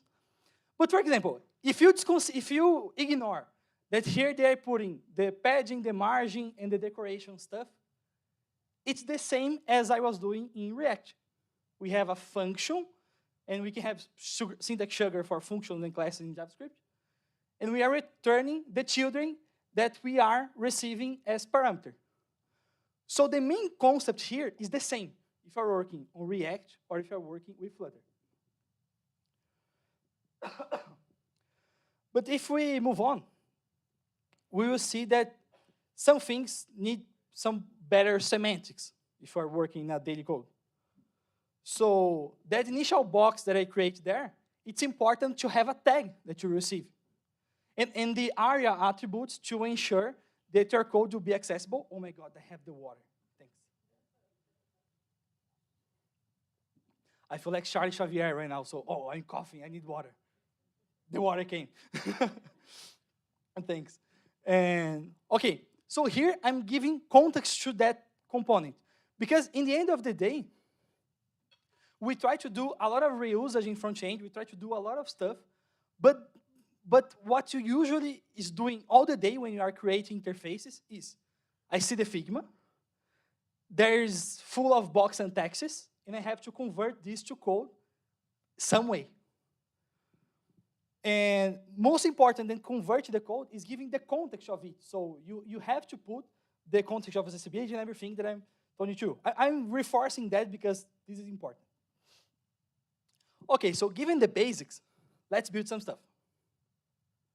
So after we have the components, to make the screen, only that part, ignore the black part here, only that part, we have to do something like this. So we will have another function that returns the box and the text, and we can give the context of the text so the screen readers will be able to see that on the Figma, it doesn't have any context related to accessibility. But when we convert to code, we have to bring the context here. Okay, I'm going too fast. It's okay. Okay, so let's move on. But how to style stuff? First things first, let's consider that today on the web, it's really relatively easy to make all of these alignments. Someone agree with me on that? Like, even if you are building Pinterest, today you can make the masonry layout with only CSS Grid. They're bringing the API to all the browsers, but we have ways to do that using pure CSS. And this, if you try to abstract, is the thing that is present on every layout that you are building. If you are building your own company or if you are working on Instagram or Pinterest, the box alignments doesn't have a lot of variation. So you have this kind of displays, And sometimes the person that work with design put an image outside here, and you have to render the grid and this only block that has an image outside here. But let's not consider that case. If you work with agência de publicidade in English, I don't know, but publicity agents, if you have work there, they love to make that kind of stuff. So, okay, so that's all. It's easy to make with Flex and Grid. So moving on, here, I just put a style sheet. Pay attention that I'm not putting a style object, because the style, when we are working with React, doesn't allow you to do a lot of stuff. I'm putting a style sheet on purpose because I will explain more things here. But if I add that background color, everyone here knows background color, right? Okay, so if you're putting here, we are able to style that. And as I have an abstraction to create that box, I can do everything that I want. I can render a div in the end, I can render anything that I want, and the style is here. I ask for CSS because if you go to every company, even a company full of backend developers, they usually know how to Google for a CSS stuff. Who here have worked with videos or some editing or stuff like that? Can you make a parallel with the editor configs, the visual editor of movies and everything else, with the CSS? They use transition, they use opacity, they use width, they use height. Most of them use the same names as the CSS because it's like it's 20 years old validated. So we can trust that, and it's easy to use as a common way to enable people to work with styles. But you could be a person that is on the team that don't like CSS in JS. Who here don't like CSS in JS? Okay, some person. I still like you. It's not personal. But the main point that I make this with CSS in JS is to keep calming you down. And after it, it's that CSS in JS is more than only CSS in JS. If you take a look, for example, in Flutter, they have how they translate. Oh, if you are the web developer, you use style stuff like that on CSS. But on Flutter, they are by default using CSS in Dart. Make sense? Like you are doing the styles closer to your components. Who here never was in a task that you need to ship today and is like, oh my God, I create the CSS file or I put an inline style here? Who lived in that situation? More than once. And if we try to think a little bit, even if the component on Flutter gets bigger, and it will become bigger, you will see that the thing is bigger, and you try to understand the context of it, and you, by yourself, you create a new component related to it. When we were working with CSS, every time when we want to make a style, we are forced to think in a class name. And thinking class names, it's a hard stuff for, I believe, everyone. Because some things are closer, but they are not the same, and you don't want to reuse the names. It's some extra effort in your mind. And bringing other context here, I also go to the Android developers, and giving a zoom on that, you can see that they do the same thing as Flutter. The CSS is already inside the Kotlin or the Java file. So where do I want to go showing you that? In the web, everyone say to us that we need to separate the concerns. So we have the HTML and the CSS and the JavaScript. But this is a law from 20 years ago, where you specifically need to do that because there's no other way. If you do in a different way, it will be the hardest thing to reuse this stuff. You have to use PHP to build the page and create the components for you. You are not able to do only with the front-end technologies a web page that is scalable and easy to organize and see how things are structured there. And here, I bring an example using Ben CSS. Who here have worked with Ben? For who don't know, the acronym is for block, elements, and modifier. It's a way that people that love so much front change try to bring to the web to try to avoid problems styling stuff. And in their page, they have a beautiful layout with descriptions. Oh, so the green ones are the blocks. They are the big parts in our page. And if you're working, like, for example, in booking.com or some travel agency, you not have only one menu. You have multiple menus. And you have to think a new name for every one of that. And if your name is different from the product team, the conversation will be crazy because, oh, this is the menu is Levers Clevers. Oh, but I want to change the menu is Levers Lovers. And then everything becomes crazy. So, by default, it's hard to name everything and to give all the context that we are seeing here. And one of the things that I learned in my career is that every time when you try to reuse CSS, you will fall in a bug. It's a law. Like, for example, who here never created an avatar? And you say, oh my God, I will create an avatar. And then you reuse that avatar, and someone put that avatar in the footer. And after someone put that in the footer, in the next update, your home screen is broken. I know that seems that this is like, oh my God, Mario, but take care, you are working in a very sad place. No, this is my past, okay? But this is possible to happen because most of CSS best practices are fully based in confia. Like, trust me, in English.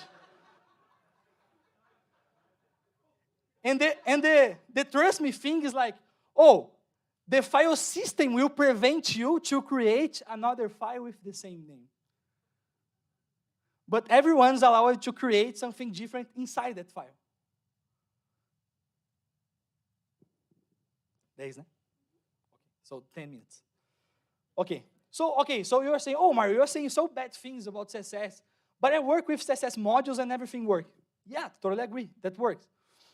But when you are working with CSS modules, the advantage there is that when you create that error will be scoped to the place of the components that you are working. So it doesn't matter the names that you are putting there, because everything will be converted to some kind of hash, and you don't have to care more about the names. Okay, in the code review, someone will make you, oh my God, write again, it's terrible. But you are able to put any name that you want. And okay, I bring CSS modules because it's a way closer to CSS, but I want to bring you ways closer to any UI style that you are able to work. So how people solve this today in this kind of way? Does anyone here work with Tailwind CSS? Who here likes Tailwind CSS? I'm liking the waves. I'm like, oh, I like, and I don't like, and I like. But I totally like the concepts that the Tailwind guys bring. Like the Adam Waiton, the creator of the Tailwind, has a book. It's a very awesome book called Refactoring UI. So Google for it. It's an awesome book. And the most curious part here is that in the team, they created a system that you are writing CSS, but you never go to the CSS file, and you don't have to name stuff. Like, for example, if for you, from the line 5 to the line 9, makes a sense to create a component, you can create a component. But you don't have to always think in components. Because sometimes we think in components as reusage, but components can lead us to bad practice also. Who here never created a component that were more used than you really want? Like, for example, you create a text only for the home page, and then someone reuses that text in another page. If in your team you are allowing people to reuse every single component that you have, probably will be in hell. Because that components can break, and you never know that things break until some user open a call and say, oh my God, the page is absolutely broken. It's very important, like, to scope the stuff, even if you are creating components. Like, if you're creating the components for the home page, don't try to reuse them on the other page. Otherwise, you have some really structured way to reuse that stuff. I'll show in the next slides something more related to that. But one very good thing related to Tailwind is like, oh, if I try to duplicate the code because I don't want to allow people to reuse it, I can make like the double of the CSS. But with the current tooling, we are allowed to ship less CSS because the tooling will see what you are using and how to reduce that amount of CSS to ship less to the users. And the main point here is to let clear that reusage is different than CSS classes. When we learn front-end, we are thinking in that, and people in the daily work only want to see the Figma, convert the styles, and apply the context there. So the reusage is in another level here. So let's think in the utility-first approach that the Tailwind folks bring to the table. In the CSS and JS side, we have some libraries that allow you to understand what are the main things that are really reusable in your interface that we can call as tokens, not components, not classes, tokens. And that library allows you to organize that things in JSON files. So you are allowed to have an interface with design with the thing that is truly reusable in your interface. So if we have a title that not only specific for home, but this title is reusable for the entire application and everyone knows how to use it, you don't have to do this only in our code. You have to do this in the design level. So the designers need to have this standardized in the Figma, and they will click in a button, and they don't have to think about it. This is the most important thing. Everything that I try to build in the company is like how people will use it, and they don't have to think about it. They just will use and copy and paste, and it will work without dangers and make everything people lose their money and everything else. And the same for colors. Like, for example, here you can see the names for the titles, and in the other hand, you can see the styles for it, and even how this changes for small screens and for medium screens. And can you agree that every language is capable of reading a JSON file and converting it to UI? Okay, so in that point, we are closer to, we are creating some standard that you can read on Dart, on Java, on Swift, and on the web. And I mentioned that this is not about design system, but think that if you are in a company, you don't have to build the entire design system. Only if you standardize the colors and the typography, the texts and the titles, you have a lot of reduction in the bugs that you have related to front-end styles in your application. You don't have to build everything.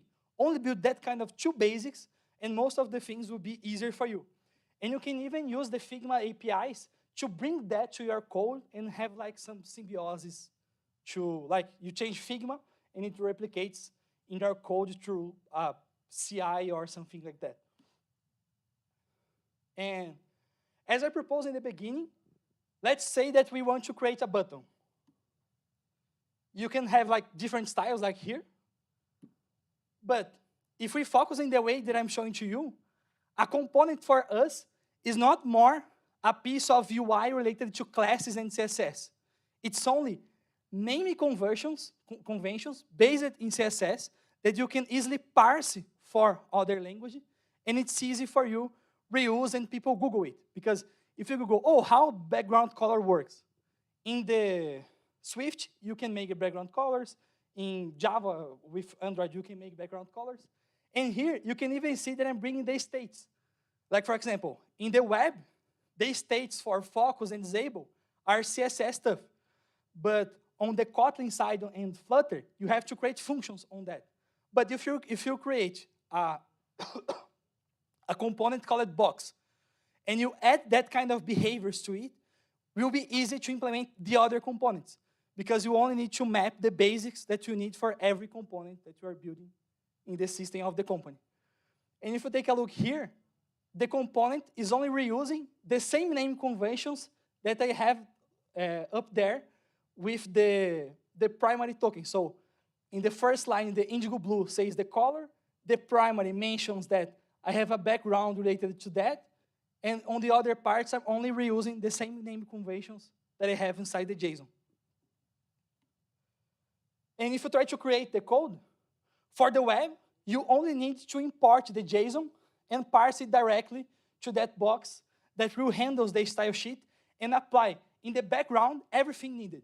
So people don't need to know about the breakpoints, don't need to know about the styles, anything.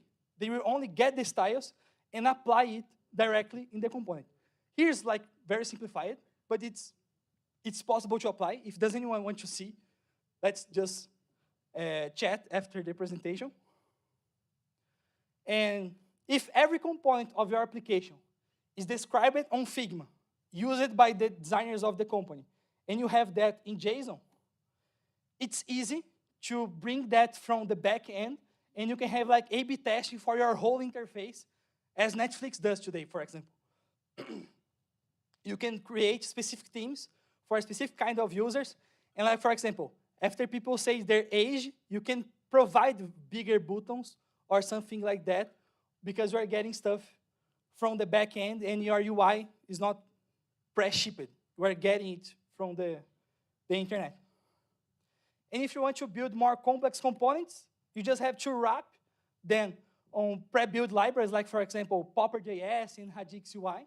You don't have to create everything from scratch. You just need to have a great base API and abstract the access to other stuff. And like, for example, I know that one of the sponsors is Storyblok, but you'll be able to build the UI like dragging and drop stuff, because you have abstraction at a level that your whole UI is just a payload of a JSON. Okay, you need to implement the callbacks and the other stuff, but if you're only building a view, you can do something like that, and we work with Storyblok or any other CMS, for example. And if you want to see more of that scale, of that in scale, oh my God, in the Kotlin Conf, the Kotlin Conf, the folks from Airbnb already bring a talk related to that, because when they get out of React Native, they get back to the native, and they have to scale UI in the same way as I'm showing to you. And they are one of my reference for that, but most of the concepts I try to build in my house and seeing in practicing my daily work and other stuff. So this talk is really awesome. Take a look there. I will share the slides on my Twitter, so feel free to get there also. And well, in the end, the synthesis of the entire talk is, if you have an array of predefined components in a JSON payload, you are allowed to dynamically render any components that you want, and the entire UI came from the backend side. And if you want to see more, just go to my YouTube channel and check the things that I'm open there. Great. Thank you, folks. Yay. Thanks so much, Mario. Anyone else have questions for Mario? Everyone understand very well. Oh, okay. Okay. As I said, I assume I have short legs, so. Okay. Yeah. Who raised their hand here? Okay. Fazer a pergunta em português mesmo. Send bullet. No meu trabalho hoje, a gente utiliza o Material UI para fazer toda a parte do CSS, assim, e eu achei muito interessante esse tal em CSS que você mostrou. Eu queria saber quais as vantagens hoje de utilizar o Tailwind CSS, se faz sentido uma mudança do material da vida, assim, se é ou se é parecido, não sei se você já trabalhou com material também. The guy asks that in their company they work with Material UI, and he asks if it makes sense to change to Tailwind. I just bring Tailwind as an example about how the things are moving from plain CSS to some pre-built on your styles to only given the needed for interface. For my specific case, it doesn't make any sense, and I believe that for yours also, because Tailwind is like the plain basics. When you are using the material, you are in a layer of abstraction that you already have a lot of pre-built components. And if you take a look on Flutter or Android, for example, you can see similarities in the name, and it's much more closer to do the things that I bring here than using Tailwind CSS. Tailwind CSS is going in another way of working that I'm presenting here. You can see some frameworks like, for example, React Native Tailwind that maybe could fit for your approach for building cross-platform UI. But for the specific case here, is like more, I want that people see Figma, and if they look the layers of the file in the left side, they will be able to just translate that to code and create the interface based in that. So I believe for your case, it doesn't make any sense. But only looking forward with one question. So it's important to make a research. Great. Thank you so much, Mario. Thank you. Can I just take a picture with everyone? Yeah, of course. Okay. So folks, we'll be like a picture in a video, so let's just shake up. Okay, so here, so. E aí, galera? Aê! Awesome. Thank you, everyone. Thanks. Okay, guys. So, I have 2 questions for you. One, who is enjoying CityJS conference? Raise your hand. Woo! Great. The second question is, who's here knows how V8 works? Yeah, the next speaker will be talking about it. Come on, Juan. Okay, come on, Juan, come on. Okay, so Juan is one of the most core contributors of Node.js. If you guys have the opportunity to talk with him about JavaScript, Node.js, V8, come on and talk a conversation with him. He knows a lot about this subject. And it's very important to us as JavaScript developers and Node.js developers knows how V8 works. So it's the heart of everything, right? So Juan is going to talk with us about it. Do you have the Google Meets link? I sent on the group. I think I do. Okay. Let me double check what's up. Okay. First of all, I'm nervous as. No, we'll be fine. Calm down. The audience is amazing, right? Yeah.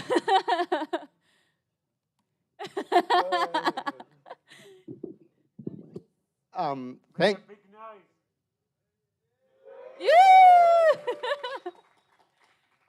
I send on the group the link. Just open it, please. Yes. First of all, I want to say thanks for having me, and all you Brazilians making a huge effort to speak English and understand English. That's amazing. So I really appreciate that effort.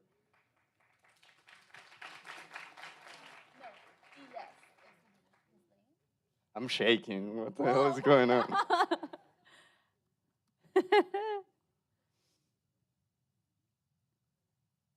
Okay. They are gonna accept you. Please don't. Close the microphone and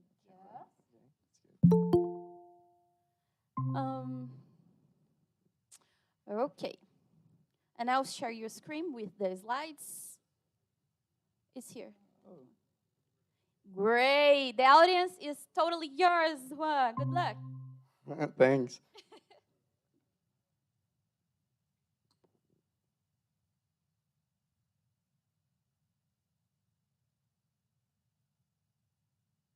Hey, I have to say my mom that I'm talking right now. Just one sec.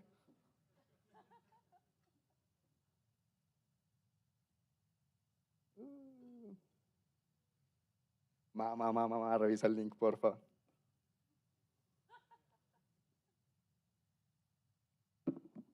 Ok. Hola, ¿cómo están? ¿Todo bien? Okay, I just made a few changes just a while ago because talking about compilers is, in my opinion at least, quite complicated.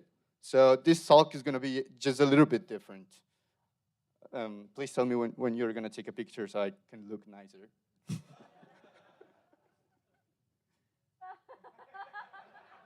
Thanks. So I'm gonna talk about something different. I have lots of back pains and stuff. So I'm gonna talk about how to keep your glutes in shape using JavaScript, right? So each time we see something really weird, we're gonna do, how is this called in Portuguese? Squats. That's English. Agachar. Okay, we're gonna do 100. Just wait for a little. I was kidding. Hey, I'm really happy to be here.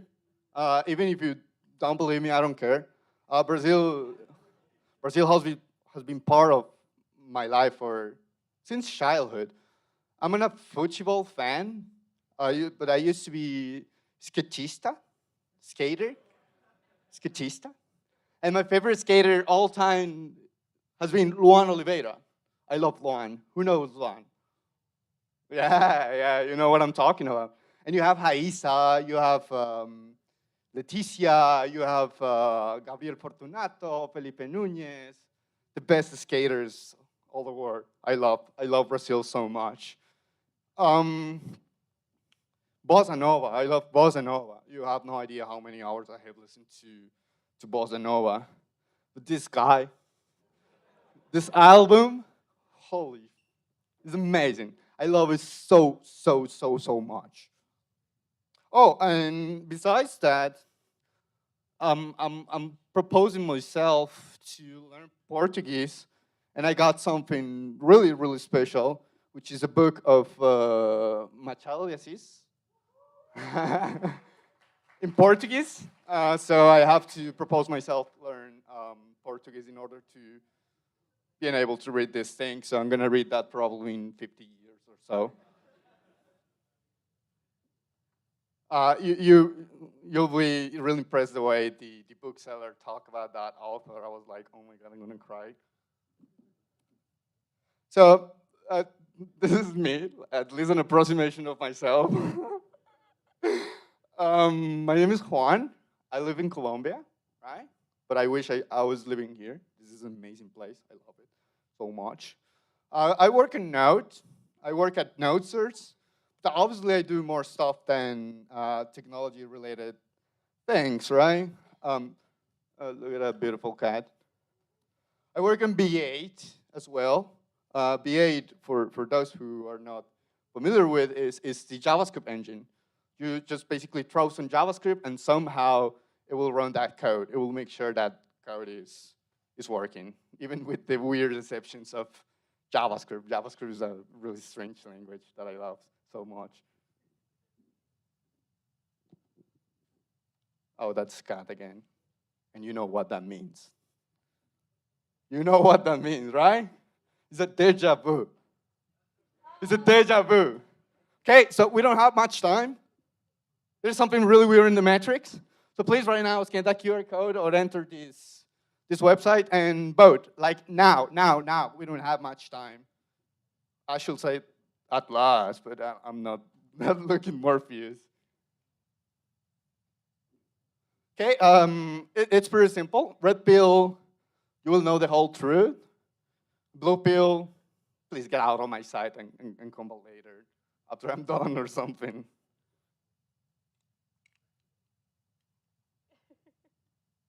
Okay, we done? No? Okay. Let's check the results. Please don't look at my.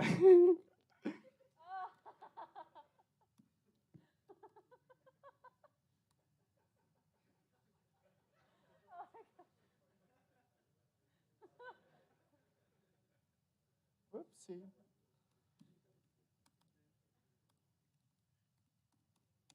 You know it is possible. Okay, who voted blue pill? Get out of me. I'm kidding. See. Okay, that's good to know. Lots of people want to know the whole truth. It's gonna be shocking, so prepare, please. Okay. Oh, that's me again. The truth is, there's no JavaScript. Instead, try to realize that JavaScript doesn't exist. It does not. But what are you talking about? I mean, this is a whole conference based on a horrible programming language called JavaScript.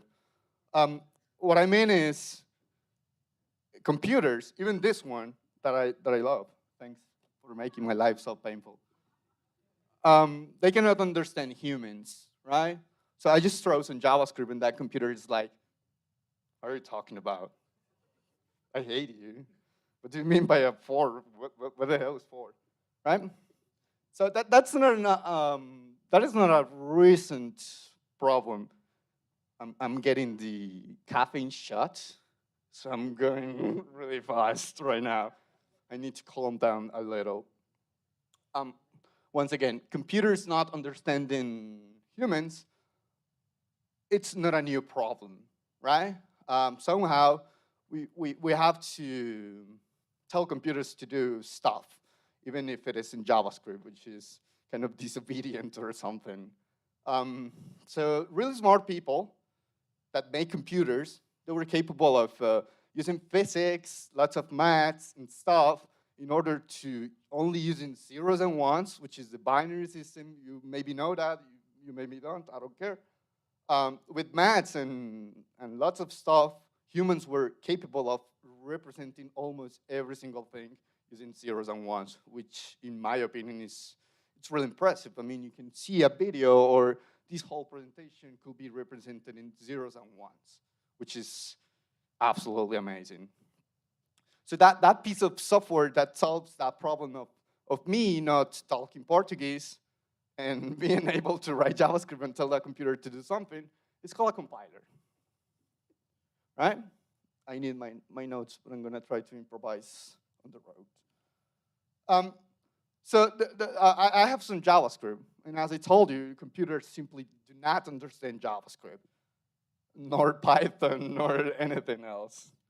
So I have to create that compiler unit, that translator unit, if you will, and convert it into a bunch of zeros and ones that there are historical and physical, theoretical reasons to use zeros and ones, and that is the most popular way to compute things. Sadly, I don't have a PhD in physics, so I cannot explain the whole thing. But if you're cautious enough, only if you are, this binary section says, I love you. But the thing is, if you say me I love you in that way, I won't believe you. Like, you hate me instead. Hey, I need some water. I'm starving. Can I have some water, please? All right, so let's go back to that compiler unit. How am I using my time? Am I good? Okay, never mind. I'm gonna focus mostly on the compiler units, but because as I told you, JavaScript doesn't exist, so that means I need a compiler in order to make it exist, right? Somehow. So that's the main unit, which is the compilers. I'm gonna get a little bit theoretical, but not that much. Compiler is divided in a few phases, right? You don't have to follow the rules if you don't want to. One wonderful thing about programming is there are concepts, theories, but at the end of the day, you can implement things as you want or as your software needs or whatever. So the first phase is the lexical analysis. What this phase does is grabs your sequence of characters that there's an author that I love very much. He's from Argentina. He's Jorge Luis Borges. Anyone? No one? Okay, he's a fantastic writer. Yeah, it is. So he says something like, and actually there is a mathematical theorem behind that. He says like, you can do infinite permutations of letters, right?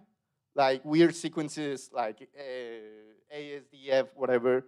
You can permutate as much as you want, but they're meaningless unless we say, okay, this specific sequence means something, right? If well, maybe some words in Portuguese doesn't mean something for me because I don't speak Portuguese. But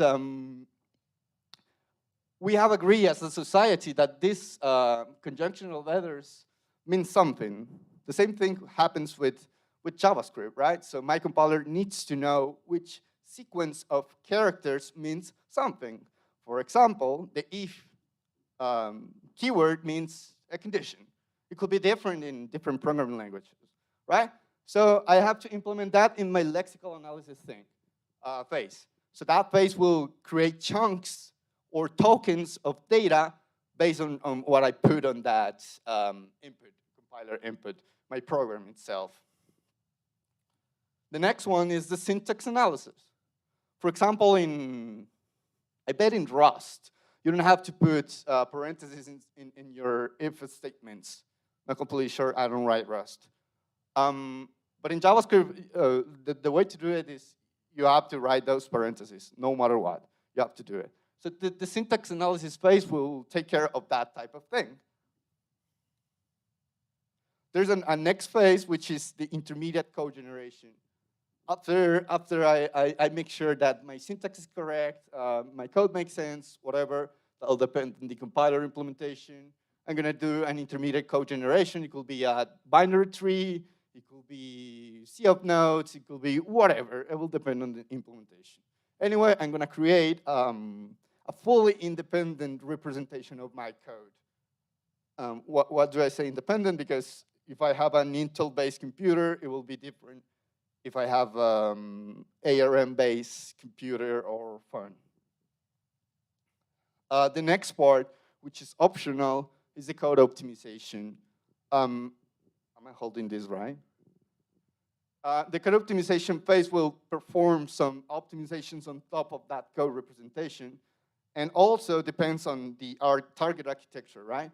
So, for example, if I had an intermediate code generation that is kind of useful, I could identify that code. And at the end of the day, in the code optimization, I will get rid of that dead code. This is just one example. You have more. And finally, the code generation or the target code. That phase is the one that converts into zeros and ones that my computer can completely understand. So that's what I told you, that JavaScript doesn't exist. Because what I'm doing right now is converting something really different into target code, zeros and ones, that my computer can actually understand. Or BA does it in that way, instead of compiling all the functions, all my code, it has an internal virtual machine interpreter, whatever. Right, so I'm gonna talk about B8. I did all the draws, and as you can see, I'm not that really talented. I'm better programming than a drawer. Oh, still shaking. For those who are not aware of, B8 is an open source, huge and horrible project written in C++. It is developed by Google, and it is a JavaScript engine, interpreter, my lover, lots of things, right? So we're gonna take advantage that this thing is fully open source. I'm gonna use chunks of the source code just to explain how things are actually working, how they implemented the solutions. Okay, let's do a quick demo. I won't show too much code because we just had lunch a few hours ago, and there's no time for that. First of all, once again, this is the source code of B8, right? Do I need to zoom in a little bit more, or is this okay as it is right now? Okay. It's okay? Okay, that's good.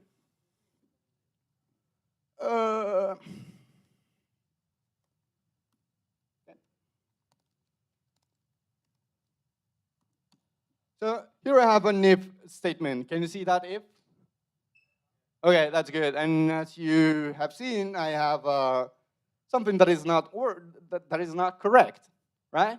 So that means my syntax analysis phase is gonna fail.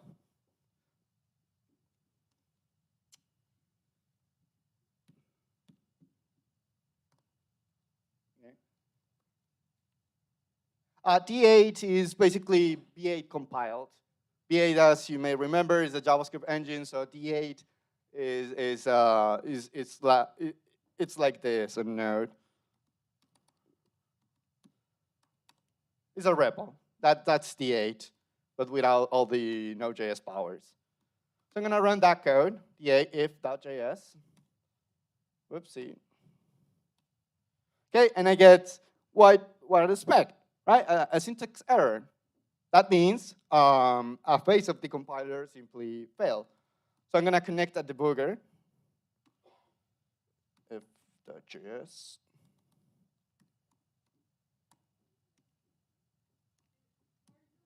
Or Zoom? Hey, you're blind. More?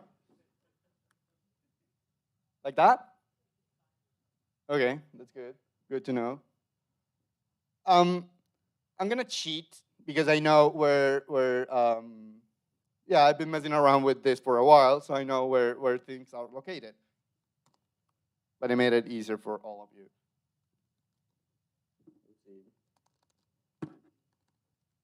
Okay. Look at this. Look at this function name.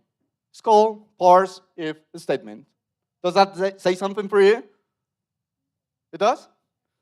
Okay. And this is under the source parsing parser base. Does that make sense?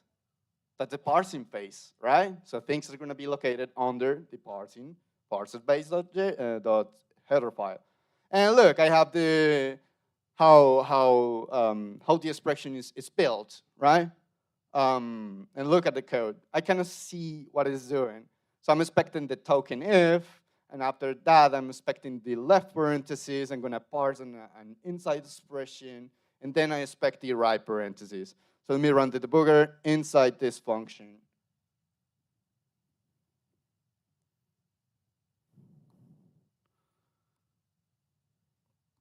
Put a breakpoint.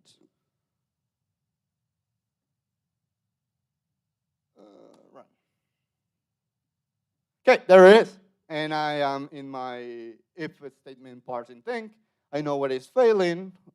Next. Consume, blah, blah, blah, blah, blah, blah. This is okay. So this is where it's failing. I'm going to jump in directly. And look at this condition. B8 unlikely, next, different than the expected token, blah, blah, blah. Oh, shit. Okay. And look, this is the function that is calling, report unexpected token next. What is the next token? The left parenthesis. Sorry, the right parenthesis. There we go. So and then I just continue and I get the error that I'm waiting for. That's pretty much the first phase of B8 running my code. Does that make sense? Okay, that's good. This is really boring, actually. I don't know how you're not asleep.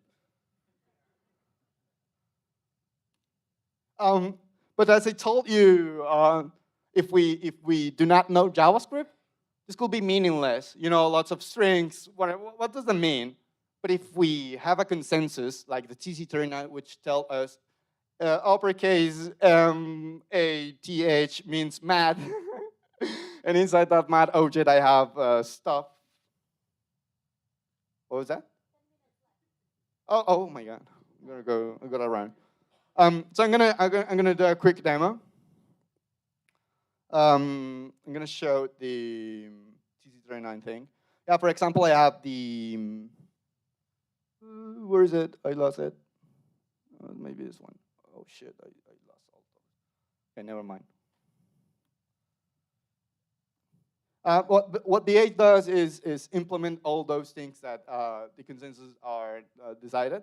For example, we are seeing the specification of Boolean prototype value of, and this is basically how B8 implements all the TC39 decisions, whatever thing. This is something called Torquay. Torquay is a TypeScript-like thing that you can write to implement any new feature, whatever, in B8. But you can do it with C++ as well. For example, this is object prototype.proto, and you can see what it's exactly doing, right? But I have something real special, because you know how I am.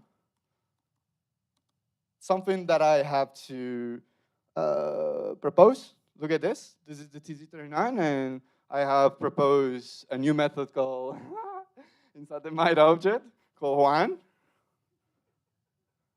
And I made it myself. There we go.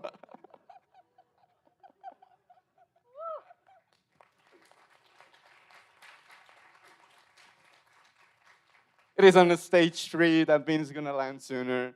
So please up both if you want to see this on your runtime. The thing is, with all this information, anyone in this room could become a TZ39 champion or implementer, right?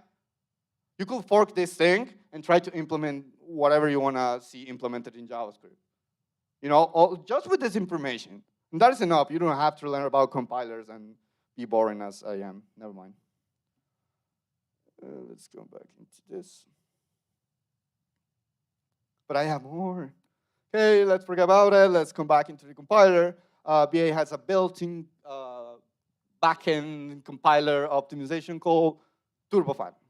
I made that horrible draw. The logo is actually more cute than that.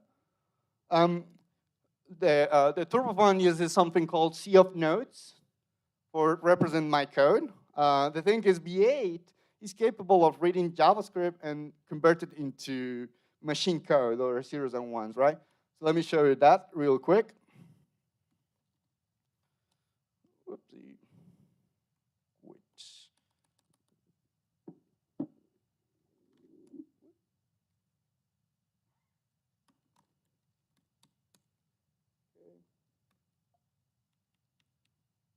Okay, let me show you the code first. I'm gonna run this code called turbo.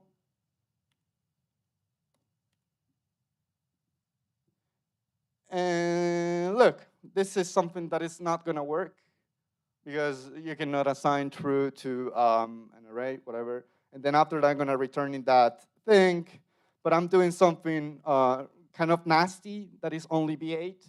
It's called prefer function for optimization and next call, blah, blah, blah. What I'm doing here is telling BA to optimize that function. This is for development purposes only, right? You have to send this flag. It is also compatible with Node in order to debug how B8 is behaving or enforce some behaviors at runtime. So let me first run this with Node.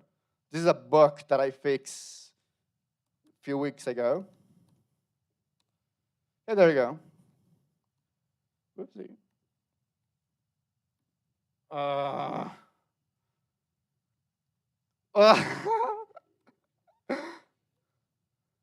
The first error is what I'm looking for, right? Like Boolean true is not iterable, blah, blah, blah. But look at the second one. Undefined is not a function. What the hell is going on? That means there's something really wrong in the compiler, right? But if you use the latest version of V8, which includes my fix, and as you can see, the error is the expected one.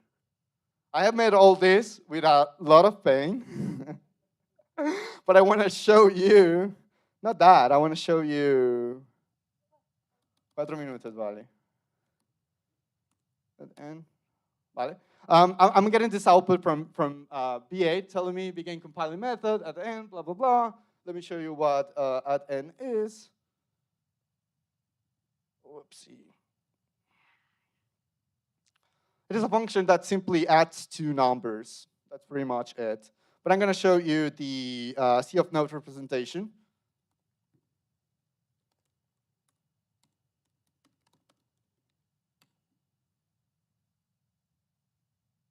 Okay, this is a tool that comes in E8.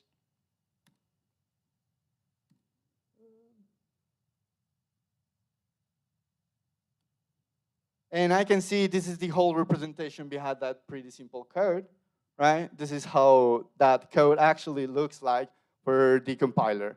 But you can see something here. Let me zoom in really fast, really quickly. I have something called a speculative number add.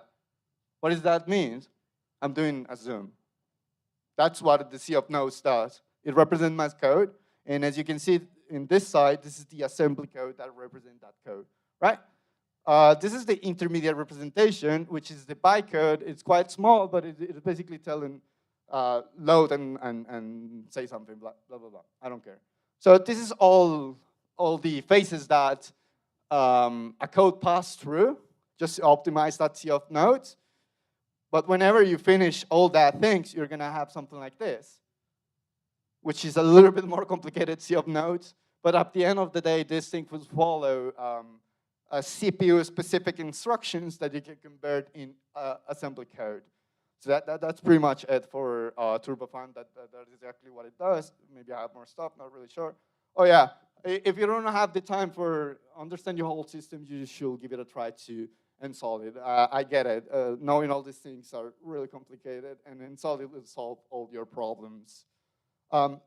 That's me again. That's my Twitter. That's my website. I love you. You may remember that. And do we have any question, concern, anything? First of all, let's clap your hands to Juan, please. Great. Thank you. Muito obrigado. Anyone else? Anyone have questions?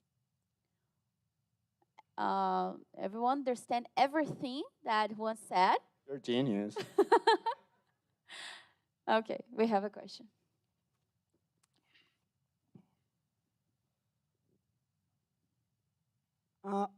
What would you say that was the hardest thing for you to work like at Node source, like working with C++, or how hard was that, and which was the hardest challenge for you working in there? The truth is, I love software somehow. So I'm into different challenges all the time. But to be honest, that will depend on mostly on you, because whatever is maybe easy for you is not that easy for me, right? So you have to know what is your passion, what do you like, whatever. I'm kind of passionate about compilers, so this is a lot of pain for me, but I just try to get into it. So you can do the same thing with your project. I don't know if you like React or not, but you can do the same thing. Attach a debugger and see how render works, when a re-render is triggered, whatever. You can just experiment with the tools that you like. That's pretty much it. Maybe you're gonna find your passion there and contribute to the open source, by the way, which is fantastic. And that's how you get in jobs such as node source. You're welcome. Thanks for the question. Go for it. How the cache code works? Code what? Code caching in the V8. Oh, yeah. Oh, that's a tough question. What it does is during that optimization code, you store, they call that the shape. Whenever I call a function, I kind of try to, let me show you that one real quick. There's an optimization phase called typer phase. And with typer phase, I'm going to see things like a speculative number add now has a type tied to it, right? So that means I'm going to create a shape in memory associated with that code. So I'm going to store that reference.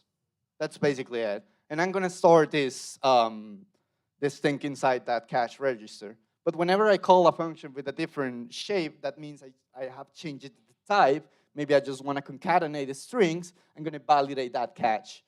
So once I reach the compiler, my code will be cached, unless I change the shape of that code. That's how it works, almost. You're welcome. Hi. Hey, nice to meet you, Harry. How are you? Nice to meet you. I'm good. My question is about two things. One is how the V8 treat the IR on that process, and have some plans to make some pattern about the JavaScript process of compilation, some pattern to go to another kind of infrastructure, just like LLVM. As I told you, that will depend on the implementer. But for now, I haven't seen any efforts on. I mean, there's on the intermediate representation, lots of things are already standardized, but maybe problems could get more complexity and get more, But honestly, on their compilers, there is not much to do. They are pretty much done, to be honest, in my opinion, and that's what I have seen. Hey, Hello. buddy. So I was building the V8, and Okay. it was completely crazy to build everything. And you got even further, right? So how would you do this without any docs? Because there's no public docs about what you're doing. Google, like, this is open source. Do what you want. But there's no instructions, there's not anything. Things are like for Googlers only. I guess there's someone from Google here. Sorry, but you know who you are. And you know what you do. What I do usually is just attach the debugger and print backtrace. With the backtrace, I get information of the files, lines, methods, all that kind of stuff. That's what I do. I just try to recreate a code and attach a debugger on top of it and see what is exactly happening. That's what I do. And I can read tests as well. Tests are telling me how things work. Whoa, that's incredible, man.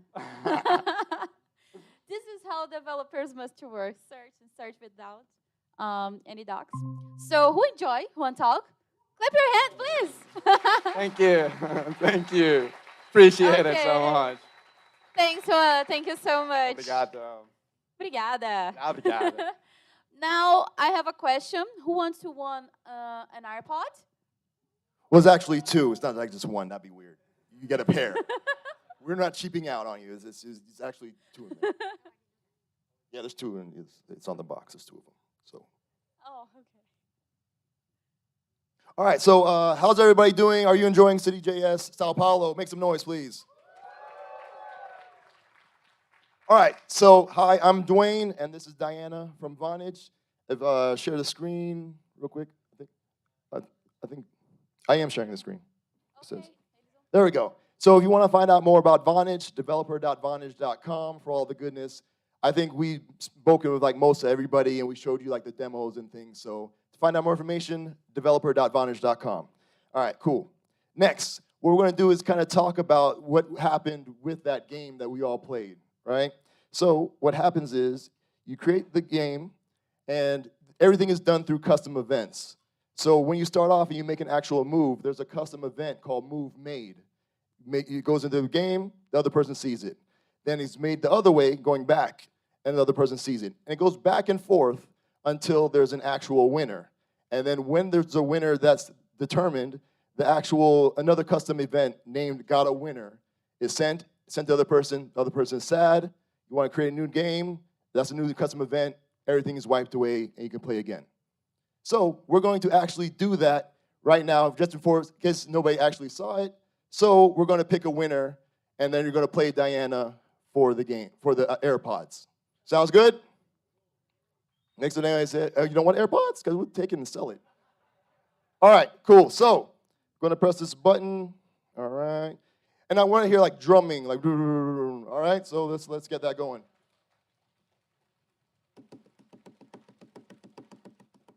Almost. Who is it? Iago. Is Iago here? Hey, come on down.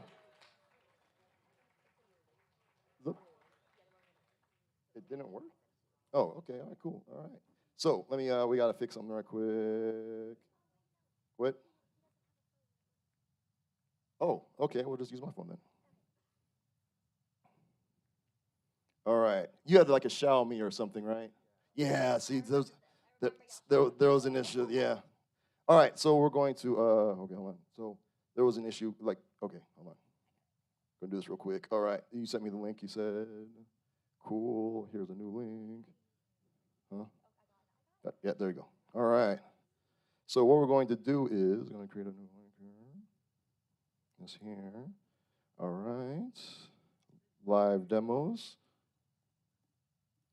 All right. Here we go. Cool. Is this logging in? You scanned it, right? Okay. All right, cool. Go ahead and place your name into here. Yeah, we forgot. Like it's weird. Certain like Android phones or whatever. So something from Xiaomi was not actually working. You can get on the stage here. So we're gonna actually see them play. So, Iago, it's your turn. All right, Vonage. He's cheating. All right.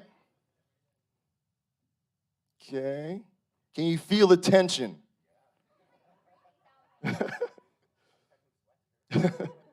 All right. Iago, it's your turn.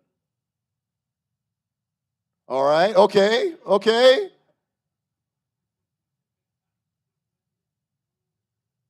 You know you're supposed to let him win, right? Okay, cool. All right.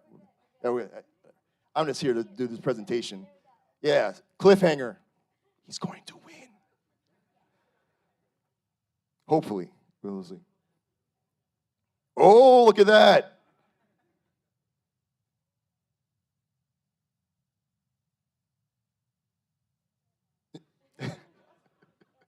AirPods.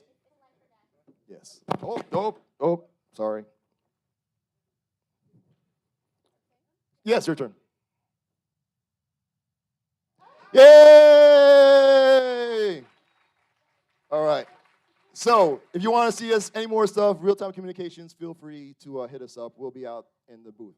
Thank you very much. Enjoy the rest of the CityJS conference. Yay! Hey everyone! Just an announcement. Someone told me that you didn't eat enough, so the coffee break from earlier, we have more. So we're gonna took 15, 15 minutes of break, okay? Yeah, you must understand. And after that, no, please stay, please stay. After that, we have 3 amazing speakers talking about Node.js advanced Node.js. I'm sorry, I'm tired. And please, let's go to take a break and go back after 15 minutes, like for 15, and that's it. 15 minutes, okay?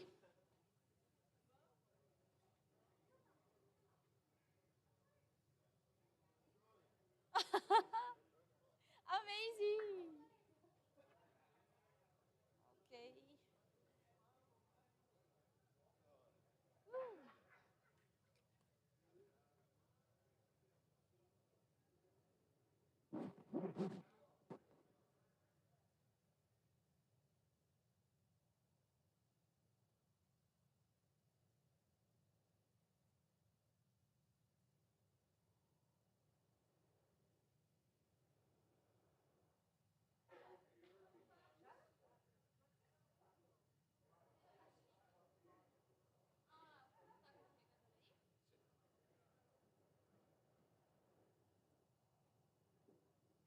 Tem uma.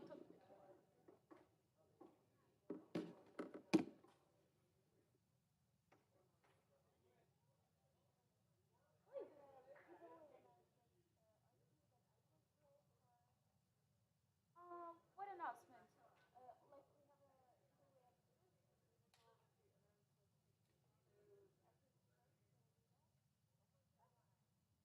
Okay, have some screen that you want to share, some art, something like that, or just we can plug in a laptop and do like the real time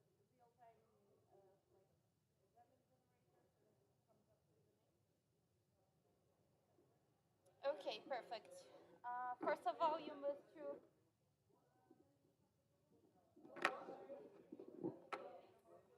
I don't know if I around at the group.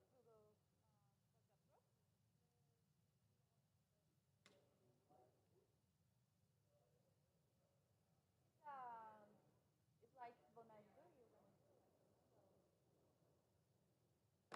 Yeah, random generate. Okay. Like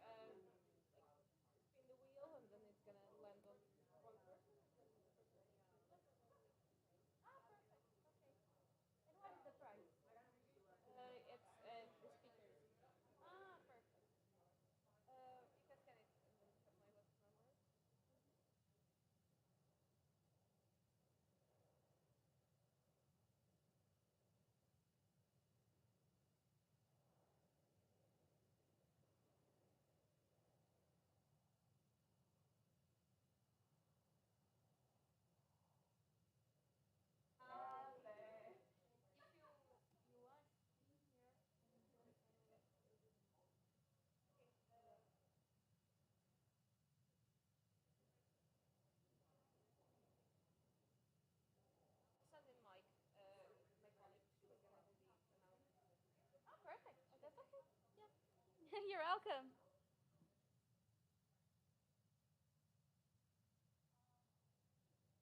Eu nem tive tempo de parabenizar. Obrigada pelo apoio. Sua oratória é muito boa. Tremi um pouco, mas deu pra entender, Não deu né? pra parecer que não teve nenhum tremelique. Sério, amiga? Sim, você mandou muito bem. Obrigada. Muito bem. É aquilo, né? A lei do esforço não falha, né? Você estudou pra isso. Nossa, foi muito feliz com o legal. resultado. Foi muito legal. A gente sabe como é difícil. Não é fácil ter acesso à internet. Bem feliz. Tirei algumas fotinhas, todo mundo tirou várias. Tirou, Aí depois né? você compartilha. Quero ver a sua. Ah. Eu fiquei tão paradinha ali no canto, né? Eu podia ter tirado o microfone. Agora eu pensei nisso. Eu poderia ter tirado o microfone, andado mais. Mas ah, você conseguiu tirar mais.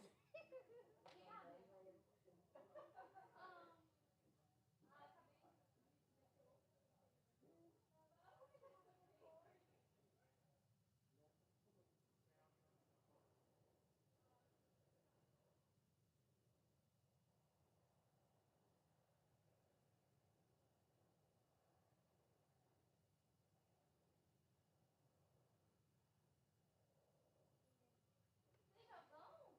Não, a gente vai comer, a gente já tá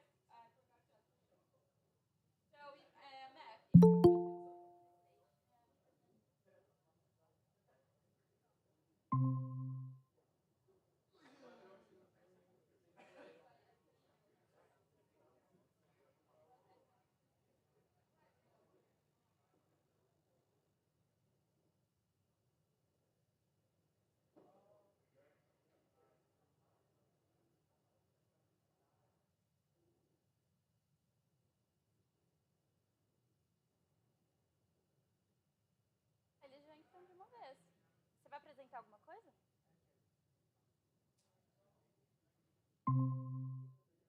Vai ser agora?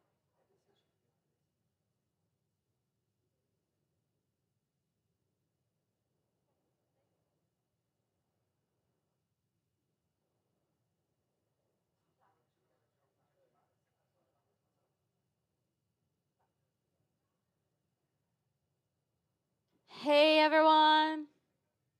So, I'm gonna pass my microphone to Mike from Infobyte. So, do you need me to share for the screen there as well? Yeah, you already shared? Shared. Oh, cool. We are good. Yeah. That should be fine. As long as nobody kicks this down, we're good. Okay. Afternoon, everybody. How are we doing? Come on. It's been a full day, but there's still more to go. Show me some energy. That's it. Who needs caffeine when you've got tech? So, if you haven't noticed, we've been in the corner. I am Mike. I'm in from Infobit. We're a communications platform, like most of the other sponsors here. So, if you need to send a message, you can send one through us. And I am here to present a prize. Quite a lot of entrants, so I'm going to press this button, and the winner's name will magically appear. At which point, you are awkwardly going to have to come up on stage and collect the prize, which is a chonking great speaker. Somebody should have warned me that electronics in Brazil are really expensive. So let's run this thing, see who we're going to get. And the winner is Milton Camara. Milton. Milton.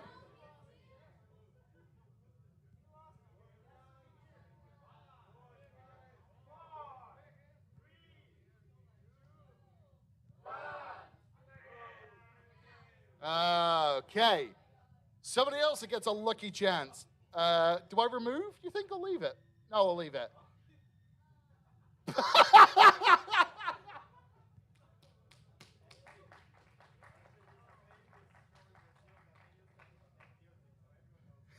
All right, let's roll it again. Raphael? Way! And because of social media, I am required to get a photo with you in this.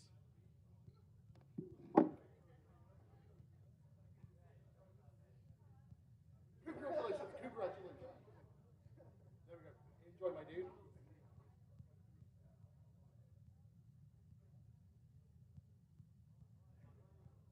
I can't hold this out! Cheers, dude. Have a good. Thank you very much. Good night.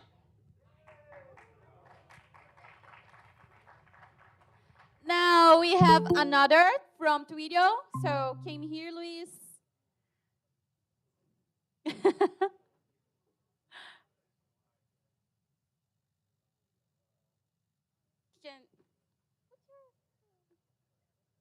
Okay.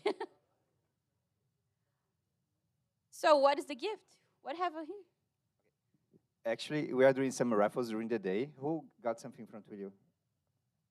Yes. Okay. So I have more over there. So the idea is you need to send a WhatsApp message, of course, to a number that I will show.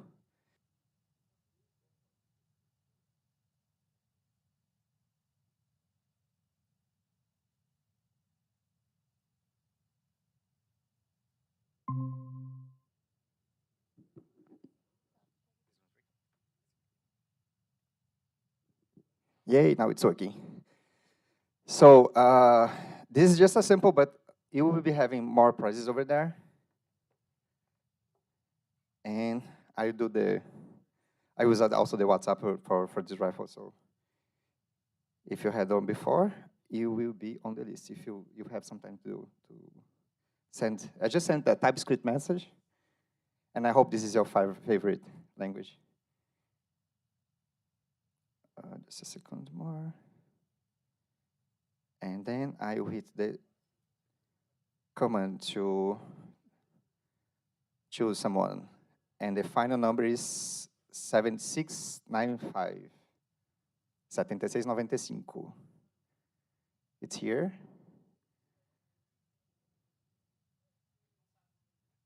You receive a WhatsApp message telling you, like, you won now. No? Okay, I will get someone else. If you're watching this live, sorry, you won't be able to get here.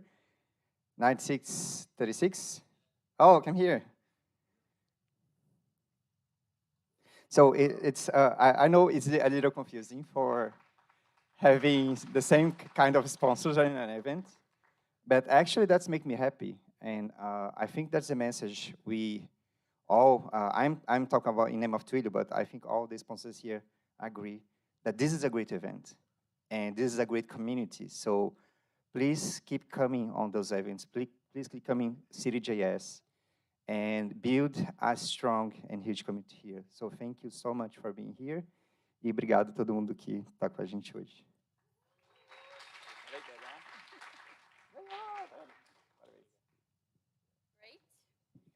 Yeah. So let's go back to the speakers.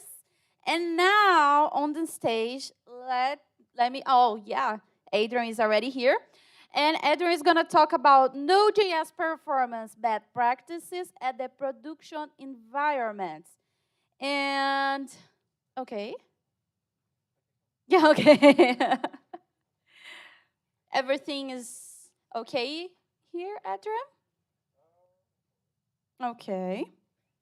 So I don't know if you know, but Adrian has some accomplishments, like he's a Node.js core collaborator, developer of official Node.js certifications with OpenJS Foundation, co-organizer of Medellin.js, co-organizer of JS Colombia, and NodeConf Colombia. So he's huge amazing. Let's clap your hands again, please.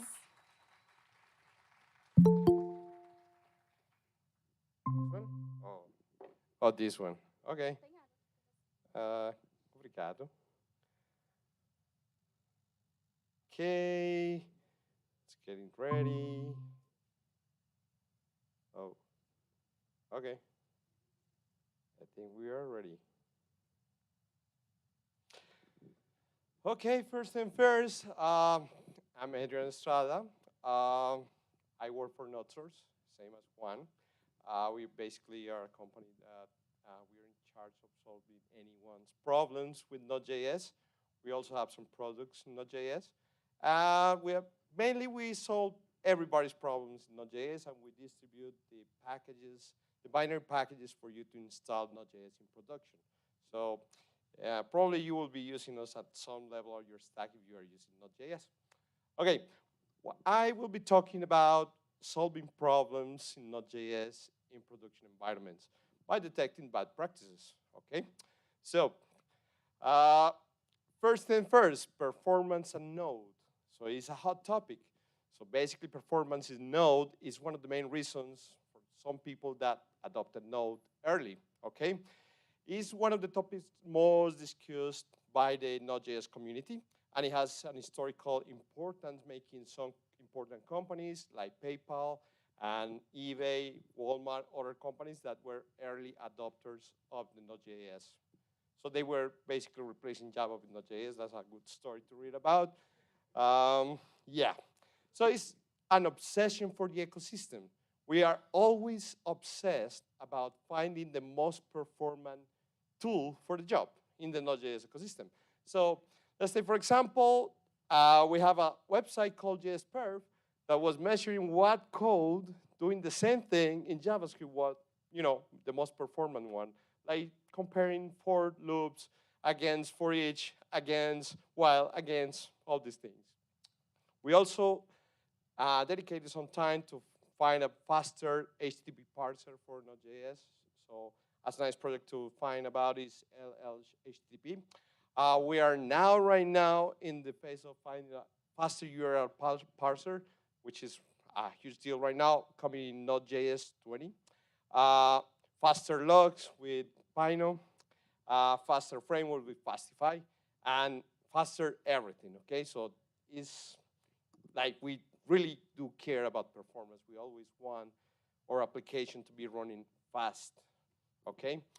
So we usually do a lot of work in the development phase, right? We usually work harder to implement our programs to be fast enough, okay? We pick the most performant modules for the job. Basically, it's kind of like Matteo Colina creates. So if you want to be performant, follow Matteo. We are always caring about not blocking the even loop. That's the most important thing, as previous speaker were explaining about that. We also solve the asynchronous puzzles that we have, especially dealing with promises and callbacks health that you can find in your application. And we do load testing. I hope you do load testing. This will be very important. We are going to highlight the importance of load testing in this talk. So the problem is that we do all these things in development. So in development, we are always making the big effort for performance. But what about production? So we basically think that when we finish the application and we are going to put it in production, it will be performant enough. It's someone else's problems like infrastructure problems, right? And that's an error. So we trust our DevOps, but they are not developers. They don't understand Node, and they will basically make some mistakes. They will make some mistakes for sure. So Node.js in production. First thing is, what is production? Okay, production is an idea, right? Because production for a startup will be totally different than production for a big company with multiple cloud providers and different technologies in the stack. So it depends on the application needs, the deployment size, the demand, the company size too, the infrastructure architecture, and infrastructure providers. So that's something to have in mind. So production is very diverse, right? It could be a single Node.js process running in a DigitalOcean virtual machine, or it could be a big deployment of Kubernetes happening in multiple cloud providers with multiple zones. Yeah, so there is no one size fits all in production. So you always need to follow your own process there, okay? So having said that, how do I basically find a process for me to detect issues in production? So the first thing is have a staging environment, okay? But before going there, this is a big warning that I want you to take care about, right? Always, always, always avoid to apply any advice, anything, any change to your code or your application because someone on the internet says that this is better. So please, please, please always verify that is the best thing for you and your application, okay? So do your own research. So development versus production. The first step is basically to have an environment where I can mimic production. So I want an environment that is as close as possible as the environment where I have my application running for the public, okay? Sometimes it's really, really hard to accomplish, but as much as you make the effort, as much it will pay to solve the issues early, okay? So one thing to do at this environment is you need to compare settings and understand the impact of those settings in the environment. You need to analyze the use of the node emp environment variable because when you set that, many frameworks or modules that you use in your stack will behave differently, okay? So when you set node emp to production, there are some things that are changing in my application. We also need to identify the external infrastructure components that comes into play, okay? Okay, so what activities we need to do in order to start diagnosing issues in production in the staging environment? So we need to do first thing, load test your code.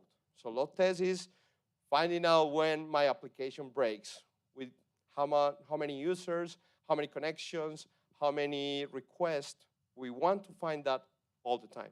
I mean, for the case of basically web applications in Node.js, right? We need to always also benchmark application configurations, and we also need to benchmark the infrastructure. I'm going to highlight the importance of these 3 steps. So the first thing is, please learn how to load test, okay? So to load test, you can use some tools like the ones I'm suggesting here. The first 2 are very complicated frameworks to do load testing, but sometimes you need such a tool. And the last one is a module that you can install that's very famous, called AutoCannon, that we use to do a basic, really basic benchmarking, okay? So after finding a tool for doing load testing, then we need to understand what is about benchmarking configurations. So every tool, every module that we use have different settings, okay? And some settings can actually impact in a bad or a good way our application. Let's take, for example, Pino. So Pino is one of the best logger for Node.js ecosystem. It's the most performant, but its performance depends on its configuration. Basically, when you are logging something to the standard output, it's a blocking process, okay? So Pino support transports at different configurations that can provide more performance to your application. So you need to be familiar with all the modules and the configuration of those that you are using in your stack. So first, read the documentation to understand how the settings will obviously impact your application. Then test those and do load testing with different configurations to find the sweet spot for your application, okay? Then we need to benchmark also the infrastructure components. What does that mean? So there are some examples. On the internet, there are some common knowledge that you can find.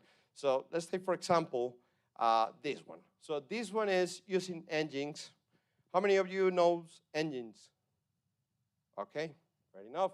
So engines is basically a proxy that we put on top of your Node applications, and it helps to distribute static assets, okay? I have some measures here. So if we use Fastify, which is the fastest framework in the Node.js ecosystem to serve a static file, in this case, a logo, we are going to be able to serve 417 requests, thousands requests in 60 seconds, okay? But if we do the same with engines, you see the number is 1,345,000. So yeah, in this case, what I'm showing is that the infrastructure and the way you structure your program will affect. In fact, I have a demo around that. So first thing first, let me explain a little bit of the code. Where is the code? Oh, the code just closed, okay. Okay, I'm gonna need this. Okay, stay there. Let's do this.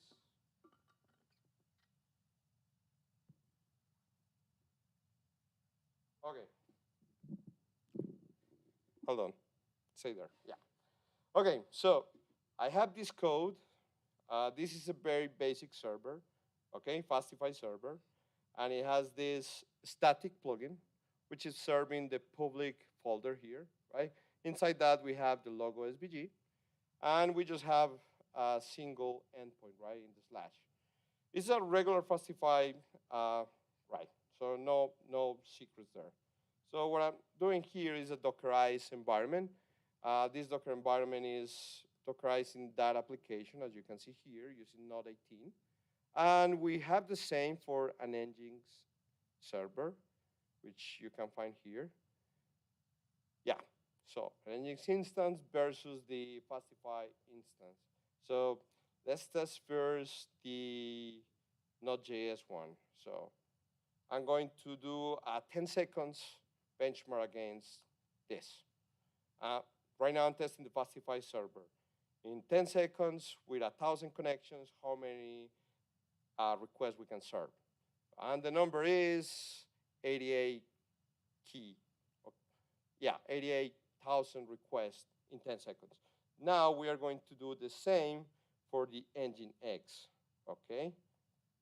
So, yeah, 10 seconds, same amount of connections. Let's see how many requests we can serve. And the number is, yeah, is more than double, right? That means Node.js is not really good for serving static assets. It's not a secret, right? It's very well documented on the internet.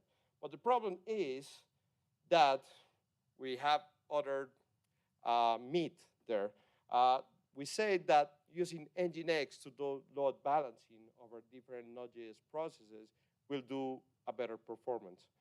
But that's not true. So here is the same exercise. So we have this code here. Yeah, so I have this server, which is a cluster, using Fastify. Oh, I'm in the wrong folder. Hold on. Server cluster, yeah. So this is a cluster. We are using the Node.js cluster module, and we are creating 4 different forks of the process to do a single HTTP call at the slash with a hello world, a REST API, right? And we are creating basically 4, okay? Then we have the same configuration in the Docker Compose. We have a single server, which is this one, serving that specific endpoint, same endpoint, same situation. So in this Docker Composer, we are creating 5 servers. So 4 of the regular Node.js process, and then an Nginx one balancing the load there, here. And we have the server cluster, which is the one doing the clustering. So let's execute that. Okay. Yeah, let's stop for Docker. Let's stop all the Docker instances we have. Okay. Okay. No, not that one. Oh, not that one. Okay. Oh, hold on. Yeah, this needs a sudo. I'm sorry. Yeah. Okay, so same situation. We're going to test the slash path in the 3000, which is, well, actually, I'm going to test first. Okay, yeah, if you need a zoom, please let me know. Is it better now? A little bit more, okay. What about now? Okay, so just the slash in the 5000, which is the Nginx approach, right? So an Nginx load balancing for 4 processes, okay? So still 10 seconds with 1,000 connections. Let's see. And the number is 87 requests, 87,000 requests. And now we are going to do the same for the cluster version, same application. 10 seconds again with 1,000 connections, just a single server with clustering 4 forks. And as you can see, the number is a lot, right? I mean, we are comparing 87,000 to 315,000. So what is more performant? Basically, the cluster, right? But the internet will tell you that Nginx will do that way better. So that's what I'm talking about when I said we need to benchmark the infrastructure components and the way we serve the application in production, because a single configuration, a single different thing on the stack could make the difference there. So, yeah. Okay, so my favorite part. So this will be a little bit polemic, but I have to show you the truth. So watching Node.js application performance in production environments. Okay, so when an application is in production, we need to observe the performance in real time. Why? Because the behavior of a production environment is unique and is different for the things we tested in the staging and development. Why? Because the traffic and what the real users are doing is mostly different than what we did when we were creating the app. So for that, we usually use an APM, okay? How many of you knows what an APM is? Okay. So an APM, according to Wikipedia, is an application performance management, is the monitoring and management and performance availability software application. APM tries to detect, diagnose complex application performance problems to maintain an expected level of service. APM is the translation of IT metrics into business meaning. Okay, well, basically, it's an application that is watching the metrics of my application in production. So it's a third-party application like New Relic, like Datadog, like Dynatrace, like all these things, okay? Well, here's the awkward truth, okay? There is a Latin expression, quis custodiet ipso custodes, which translates to who watch the watchers. So who is checking these applications out? This application is checking my application, but no one else is checking what this application is doing to my application. So it's really uncomfortable to learn that the services we use to monitor the performance of our own application in production are actually damaging the performance of our application. So that is a truth that no one is telling. I mean, none of these companies are telling you that by installing their application, we are screwing our own performance that we are really, we work really hard to gain in the development stage. So in order to understand how bad the performance is, so we created a benchmark. So we benchmark the APMs, okay? So here's a result of doing the same autocount that I was displaying a few seconds ago with an application which, simple application. So here's the thing. We are running 60 seconds on request for a Hello World application with Fastify, okay? So I'm going to explain the graphic for you. So this is a metric called the request P50, which is basically how many requests can I receive in that amount of time, right?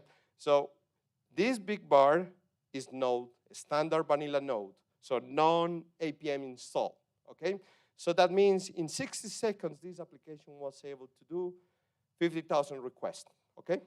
In the same machine, isolated environment. So we are serially testing that. So a solution we provide called Solid, it's able to do more than 35,000 requests. So we are already losing I would say almost 10,000 requests, okay? By using the solution that NotSource provide. But here is where it goes more disturbing. So we have in solid tracing, which is our solution with some tracing enabled. But we have open telemetry, which is the open source observability that is being promoted these days.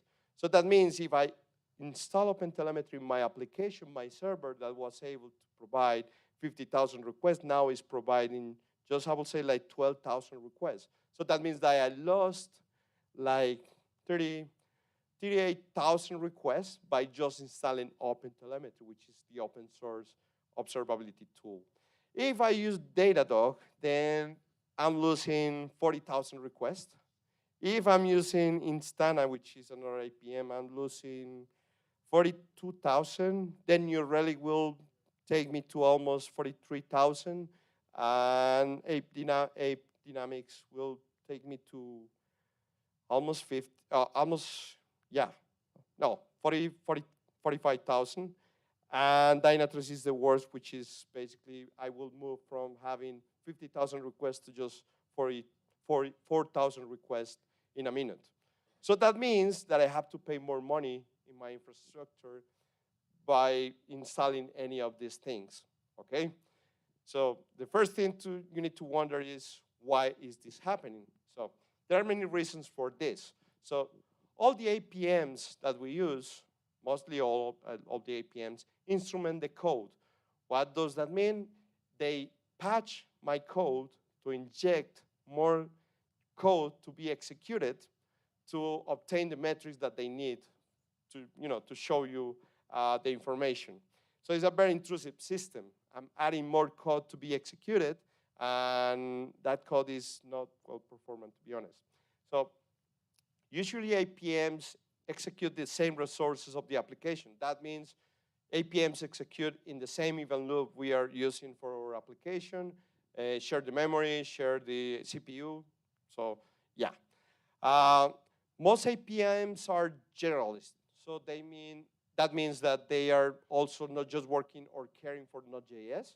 They are also caring for Python applications. They are caring for also for Java, C Sharp, and any other languages. So they need to do a one-size-fits-all solution. So they are not specialized. And the other thing is Node.js does not have performance mechanism to extract the data. So basically, it's not entirely their fault. It's because how Node.js is structured that they have to face that problem, okay? Okay, so I did a full article explaining this, why this was happening. So I'm going to show you a preview of the article, but in the article I basically highlight the benchmark, which is a public benchmark that you can check in benchmark.nodsource.com, where you can see all the different applications and multiple test suites and understand the results.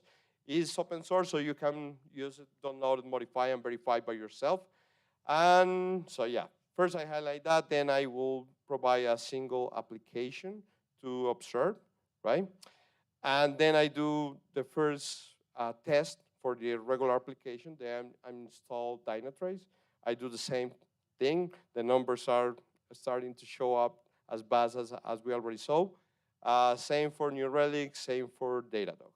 So then I use trace events, which is a mechanism inside the Node.js core to identify the operations that are being executed. So it looks like this, but basically I do an analysis. Everything here in this table, it is an operation that my application is executing. So this is the standard Node stats, right? When I use Solid, which was the most performant APM, I see that the one highlighted in yellow are different. So that means we are doing more in that application. Then we have Dynatrace, which is really bad. And then we have Datadog, which basically add a lot of more stuff to my thing. So to visually analyze this, there is a flame graph, which is basically a graphic representation of all the operations that my application is doing at the CPU level. And as you can see, this is the default node. And in Solid looks the same. So basically, in theory, in Solid is not executing anything there. But here is, for example, Dynatrace. All the yellow parts were added by Dynatrace. So that means my CPU is executing more stuff that doesn't belong to my application. And it's not trivial. As you can see, there are many blue blocks in that graphic. Same for, this is Datadog, I think. So as you can see, yeah. So it is really bad. So let's go back here. If you want to learn the blog post, yeah, it's public in the Node source blog post and blog. So what we should do about this? So first thing is we need to learn about the configuration of the APNs that we are using. Because what usually we do is we just install that, configure that, and we stop caring about that. So we are damaging our own performance that way. We need to disable some features that maybe we don't need. We don't need to observe that much. Sometimes, I will say 90% of the time my application is behaving as expected, right? We just need observability when something is happening. So we need like a minimum alert layer and not do tracing all the time and many other features that the APM includes to damage the performance. Change the way we monitor our application. So basic monitoring will be able to tell us if something is wrong or not. So you can do that. Well, you can demand changes to your provider to give you, visibility over the issue. Or you can use a most performant APM, okay? So in summary, what should I do in order to test and find out about performance issues in production environments? We need to load test the code. That is really, really important. Always do that. Benchmark the application's configuration, right? We need to find out what is the right settings for us. We need to benchmark also the infrastructure components involved in serving our application. And finally, we need to learn about the real cost of monitoring, because if you ask me, that is the biggest deal that we are losing performance with in production environments. And yeah, so that's it. Thanks for listening. If you have any questions, you can find me on Twitter. Yeah. Great. Thank you so much, Adriel. Anyone have questions to Adriel? Okay.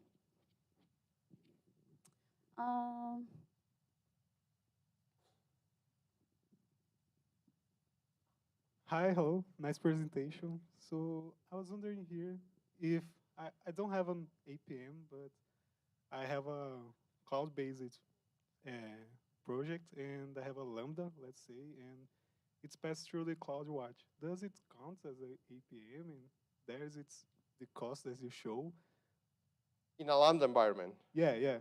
Well, you don't have any APM right now. Yeah, no Datadog or something like that. So you are not observing anything of your application? Let's say I have CloudWatch to watch it. I don't know if Well, it counts. Lambda environments are really special environments. You need to be aware of that, because the runtime that you are using is a shared resource with many other applications. So probably you are not losing performance per se, but you are not getting good performance because the architecture of Lambda has. But still, some observability will be nice to have, because there could be some issues in our environment. If you set some minimal observability tool, you can extract some metrics from what you can detect when there is a trouble there, when there is a problem that you can solve. Because sometimes I do have performance problems, like, a memory leak. So suddenly my application starts growing in memory and then crash out because memory is out, right? Or I could have the even loop being blocked, like, in a Lambda environment that will be like, I'm timing out, right? The execution started and suddenly, Lambda didn't finish because they have a limit, a time limit. So that's basically something that is stuck in your application. You need tooling for detecting that too. So it's important. Yeah, thank you. And I have another question. Good afternoon. Regarding, for example, you showed the chart, and in that chart we had, like, in the 3 first columns, we had the Node.js, let's say, APMs, right, or not? Yeah. So here's the thing, and obviously I'm biased because I work for NodeSource, but the data is true. Okay. So this column here is in Solid, which is a solution that we do in NodeSource. So what is in Solid? In Solid is a runtime. Basically, it's a clone of Node. So we basically have the same code of Node. So it's 100% compatible. And we inject another layer to extract the observability, not at the even loop, but plug in an agent inside the core. So our monitoring tool doesn't share resources per se with your application, okay? So it's another way to extract data for observability. So that's why NSolid performs almost the same as the full node, okay? Okay. And regarding, for example, if you compare these 3 first columns with the other tools that we have in the market, could you say that they're like kind of equivalent, or they lose in kind of how they treat the data? Well, it depends. I mean, all solutions here cover the basics. Okay, so in all these, you can get metrics, tracing, which are like the pillars for observability, and logs, right? So any of these solutions here after Node cover all these 3 things, okay? So, but obviously every product is different. Some products are more, heavy to provide other information that could help you to solve a problem. Others provide different capabilities. So, but the baseline is the same. So in the baseline, all the things that we are comparing now basically cover what I just mentioned, All right, thank you so much.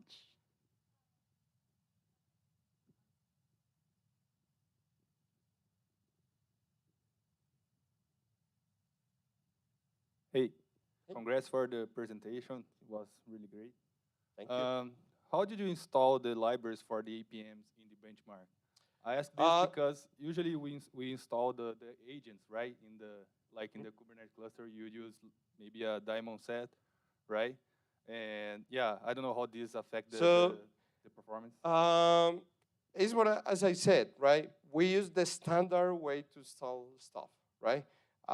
We use the standard way to install the APM agent in a regular Node.js application.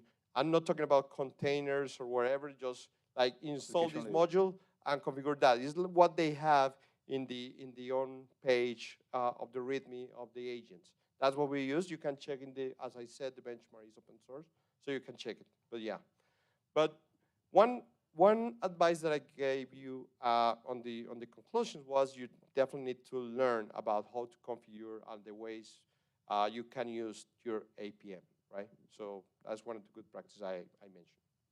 Thank you. That's it. Thanks so much, Adrian. Woo! Thank you. Yay. Now, on the stage, Rafael, where are you? Thanks. So, I don't know if you know, guys, but Rafael is a staff engineer at Near4 and a Node.js runtime contributor as technical steering committee member. So, very important. And Rafael is going to talk with us about 5 ways you could have hacked Node.js. Huge. Everything's okay? Just share your screen. Oh, yeah. Great.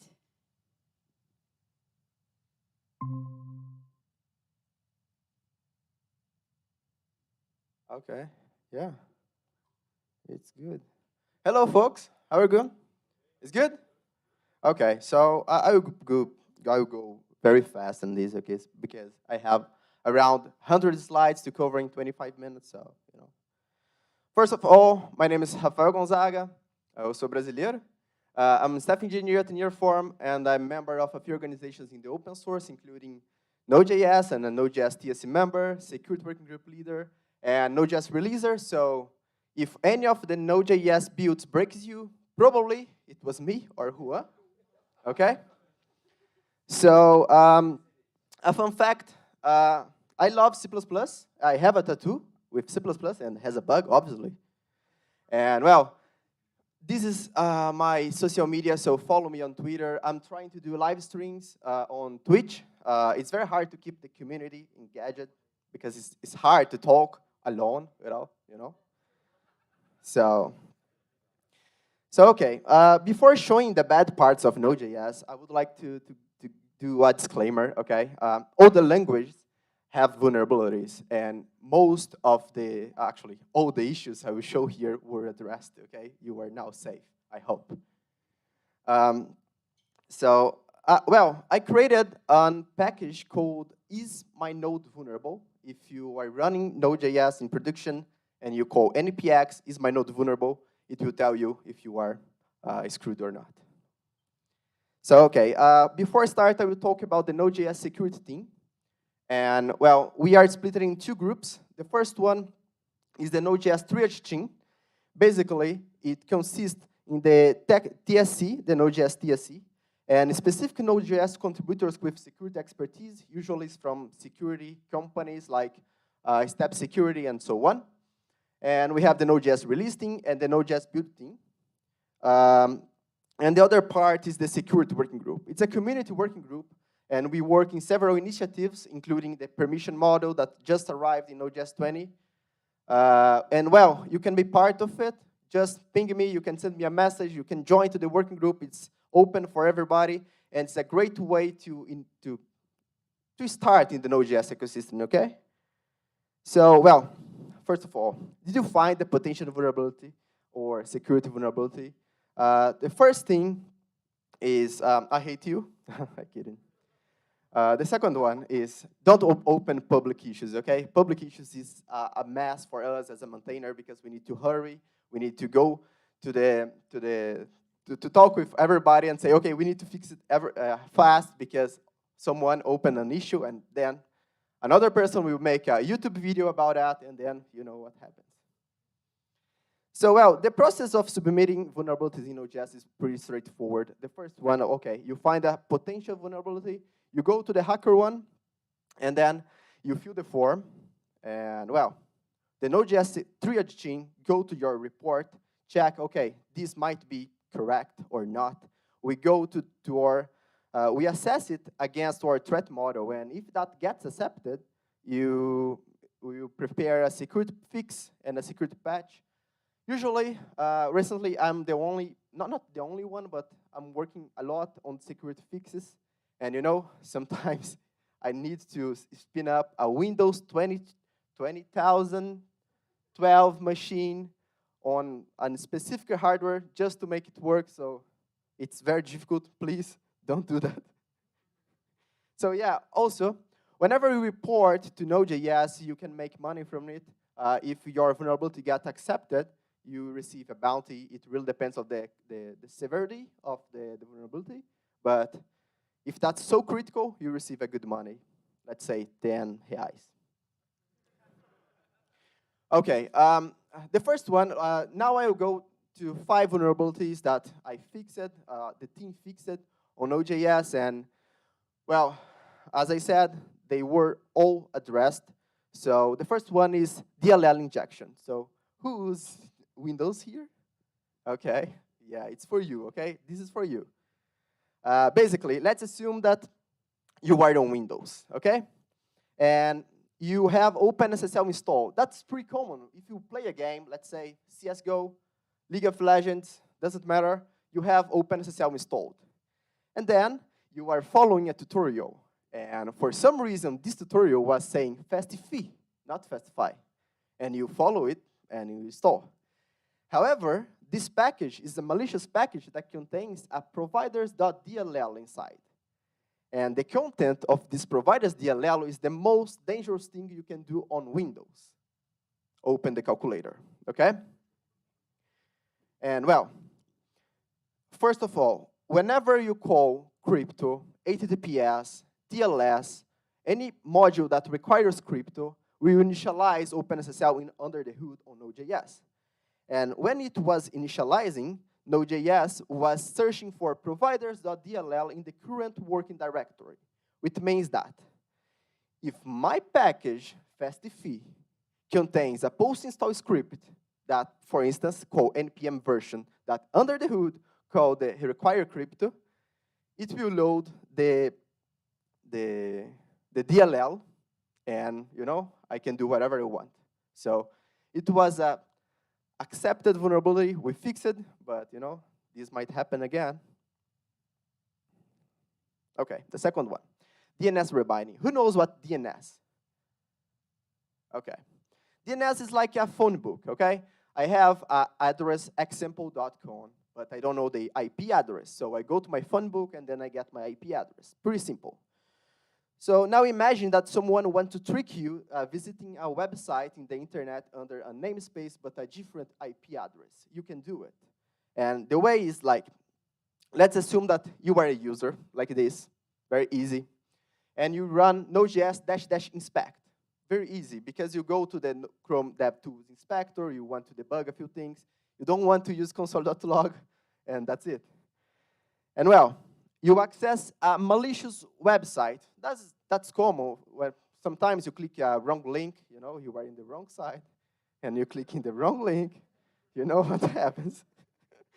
And then this website redirects you to 10.0.2.555 in the port 9229. This is an incorrect IP address, as you know. But Node.js was not considering it invalid, so it was proceeding and going to the browser. When it arrives in the browser, okay, say, I don't recognize it as IP address, so I will ask for the DNS, okay, give me the right IP address. And well, it's not fair to have a compromised DNS server. Let's say everybody, or not everybody, but most of the people connected in this Wi-Fi password here. That's open, right? Everybody here. then DNS is not TLS or SSL encrypted. It means that if I have my machine intercepting the DNS calls here, I can use a man-the-middle attack to say, okay, you want this IP address, I can redirect to you to whenever I want. Okay? So I recommend you turn off. Okay, this is very common. It's called man-the-middle attack. So if I do a man-the-middle on DNS, I can redirect it. And this specific report vulnerability was in the following path. Okay? Let me show. First of all, I want to explain briefly about time to leave.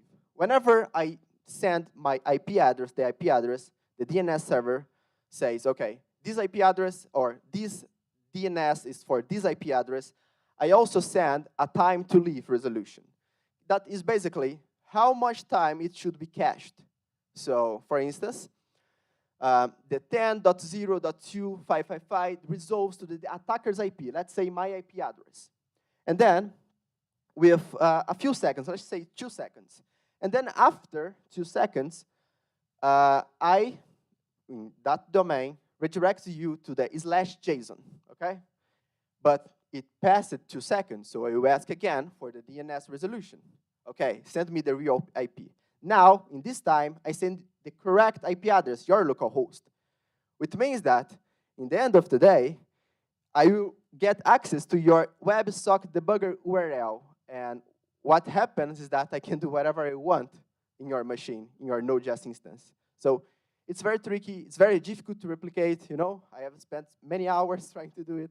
I had a lot of, how can I say, cobayas, but you know.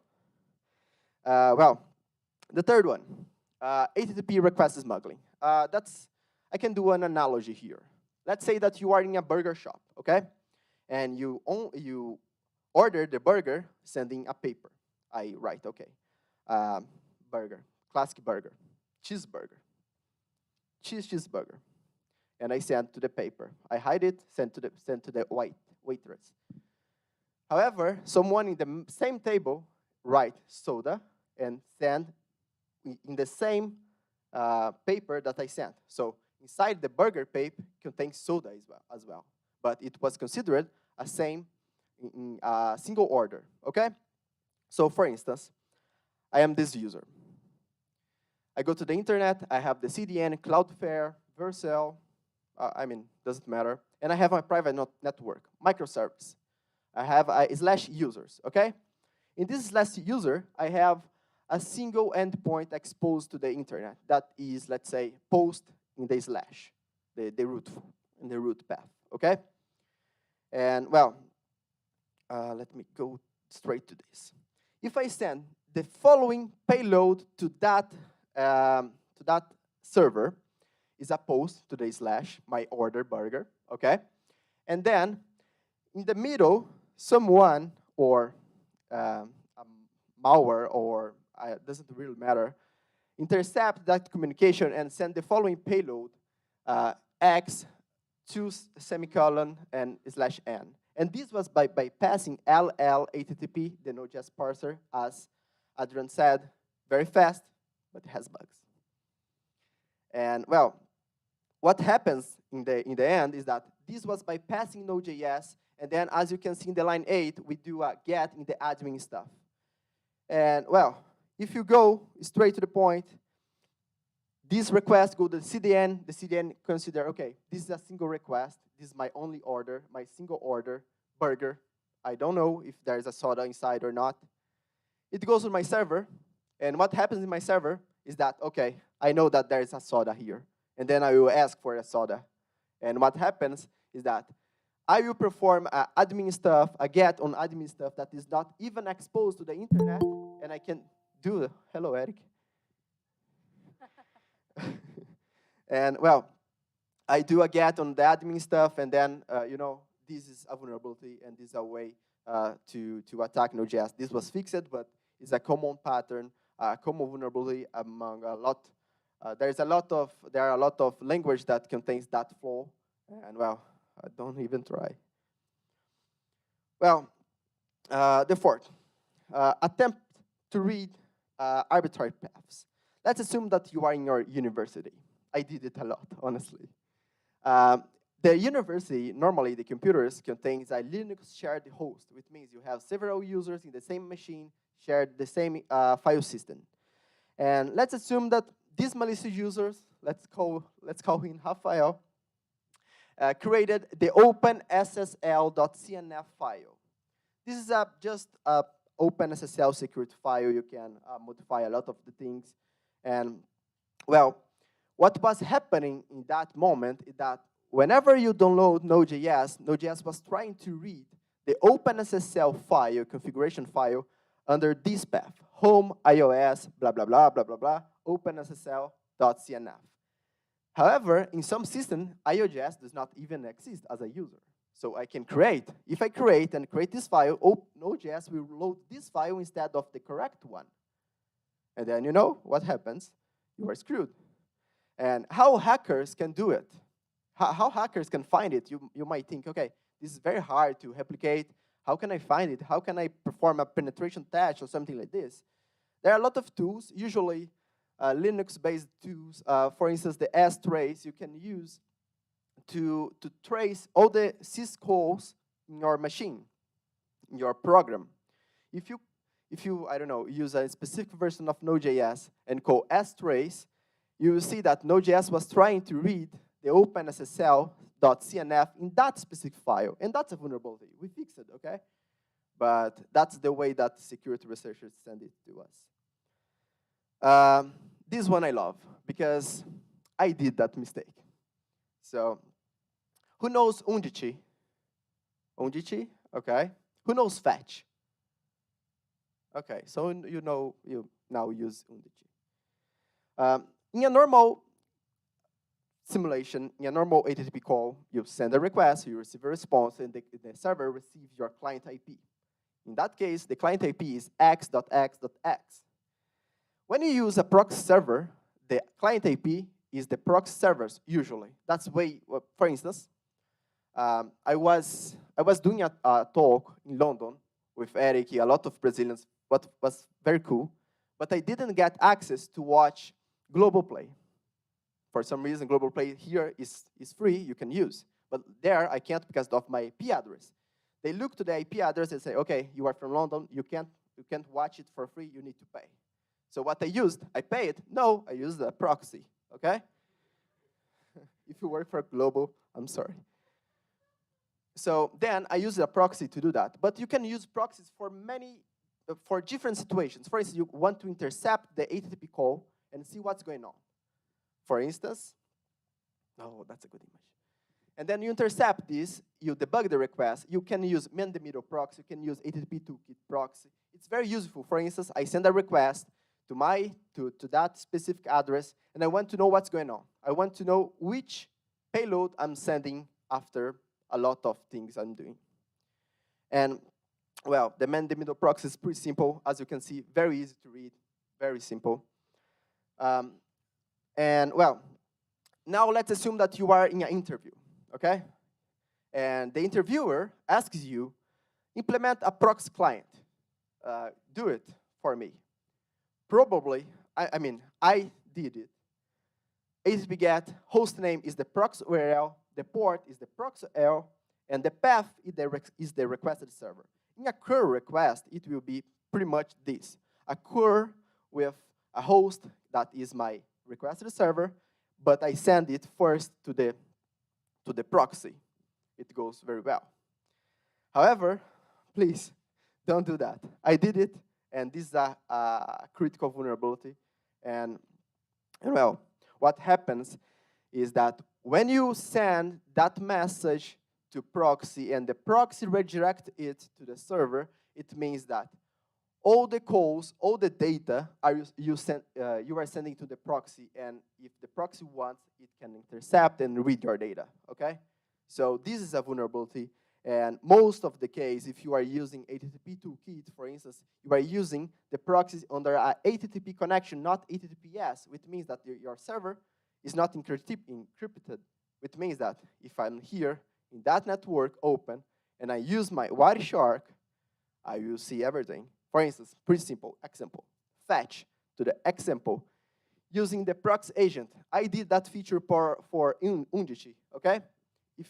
If you use it on Node.js 18.10 somehow, and I go to the Wireshark, I will be able to see my password here, that my user is Rafael GSS, and my password is my secure password. That is not secure nowadays.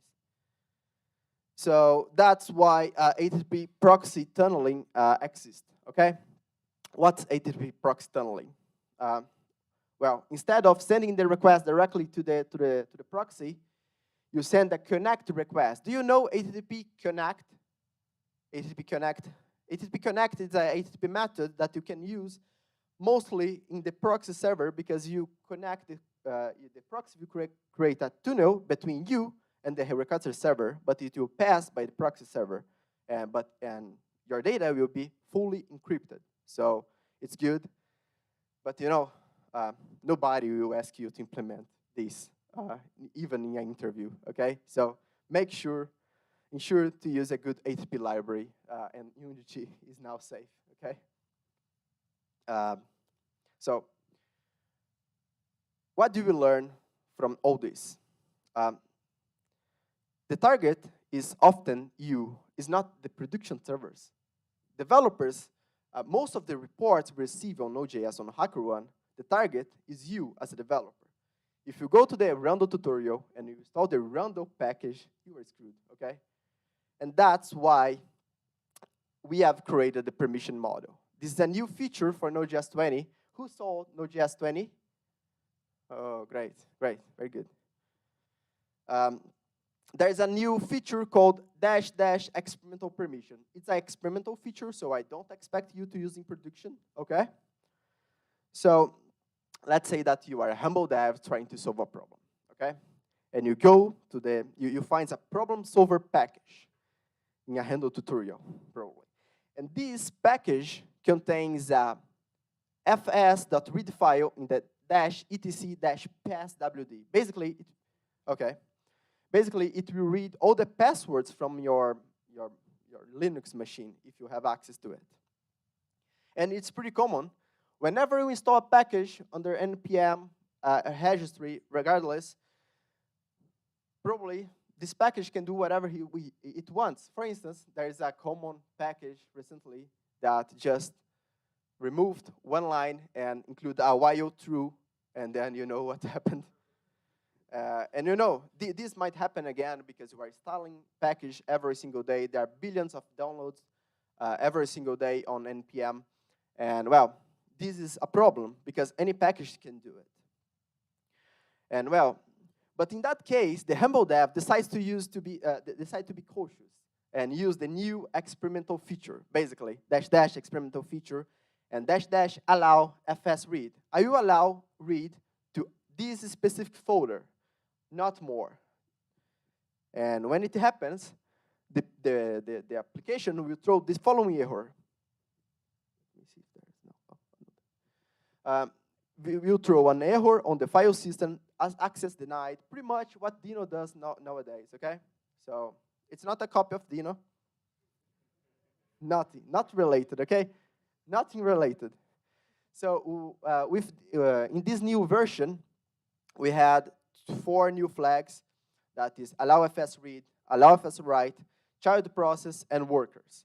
Net and environment are not supported so far, okay? Only file system and spawn process, workers, and add-ons as well. Well, unfortunately, I can say that deny do not exist. I had to remove for security concerns. It was a battle, actually, to implement these in Node.js. It was 8 months of work. If you look to the pull request, you will see 400 comments. So imagine addressing 400 comments. It's very difficult. But the permission, whenever you run Node.js with experimental permission, you get access to the following API, process.permission.has.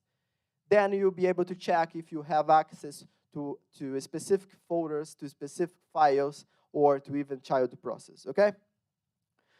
So guys, that's it. From just a a bit about Nearform. We are a professional services company. We are core contributors of Node.js. So if you have any questions about Nearform, wants to get help from Nearform, ping me. Regardless, send me a message on Twitter. You can do it. I will answer, I guess. I'm kidding. I will answer. And that's it. Thank you. Woo! Thank you so much. So, questions? We have questions. Everyone understand everything? Actually, I have a question, Rafael. Did you have a situation like the worst situation, including vulnerable of security, to tell to us, like something that you're learning a lot for?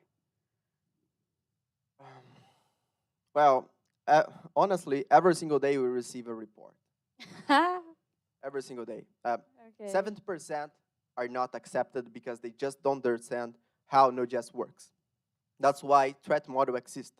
We have a document called threat model on the Node.js repository that you can check what is considered and what is not considered a vulnerability in Node.js. For instance, a while true is not a vulnerability. It's just the design of Node.js, okay? Yeah, great. Thank you so much, Rafael. Thank you so much. Let's clap your hands for Rafael, please. Hello. So I have something sad to say. Our conference is coming to end. Yeah. But our next speaker, who is? He's quite a beautiful boy. I can say that. He is a Google developer expert, Microsoft valuable professional, Node.js core contributor. He's a father of 4 beautiful pets, and he have the best wife ever. That it's me. So come on, baby. Yeah, let's clap your hands to Eric here. Woo! Oh. And I forgot to say the subject of the talk, of course. But Eric is going to talk about machine learning on browse, on web. So it's a very interesting talk. And everything's okay? You share your screen? Great. Why? You don't have the microphone. Is that one? Hello, my friends. Woohoo! I'm so glad to be here. Are you okay? That's not convincing at all. Are you okay? Nice. For you who's watching us, please ping something on the chat as well. We're gonna take a look at a lot of stuff. I think my screen just freeze for some reason. So today I'm gonna talk about a lot of experiments and a lot of cool stuff to empower you to start using machine learning, even if you don't know anything about math or even artificial intelligence or machine learning itself. I'm not sure. Let me see the entire screen. Oh, where is the keynote? Let me see. Nice. Okay, so I'm so glad to be part of this because there are so many talented person here and Brazilians, right? So we are making our names. So first of all, everything here is already online, so you can get all the resources, all the demonstrations after the talk, but please take as many pictures as you can. This helps us a lot with the work we've been doing. Oh boy. Ignore. Nice. This helps us a lot to keep doing all this job. Well, first of all, I'm not a machine learning engineer. I'm not a data scientist. Everything here is are just experiments, but I think you're gonna have a lot of ideas to start experiment with at your own home. Well, machine learning for devs. It's beautiful. We have a lot of demonstrations on the internet, and today I'm gonna show some of them. And all those links, all these demonstrations is there as well. I didn't bring like a live coding, but you're gonna enjoy as well. Okay? So from that example, we could even use masks. You could change your face and with just a few lines of code. And I'm going to show you just for web developers, we are using just APIs, right? So it's very nice. And like if you like rock and roll, you can put a very good mask there. Or even if you are like, it's like if you want to like feel beauty, you can implement by yourself. I mean, I enjoyed a lot creating all this stuff. Today, I'm gonna talk about a machine learning. It's so, oh my God. Badumts. Nice. So I'm gonna talk to you most of the point of the APIs, as I told you. I won't get like to math. I won't get into how it's working so behind the scenes so you can start using it right away. To do so, we're gonna use TensorFlow.js. Has anyone worked with TensorFlow.js before? Nice. For me, it's one of the best tools because it's written in C++, as most of the tools we saw today, but there are so many abstractions, and we can run and train machine learning algorithms from the browsers. So it's pretty interesting. But as I told you, everything here for us is like an API. So you import a module, you call its file or its instance, and then you can send your HTML elements to start handling it. I think it's a bit smaller because it's on the meat. But when we go there, we start handling as whenever API we have. We are just handling the results. So let's take a closer look on this. This is something similar that comes from this API. So I have my video. I have my video from my webcam. I sent to this API, and I got those results. So you can see the X and Y. Where are my fingers on the screen? For the first time, it's, oh my God, there's a lot of data here. It's hard to understand. But the docs from TensorFlow are nice. So you can see some diagrams there. So let's see if I want to get the number 2 there. So we have the number 2 there. We have the diagram. And then you can look at the array and check what is this and what's going on. So it's pretty straightforward to start working and actually making money because everything here is completely free. And even so, if you want to create games or if you want to dance using JavaScript, there are a bunch of demos that you can start using right away. The first thing I saw was like, come on, it's just APIs. I don't know anything about math. I actually know, I'm going to talk about some roles in machine learning later. But if you get someone from machine learning, you're going to see they're talking about a data, how the data is there, how the module is so accurate. But in the end, for us, it doesn't matter. I'm going to show you why. Well, also speaking about TensorFlow.js, if you go to their website, you're going to see a lot of demonstrations there that you can just clone the project, extend it, and start working right away. It's pretty nice and pretty interesting to get started. Just to give a brief context, I bought this book. I'm not making any money because of this, but this is a very nice book from Charlie Jarrett.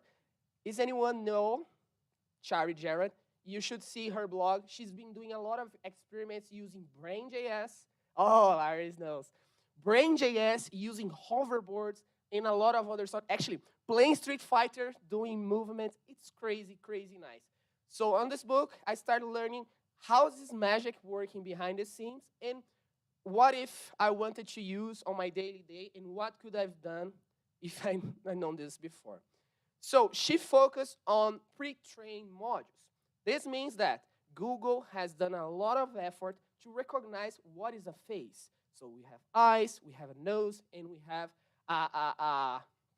your mouth and etc.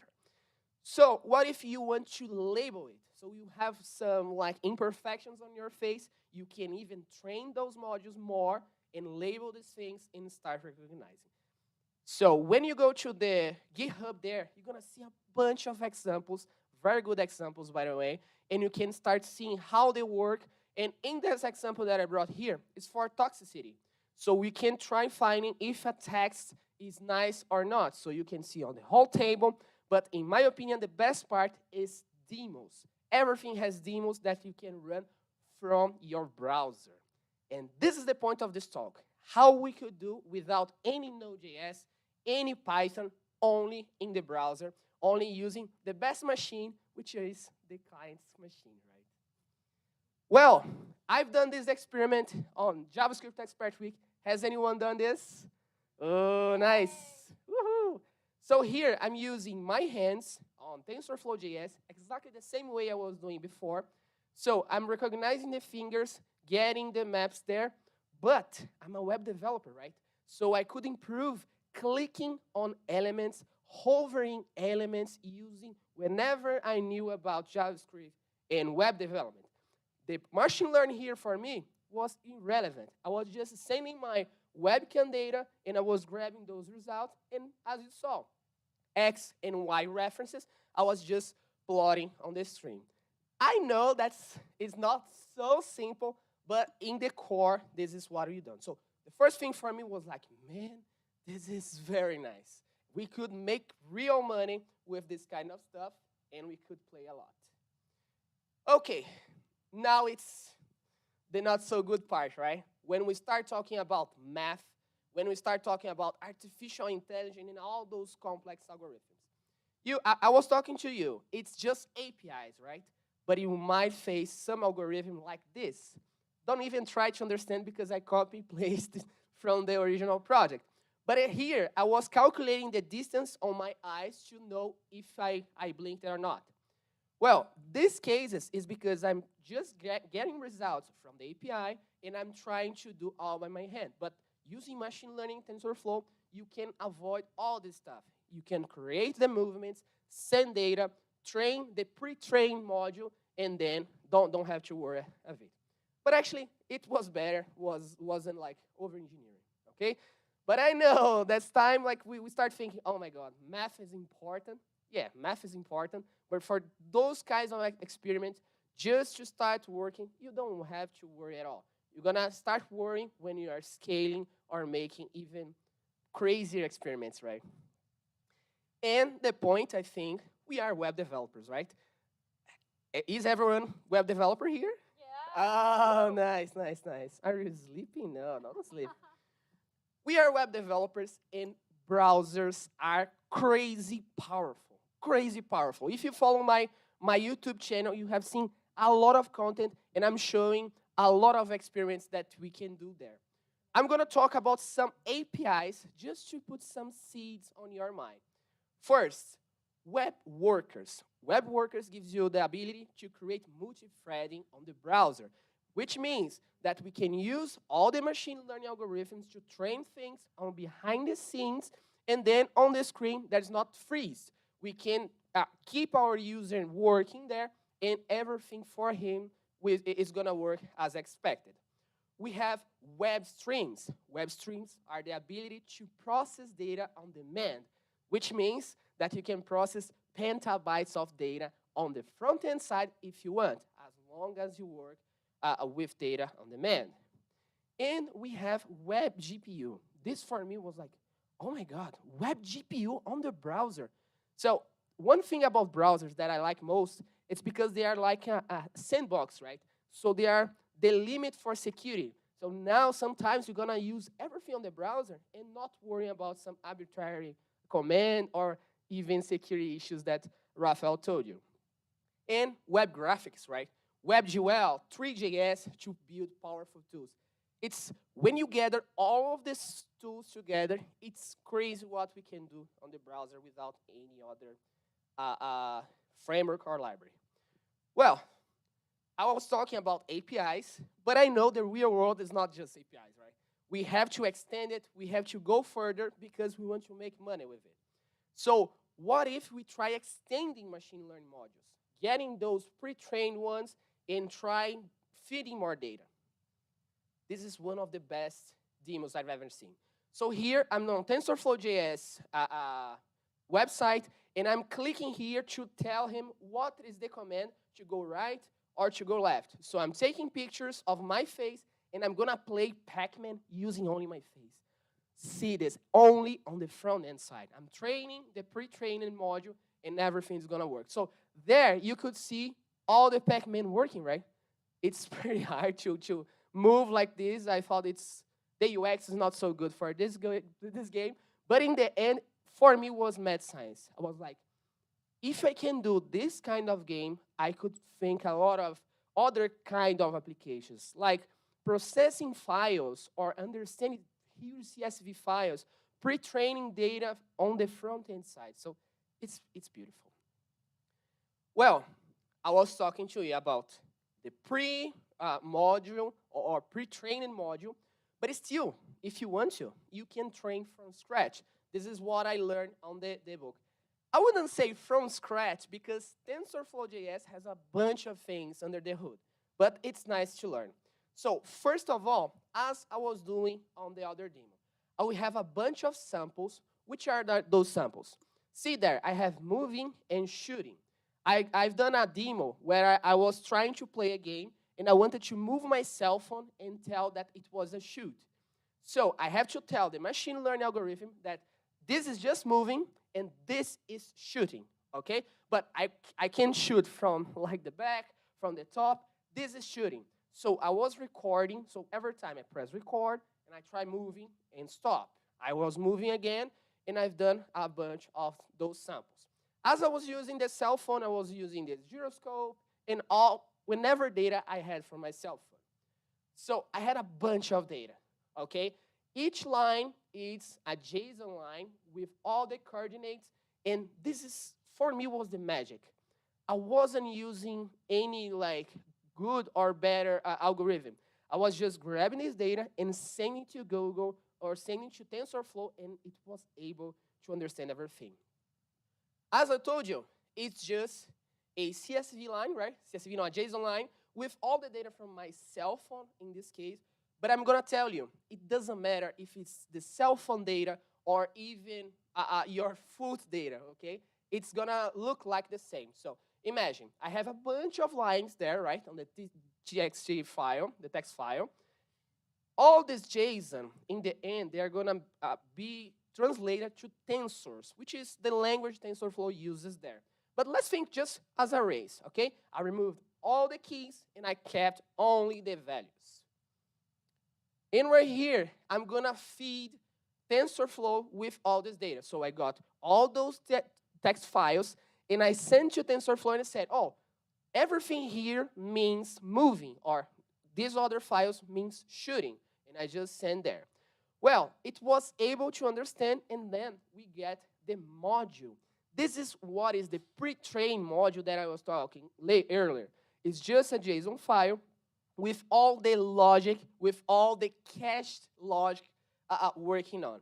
So when I go back to JavaScript, I will just load the file, as I'm doing here. And usually when you use the libraries from TensorFlow, it's downloaded from Google servers. And then see, I get whatever I have from the input for that moment, and I say, predict for me. Give me back the answer, whatever you think you have. And it's gonna get all the results, and then I'm gonna grab the most, I would say, the most voted, or whoever has more score to get this data. But see, I can get all the shooting. It's pretty nice. However, I found out, I was telling you, it doesn't matter if it's my cell phone, it's a car data, it's a face data. It's all arrays, right? So Google released the teachable machine, which is way straightforward. You can upload videos or pictures and label there. You can train everything there, and then using Google servers, and they generate the whole file for you, and you can import on your JavaScript file. So instead of creating every time a new program, you can just go there and train with Google. I know there's some concerns about giving your data to someone else, but I don't know, I gave up for my data already, right? So something I noticed, first time I was talking like this, I was looking like a mad scientist. Do you know that you can do everything on the browser? And I start talking to some machine learning people, and I have no idea. I've never worked on the web. I only feed that data. I only do that job to train the module, but I have no idea what I'm doing. I have no idea even if someone is gonna use it. I was like, come on, we have web developers, machine learning developers, and they're not talking together. So here, data scientists, they usually train modules and generate files. Italo used to work like this with AI, training a bunch of modules, but he was telling me, it's not the same thing. It's not creating stuff. It's just generate module, which is a lot of effort, but we as web developers, we want to see things working, not just a file in the end.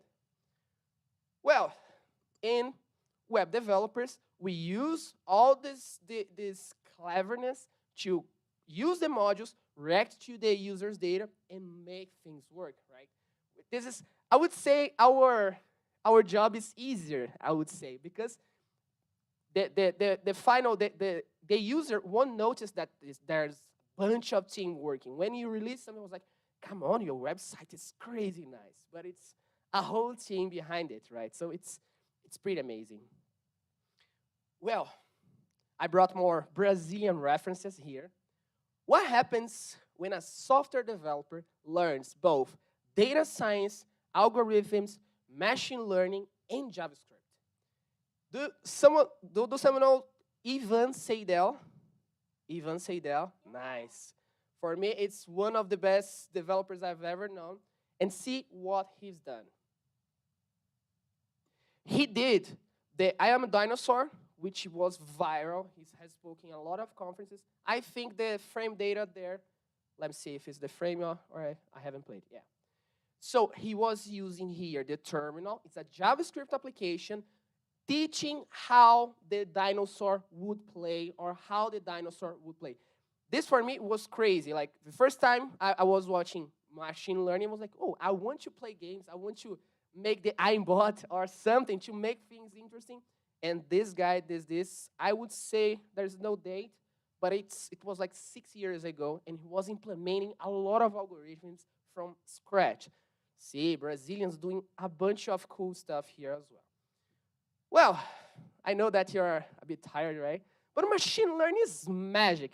Once you go home, go back to this presentation, try seeing, because I think you can get inspired. And I brought some ideas for you to extend it. So we have a bunch of use cases as authorization and authentication. So for banks, we have seen, I wouldn't say it's the best experience, but sometimes I have to get a selfie and move my hand or smile when I'm really pissed off at the bank. But they use a lot this kind of operations that I really don't like it, but this does work. And for QA apps and bots, on Charlie Jarrett's book, she had like a huge text. She feeded the machine learning algorithm there, as I've done here, just send an input there. And she started making questions. So as ChatGPT, with a very small concept, right, it was able to answer. So I was thinking, for me, my YouTube videos, imagine if I could put some blog and people start making questions, like silly questions, and the algorithm, the machine learning could answer right away or resume all the stuff. And she's done this all free using TensorFlow.js. Also, this is something that I was wondering. Some call centers now, they are not calling anymore. They are on WhatsApp or sending messages for you.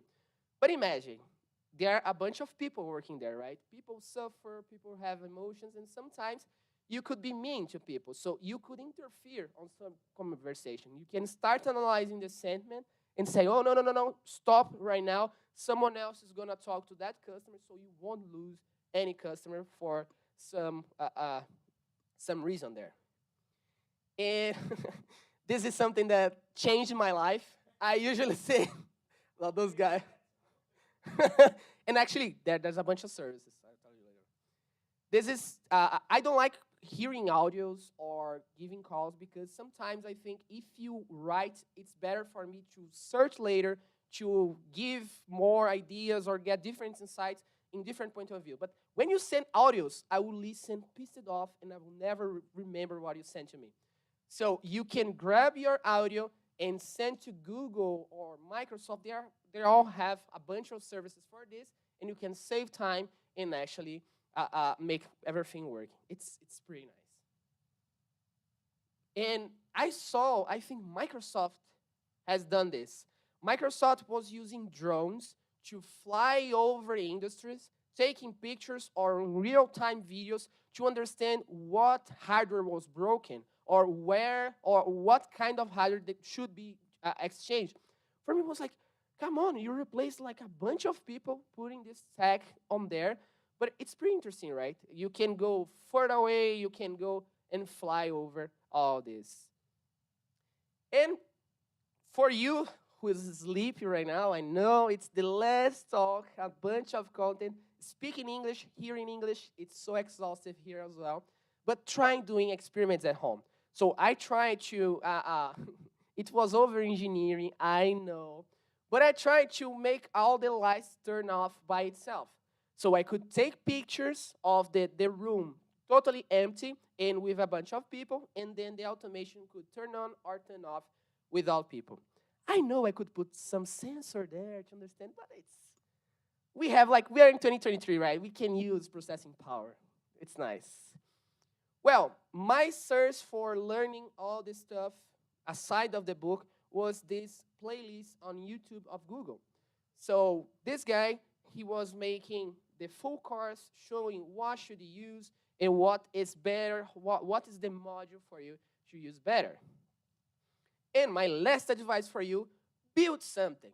Not if you actually gather all the talks that you heard today, you could make some company, you can make some money, but try experiment with.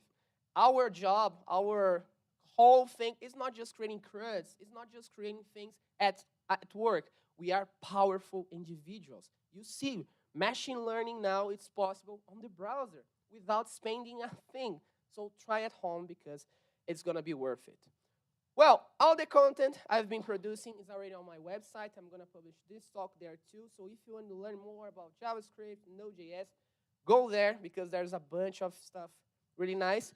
And I released an ebook about recreating Node.js from scratch. So Juan was telling about a bunch of cool things about Node.js, but here you're gonna go more in depth, or I would say more high-level concepts to help you understand and recreate Node.js from scratch. Okay? Before I finish this talk and we open for the questions, let's do the traditional, let's make people at home envy, right? So, I'm gonna count on 3, and you're gonna help, right? We're gonna make some noise on 3, and let's make this work. So, 1, 2, 3. Aye! Thank you so much, Brazil! Great.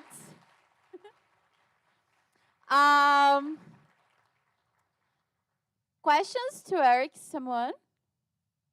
I know I'm Okay. the only thing between your beer and this talk, right? So yeah, about machine learning in web browsers, there are any limits according to the user's computer configurations, like RAM or processor or something like that? Well, depending, this is what they call backends. So I've noticed some people using like old computers, old laptops, they face some laggings. So I was trying to use WebGL for everyone. So sometimes you can try asking like the browser, what is the processor or what is the thing they are using, so you can use more processing power. But right now, this is maybe my fault, but I haven't seen controlling all this stuff. I've seen like, I'm gonna test it here, and if I see some lag, maybe I'm gonna change the data frame, or I'm gonna try doing less things in behind the scenes on like using multi-threading and something. I would say it's common sense for now. I don't know. Thank you. Great. We have another question there. I know. Let's go there. CITYJS. Hey, hey Eric, thanks for this content. I really appreciate it, all the content. And my question is about if you saw some content about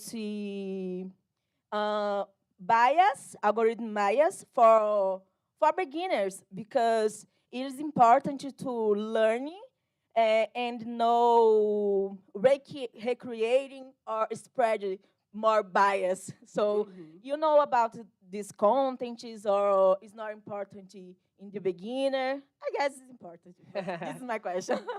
Yeah, bias, I would say it's the main problem for AIs or machine learning now. But I would say it depends because this is, I would say, I would be silly, but this is more part of the data processing, feeding the algorithms. Sometimes we are just using pre-trained modules, so we are trusting on Google or trusting on Microsoft, but we shouldn't, right? We should build by ourselves. But I would say what happens now is when people are using this, they are trying, like they feel issues.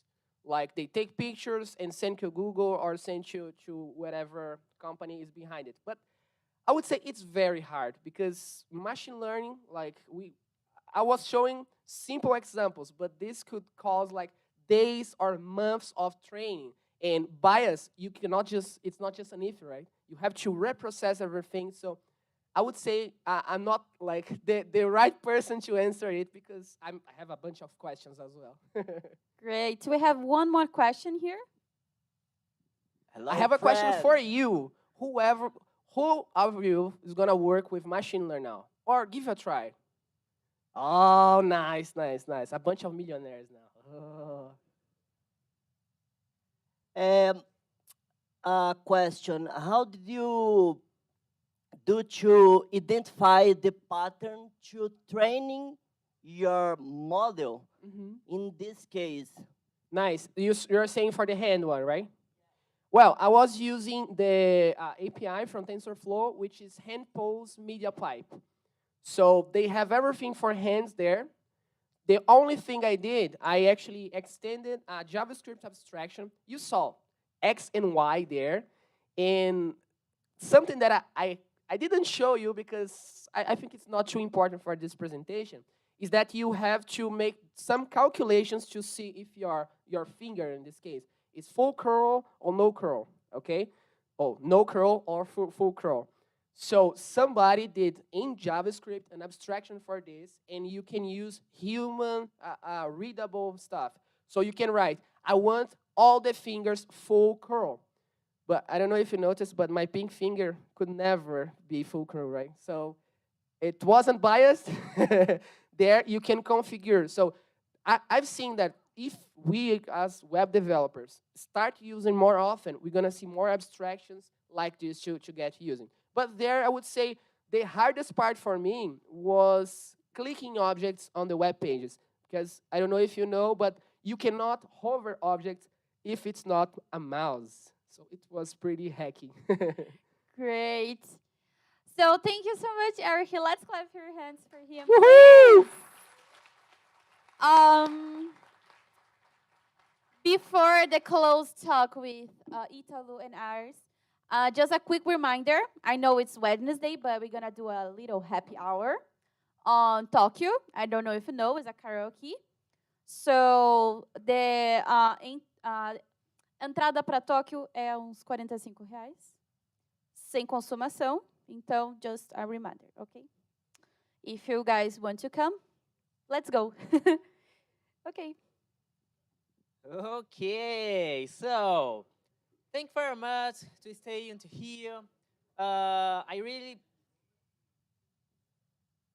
happy to see everybody here, and I'd like to say thank you for everyone here, and thanks for the organization, and thanks for Aris. Aris, please come here.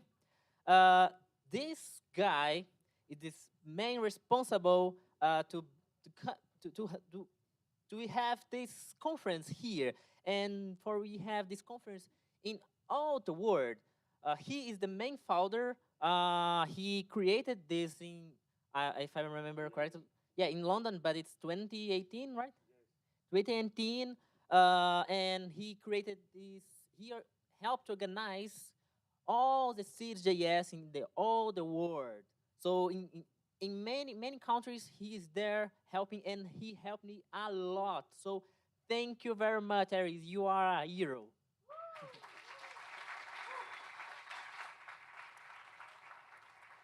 So, guys, as you know, I'm not I live in London, but I'm Greek.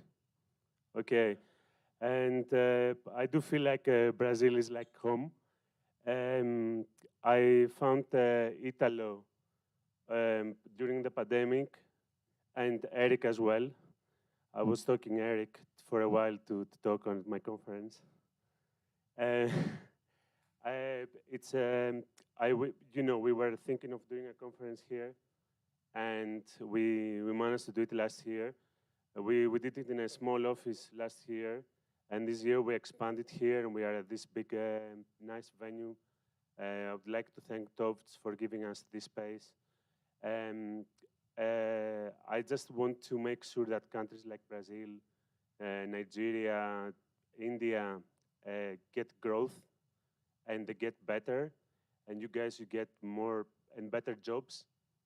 And the same like we have in London, in other very, very well-known countries like UK.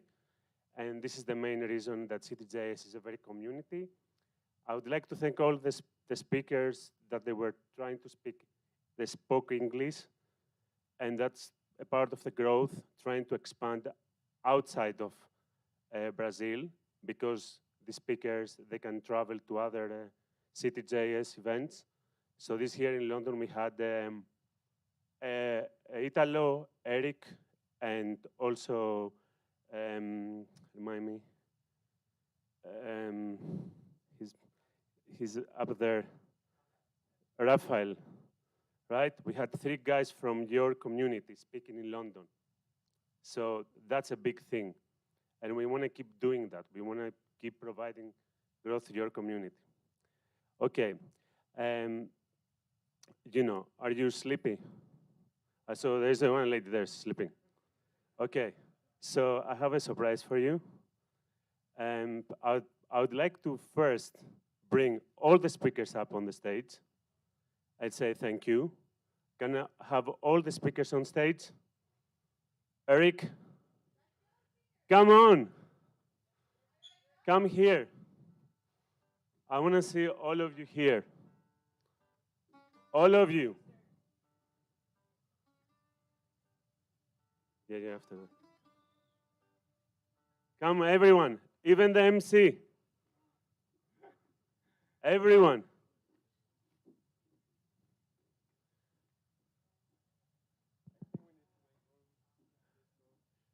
Well, spread across the floor. Spread across the floor. Okay. Then I want all the organizers, all the volunteers. Where are the volunteers? Come here. Jessica, Mateus, come, Ana everyone, Carolina. everyone. Come here, come here. Come Everyone. This event, I cannot do it by myself. I need help from other people. And these are the people behind the show. Okay? And yeah, I cannot do it without you, because you are part of the show. So all of you, come up here. All of you. All of you. All of you.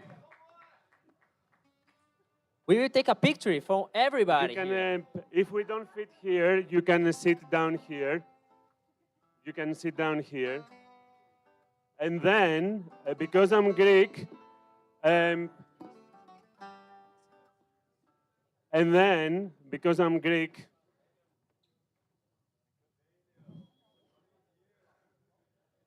down here some people, down here some people, down here some people.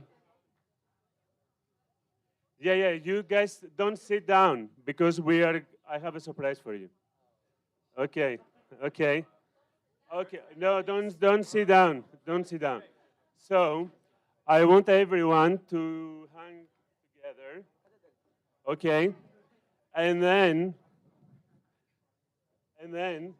I'm going to play a Greek song, and we are going to dance. Yeah. Okay. So the dance is like lifting your hands up and down. Okay. Let's see. Let's try. Yeah. You. So you hang each other like this. Okay. And then. Okay, let's go. And the music is going very slow, but then it goes very fast. Okay? Let's go.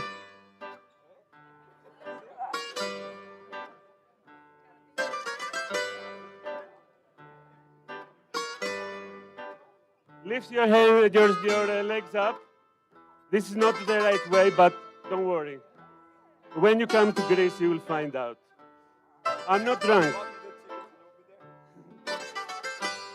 Okay, now it's gonna start going fast. Okay, follow the rhythm.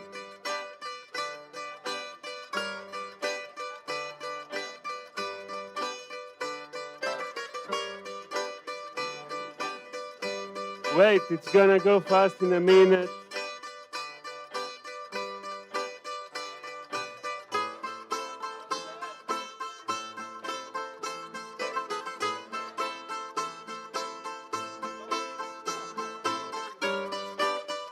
And you can go side to side if you want to.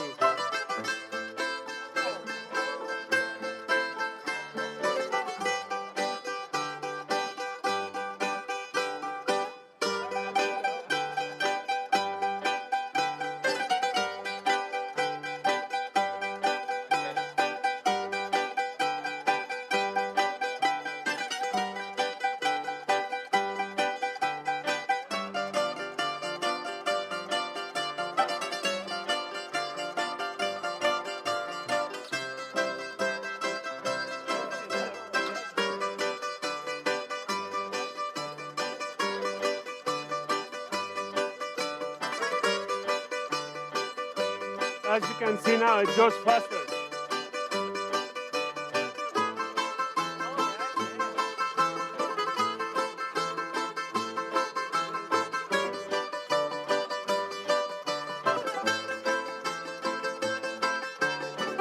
Okay.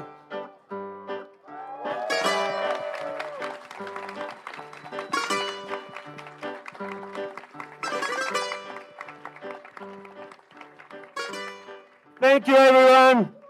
Bye.